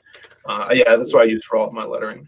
I lettered Magic Cop. I'm doing this, and then I'm also lettering Doom Fate as well. Nice. Yeah, it's fun. And also, we haven't announced the cover yet. So next week we're going to be announcing and showing off the cover. That's good to spoil it now. No, brother. All right. Yeah. DM me later, brother. Yeah, I don't even think Steve knows. No, I'm not privy to that information, and I feel kind of left out. Yeah, it's big. Not many know who the cover artist is, but it's going to be huge, and it's a dream come true for me, for sure. Well, I do know that from everything I've seen of it, and I've seen, I think, more than most, although now my nephew's making me wonder. But yeah, I've seen more than most, and this is really well. This is stitched together quite nicely. Thanks. Really, a lot of groundwork, and yeah, man. And have really cool. Have you noticed? It has that same thing that I see in the vast majority of CG books. It does not look like an indie. Yeah. Our indie books do not look like indies. Mm-hmm. Yeah. Beautiful stuff. Really can't wait for this one. Thanks so much. I totally agree. I mean, this is a slice of everything that made us comics fans in the 90s. That's what it is. I love how like you not only like the font thing, but the way you've set up his speech bubbles. It makes it seem like his whole like everything he's saying is moist. Like it's just like it's just sloshy, like just Yeah. So you created like your own font, basically? Yeah. It's you can do it digitally. They have like, even if you look up Font Creator, it'll give you a sheet that you could just draw the letters in, and then you send it back up to the website, and then it creates a font for you. But you have to draw like every letter of the alphabet. But yeah, I wanted kind of like an extreme font for him, and I think it pairs well with Maria's speech bubbles that she drew out for me, which are cool, and I can move around and squish and stuff like that. This is so a character that I could see on a skateboard. Yeah, he's totally 90s, and I think that's why Dan Fraga just loves the character, because I specifically, I came to him and I asked him, like, would you do a trading card for this? And he's like, yeah, that's the one I want to do because it's so 90s and stuff. You just get a glimpse of it when the fucking kid down the street does an ollie off a curb, and you're like, what the fuck? Yeah, man. Oh, I feel you on that. Wonderful mix of styles and genres and subgenres too. Thank you so much. Yeah, that's one of the things that, I mean, again, enough praise for my nephew here, but the overall story concept is really tied together really nicely. And then they went out and found these artists, and they're touching on, Phil Dahlo, Joe Ball. They're touching on artistic I mean, it's unique in its own way, but it also really takes me back to when going to the stopping by my local shop on Wednesday was a lot of fun. Yeah. I remember those days. Yeah. Well, it's oh God, and it's almost all. There's just an element of it too that it seems like very love lettery. It seems like a love letter to like not just one era of comics, but like multiple eras of comics. You hit it right on the head. As a medium. Yeah, that's what it is. It's if you love comics, there's something in here for you, and you're gonna get a taste of everything for sure. I love it because I mean I think most comic fans have diverse tastes in terms of styles. Most people that read manga won't read like American comics, but most people that read American comics will read manga or French comics. I'm a big freak for those. Underground comics. Oh my God, the Fabulous Freak Brothers. I love that. What love the those. fuck? Those are my favorite, man. Fucking the Freak Brothers. Oh, Yeah. I have a couple of those, man. Dude, I used to like my big brother. Like if I could get him to take me to the head shop with him, right? Yeah. I wanted to go because he took me once, and there were these comic books there that were like from outer space, like Robert. You saw the Crumb. cartoon, right? You saw the cartoon. Yeah, it's fucking awesome. I hope they fucking do a lot of those, man. I do too. And y'all, if you're not familiar with the Fabulous Freak Brothers, shame on you. No, I shouldn't say that. I should say you're in for a treat. You should say eat about a gram of shrooms and read some. Yeah, most definitely. And buy some blacklight posters while you're at it. Man. Yeah, they're a black and white comic. From that was a very short series. There's like only 14 issues, but they were like super like bikers and hippies and what I mean, it was stoners. It was like really popular with counterculture back then. Oh, yeah. Let me see. I'm gonna look up here's a good picture. And there was like the three guys and a cat, and the cat was like the smartest of them all. Yep. So. Yep. That's awesome. Now, Phil, this image has sort of like a graffiti look to it. Yeah, so this isn't done yet. This is the layout and some of the art for if you guys sign up for the mailing list and you back the book, you're going to get a free trading card. It's going to be this horizontal jam piece trading card. So it was laid out by Alan Alonso, who's the artist on The Masquerade, and each artist of their character is going to do their respective character. So Joe Ball has Wild Card right here. They're just colored so we can keep them separated right now. Masquerade is here, and then Maxie's going to do the silhouette, and Maria's going to do Crimstone. So kind of like something different where we get all the styles on one trading card. So cool. Yeah, very cool.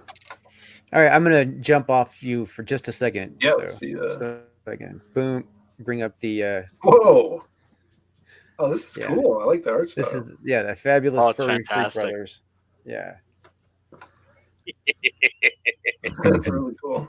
I like like they're totally like early 70s hippies. You know what I for mean? sure. They're not even 60s hippies. I mean, they're totally early 70s. And then Yeah. That's fair. Yeah. he's got Yeah. training wheels on his fucking bike. I love it. His legs are moving really fast. Super fast. Yeah. This was one of the comic books, along with Zapped comics and a bunch of others that I remember from the head shops in the 70s. And I had an older brother that was man, his room reeked of weed. I guarantee you that room to this day, good old 70s brown weed. it still stinks, right? And we had a head shop in town because this is like right in the tail. This is like right on the I would say mid 70s, 76, 77 or so maybe. And so it was like the tail end of the 60s that hadn't completely petered out yet. Reagan wasn't in the office yet. The 80s hadn't happened yet. And so I always wanted to go with them because I knew there I could find these completely like batshit crazy, insane comic books that were like nothing I'd ever seen before. I can't actually say that, contrary to popular belief, I don't have any real memories from the 70s, but I do remember rooms that reeked of weed smelled like a cedar closet gone bad instead of a skunk gone good. Right. You know, times change. You know. Most definitely. Yeah, but this is the Fabulous Furry Freak Brothers, Brothers. and I highly recommend them if you like to laugh. Oh, they're hysterical. It's straight comedy. It's just comedy end to end, and sometimes they have like underlying meaning or whatever. You know what I mean? Yeah. But they're not serious about it. No, You know what I mean? they're about something. You know, they're a product of the counterculture, and the counterculture was, of course, very political. A lot of the art was very political. So those, you know, They weren't as political as much as they were just like Well, fuck I was the gonna man. say. I was gonna say they were subversive, but not like in a particularly like intelligent way. Right. Those were just meant to be fun. No, They were just they were just like relatable to like the other people that were also, you know, could relate to counterculture. You know what that reminds me of? The art What? style. It kind of reminds me of the intro to the movie Grease. You know that art. Yeah. Animation. Yeah. When he's doing his hair and his hair gets all poofy and shit. Yeah. Are you familiar with R. Crumb? Robert Crumb? Yeah, sure. Yeah, like you would also find his comics there, or like, you know, being like Zapped Comics or something. And then there was Spain Rodriguez, who did this character called the Trash Man. Yeah, that's awesome. Yeah, awesome stuff. Yeah, actually, Comic Book Confidential goes into a lot of underground comics. No, that's awesome. There's some amazing stuff out there. I mean, if you actually like there's a lot of comics that are unfindable. I mean, that were like amazing art. I know. And I mean, like you think, you know, indie comics now, we do, you know, like Small 200, 800 comics, you know what I mean? And then that's all that we run of a book or something like that. And then For now. Yeah, well, for now. But I mean, like, just like think about that scenario. It's not too uncommon for Comicsgate. Now think about those people who ran that many, but then tried to distribute them. You know what I mean? So like maybe like a comic book store got 1 or 2, and they picked up the series for like 5 books or something like that. You know what I mean? And it's, you know, and it's like those, and then somebody went in and bought those books because they liked that one series. I happen to be one of those kids. There's a series that I cannot find. I swear I have been searching for it because I had the first 5 issues of it, and it was obviously like a such an indie series that like nobody's heard of it. I can't search it on the internet.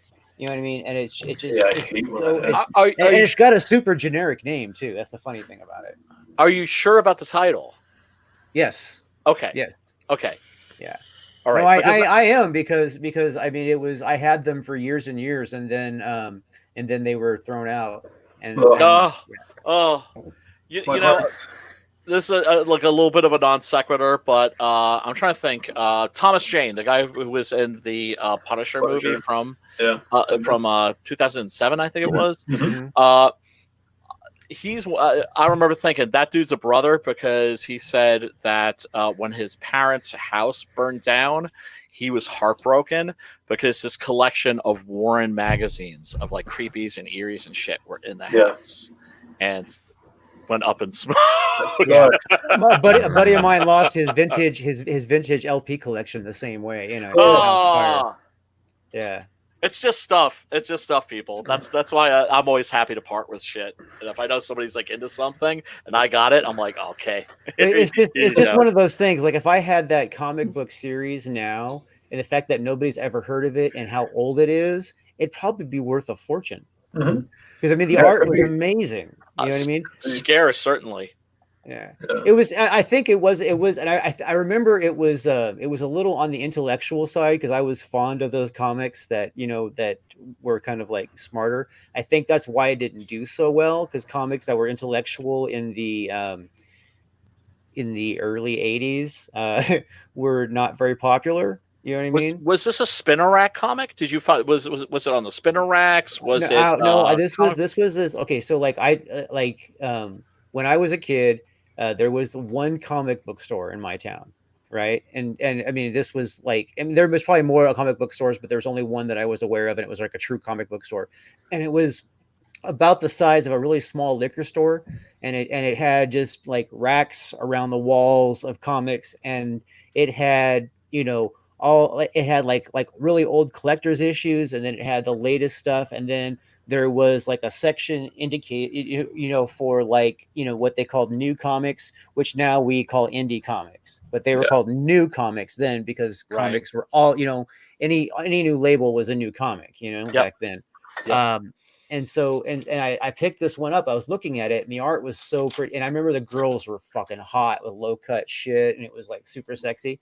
And I was like, oh, these are cool. And I was like, okay, well, you know, I'll take this one, because it was the first one of a thing. I'm like, this is the first one of a new series. Like what if they become super huge, you know? Right. You know, and then I bought 5 of, you know, in order, sequential. And then obviously as a kid, you know, the shit happens, and I stopped going to the store for a while, like the comic book store. And then when I went back again the next time, I was gonna pick up, you know, some old issues and with the newest ones, and the series was discontinued. Yeah, they stopped making it. It's like, do I say discontinued? I mean, like they stopped, the publishing company stopped making it. What the story is of why is unknown, but they just stopped making it. And you've Googled this, and you've checked. And I've asked around, and like so many people have never heard. I mean, like I think maybe a handful of people have even heard of it. That's interesting, because you get that with movies, especially when you're a horror fan, right? Mhm. And when people find out that, like, I know a lot about horror movies, that I've seen most of them, you know, pre, like, you know, the current era, people will ask you, like, what was that movie? And they'll start describing it to me. 9 times out of 10, it's Trilogy of Terror. Oh, love that. Dude, I saw that when I was so young. Ugh. Traumatized a generation, brother. Traumatized. Oh, you know what? Generation. Faces of Death traumatized a generation. Have you guys seen that? Faces of Death. Does that count as a horror movie? No. It's basically a horror Mondo. movie. It's a Mondo. It's borderline a snuff film. Well, it's a false snuff film. Here's my experience with Faces of Death.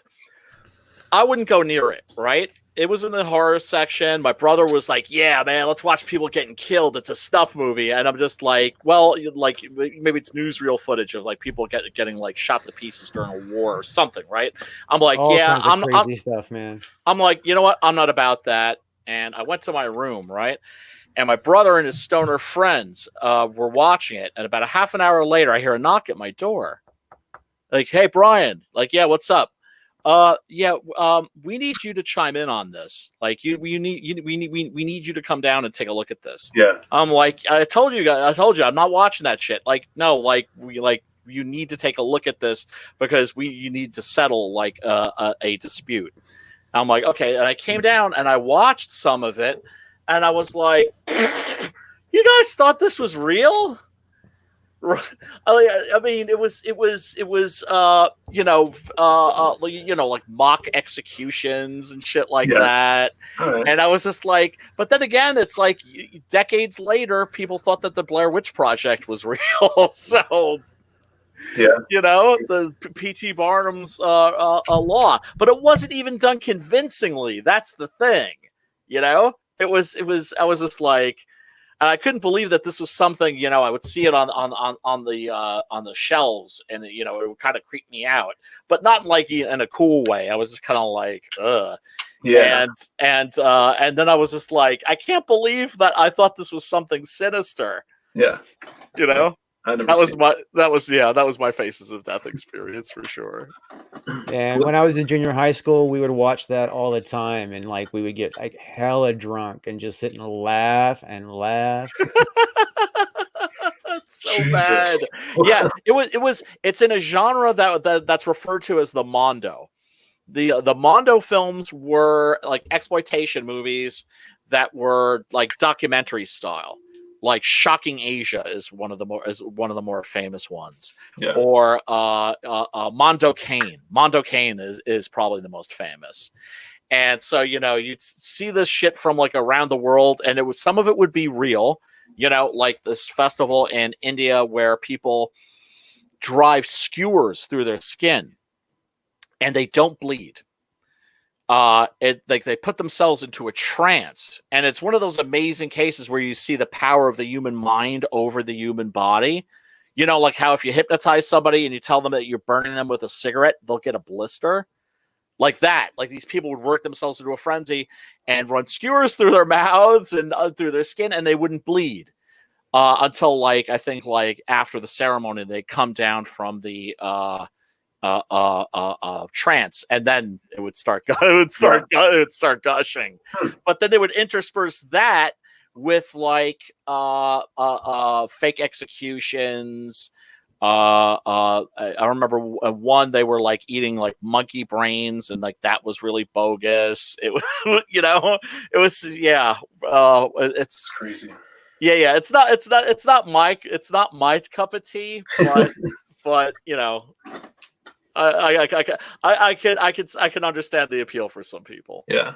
It's not something you would want to partake of without large amounts of your favorite alcoholic beverage, and perhaps some botanical refreshment. When you're getting drunk with a room full of other immature guys getting drunk, that movie is hilarious. Yeah. Don't watch it on your own. Yeah. I would say the Mondo movies in general, those are party movies. Please don't masturbate to it. Whoa. Well, dude, it's not hurting anybody. Don't tell the people that. Kink shame me, Drew. Come on, brother. Don't kink shame me. And dude, and remember, guys, it's good for your prostate. Well, on that, I gotta get out of here. This is a perfect time for you to cut out, Phil. Phil, thank you so much for go take care of his hanging prostate. out. Yeah. Thanks for hanging out, and man, you're doing great work. You are true CG, and we can't wait to see what Zade Comics produces in the future, man. Wait, before you got it going on. Before you split out, let's just do this in a different order. Appreciate it. You are at you got it. 12,036. And Magic Cop delivers. I got my book. It fucking is in top quality. It's fucking awesome. I didn't get my book. I didn't get my brother. Check if you backed again. Yeah. Oh God, that's what. Check if you backed. And you know what? I've told this to Phil a bunch of times. I told this to Phil a bunch of times. Is I love this because the art style reminds me of fucking Spy versus Spy. I swear to God. Yeah, dude, we love Spy versus Spy. I fucking love Spy versus Spy. Yeah, me too. And I mean it's like when I was reading it, I'm like, I just had that feel through the whole fucking book, man. Sweet. And it was great. And it's a pretty good read, man. I enjoyed myself. The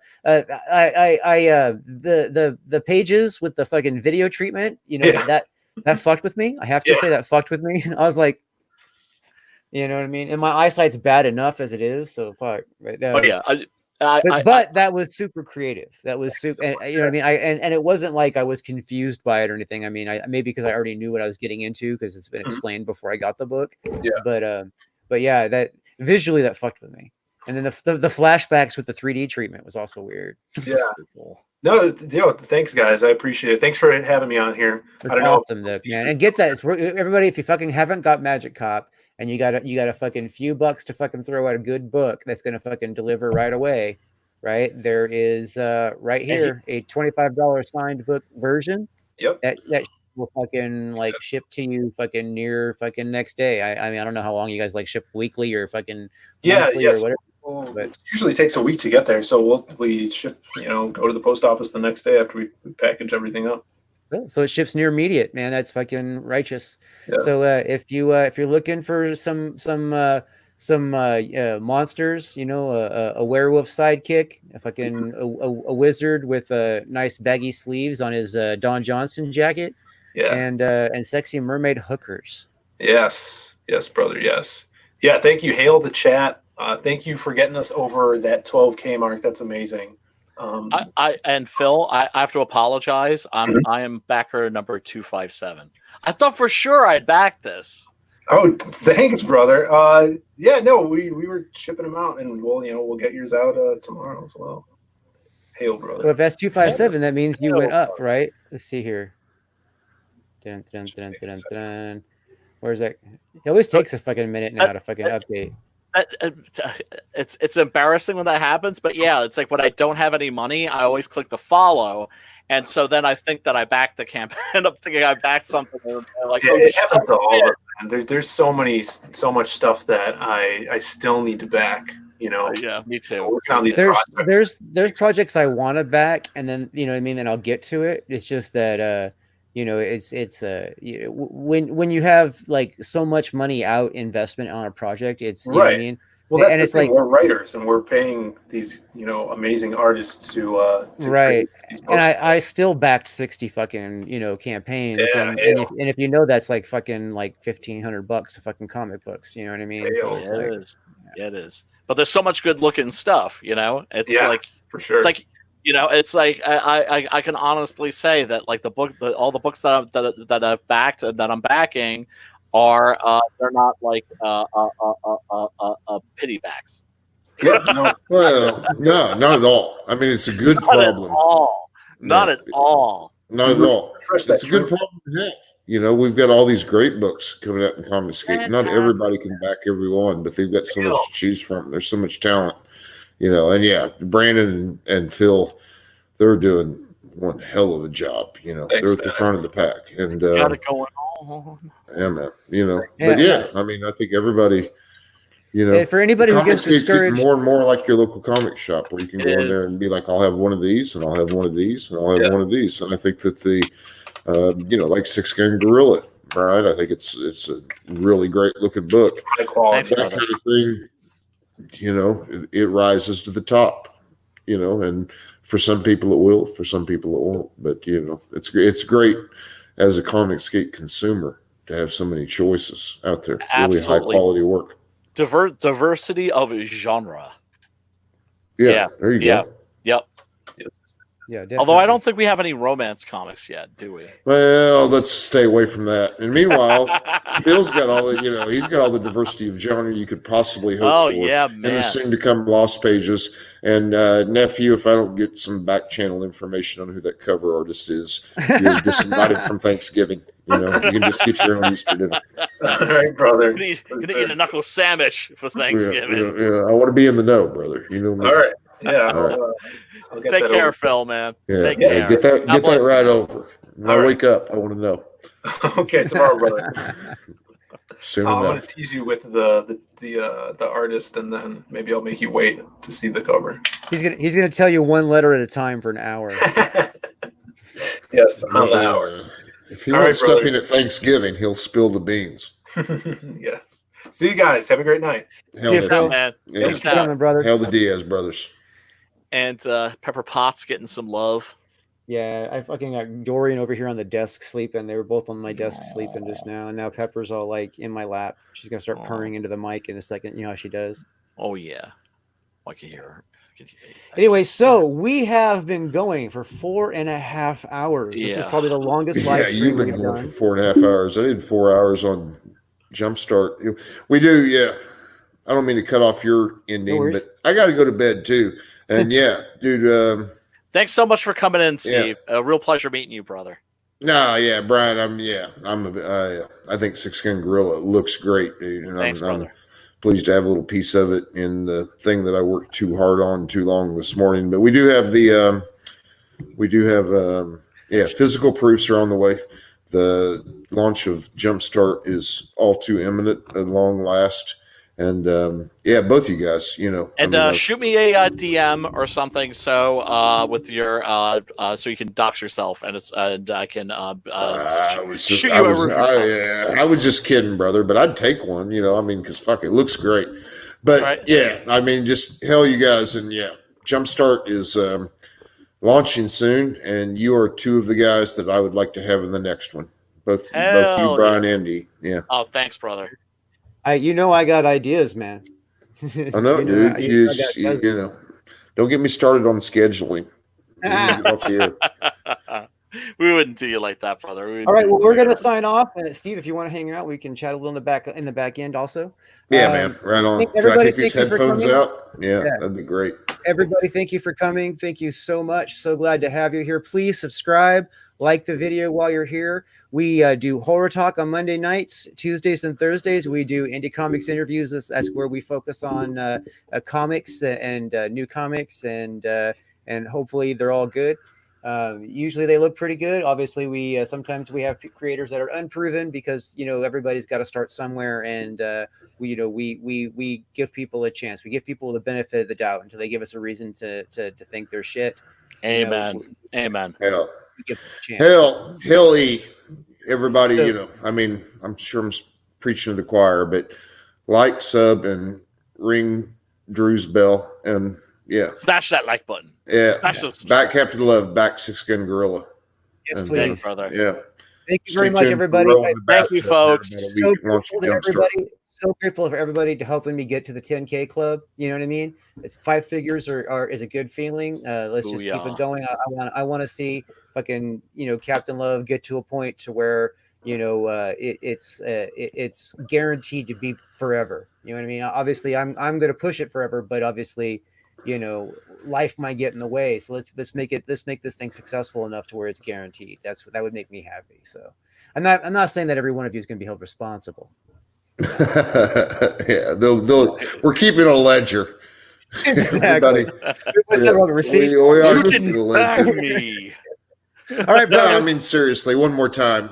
I mean, when I first met E, he showed me a completed, lettered, colored, beautifully drawn comics book. He took me through it page by page, and I was like, "What the hell?" And he was like, "Yep, this is what I want to do. This is something that I'm betting on myself. I paid out the money to produce this." And the initial book is one of the very best Comicsgate projects that I have received. And Amen. I'm really, really looking forward to, I think, everybody should jump on the subscriber thing and get everything that is to come. Yeah. The executive producer package is going to be 7 books, 7 deliveries. It will be the cheapest way to get everything that Rise of the Pirate King has. Just FYI, if you guys are thinking, well, it's a big bite. If you can afford it, you know what I mean, jump on it, because It's not that much different from a big box stuffed with variant covers and all that. I think it's going to be. And you're going to be getting books, from me without having to back again for like the next year and a half. So That's what we all want is better books. And yeah, Drew here has my full endorsement. Captain thank you, Love was brother. great, and I look forward to watching this saga develop. Same here. Same here. Thank you very much. Hey, everybody, again, thank you for coming. Subscribe, like, and we will see you next time. Thank you very much. Take care. Peace, love, and soul. CG4.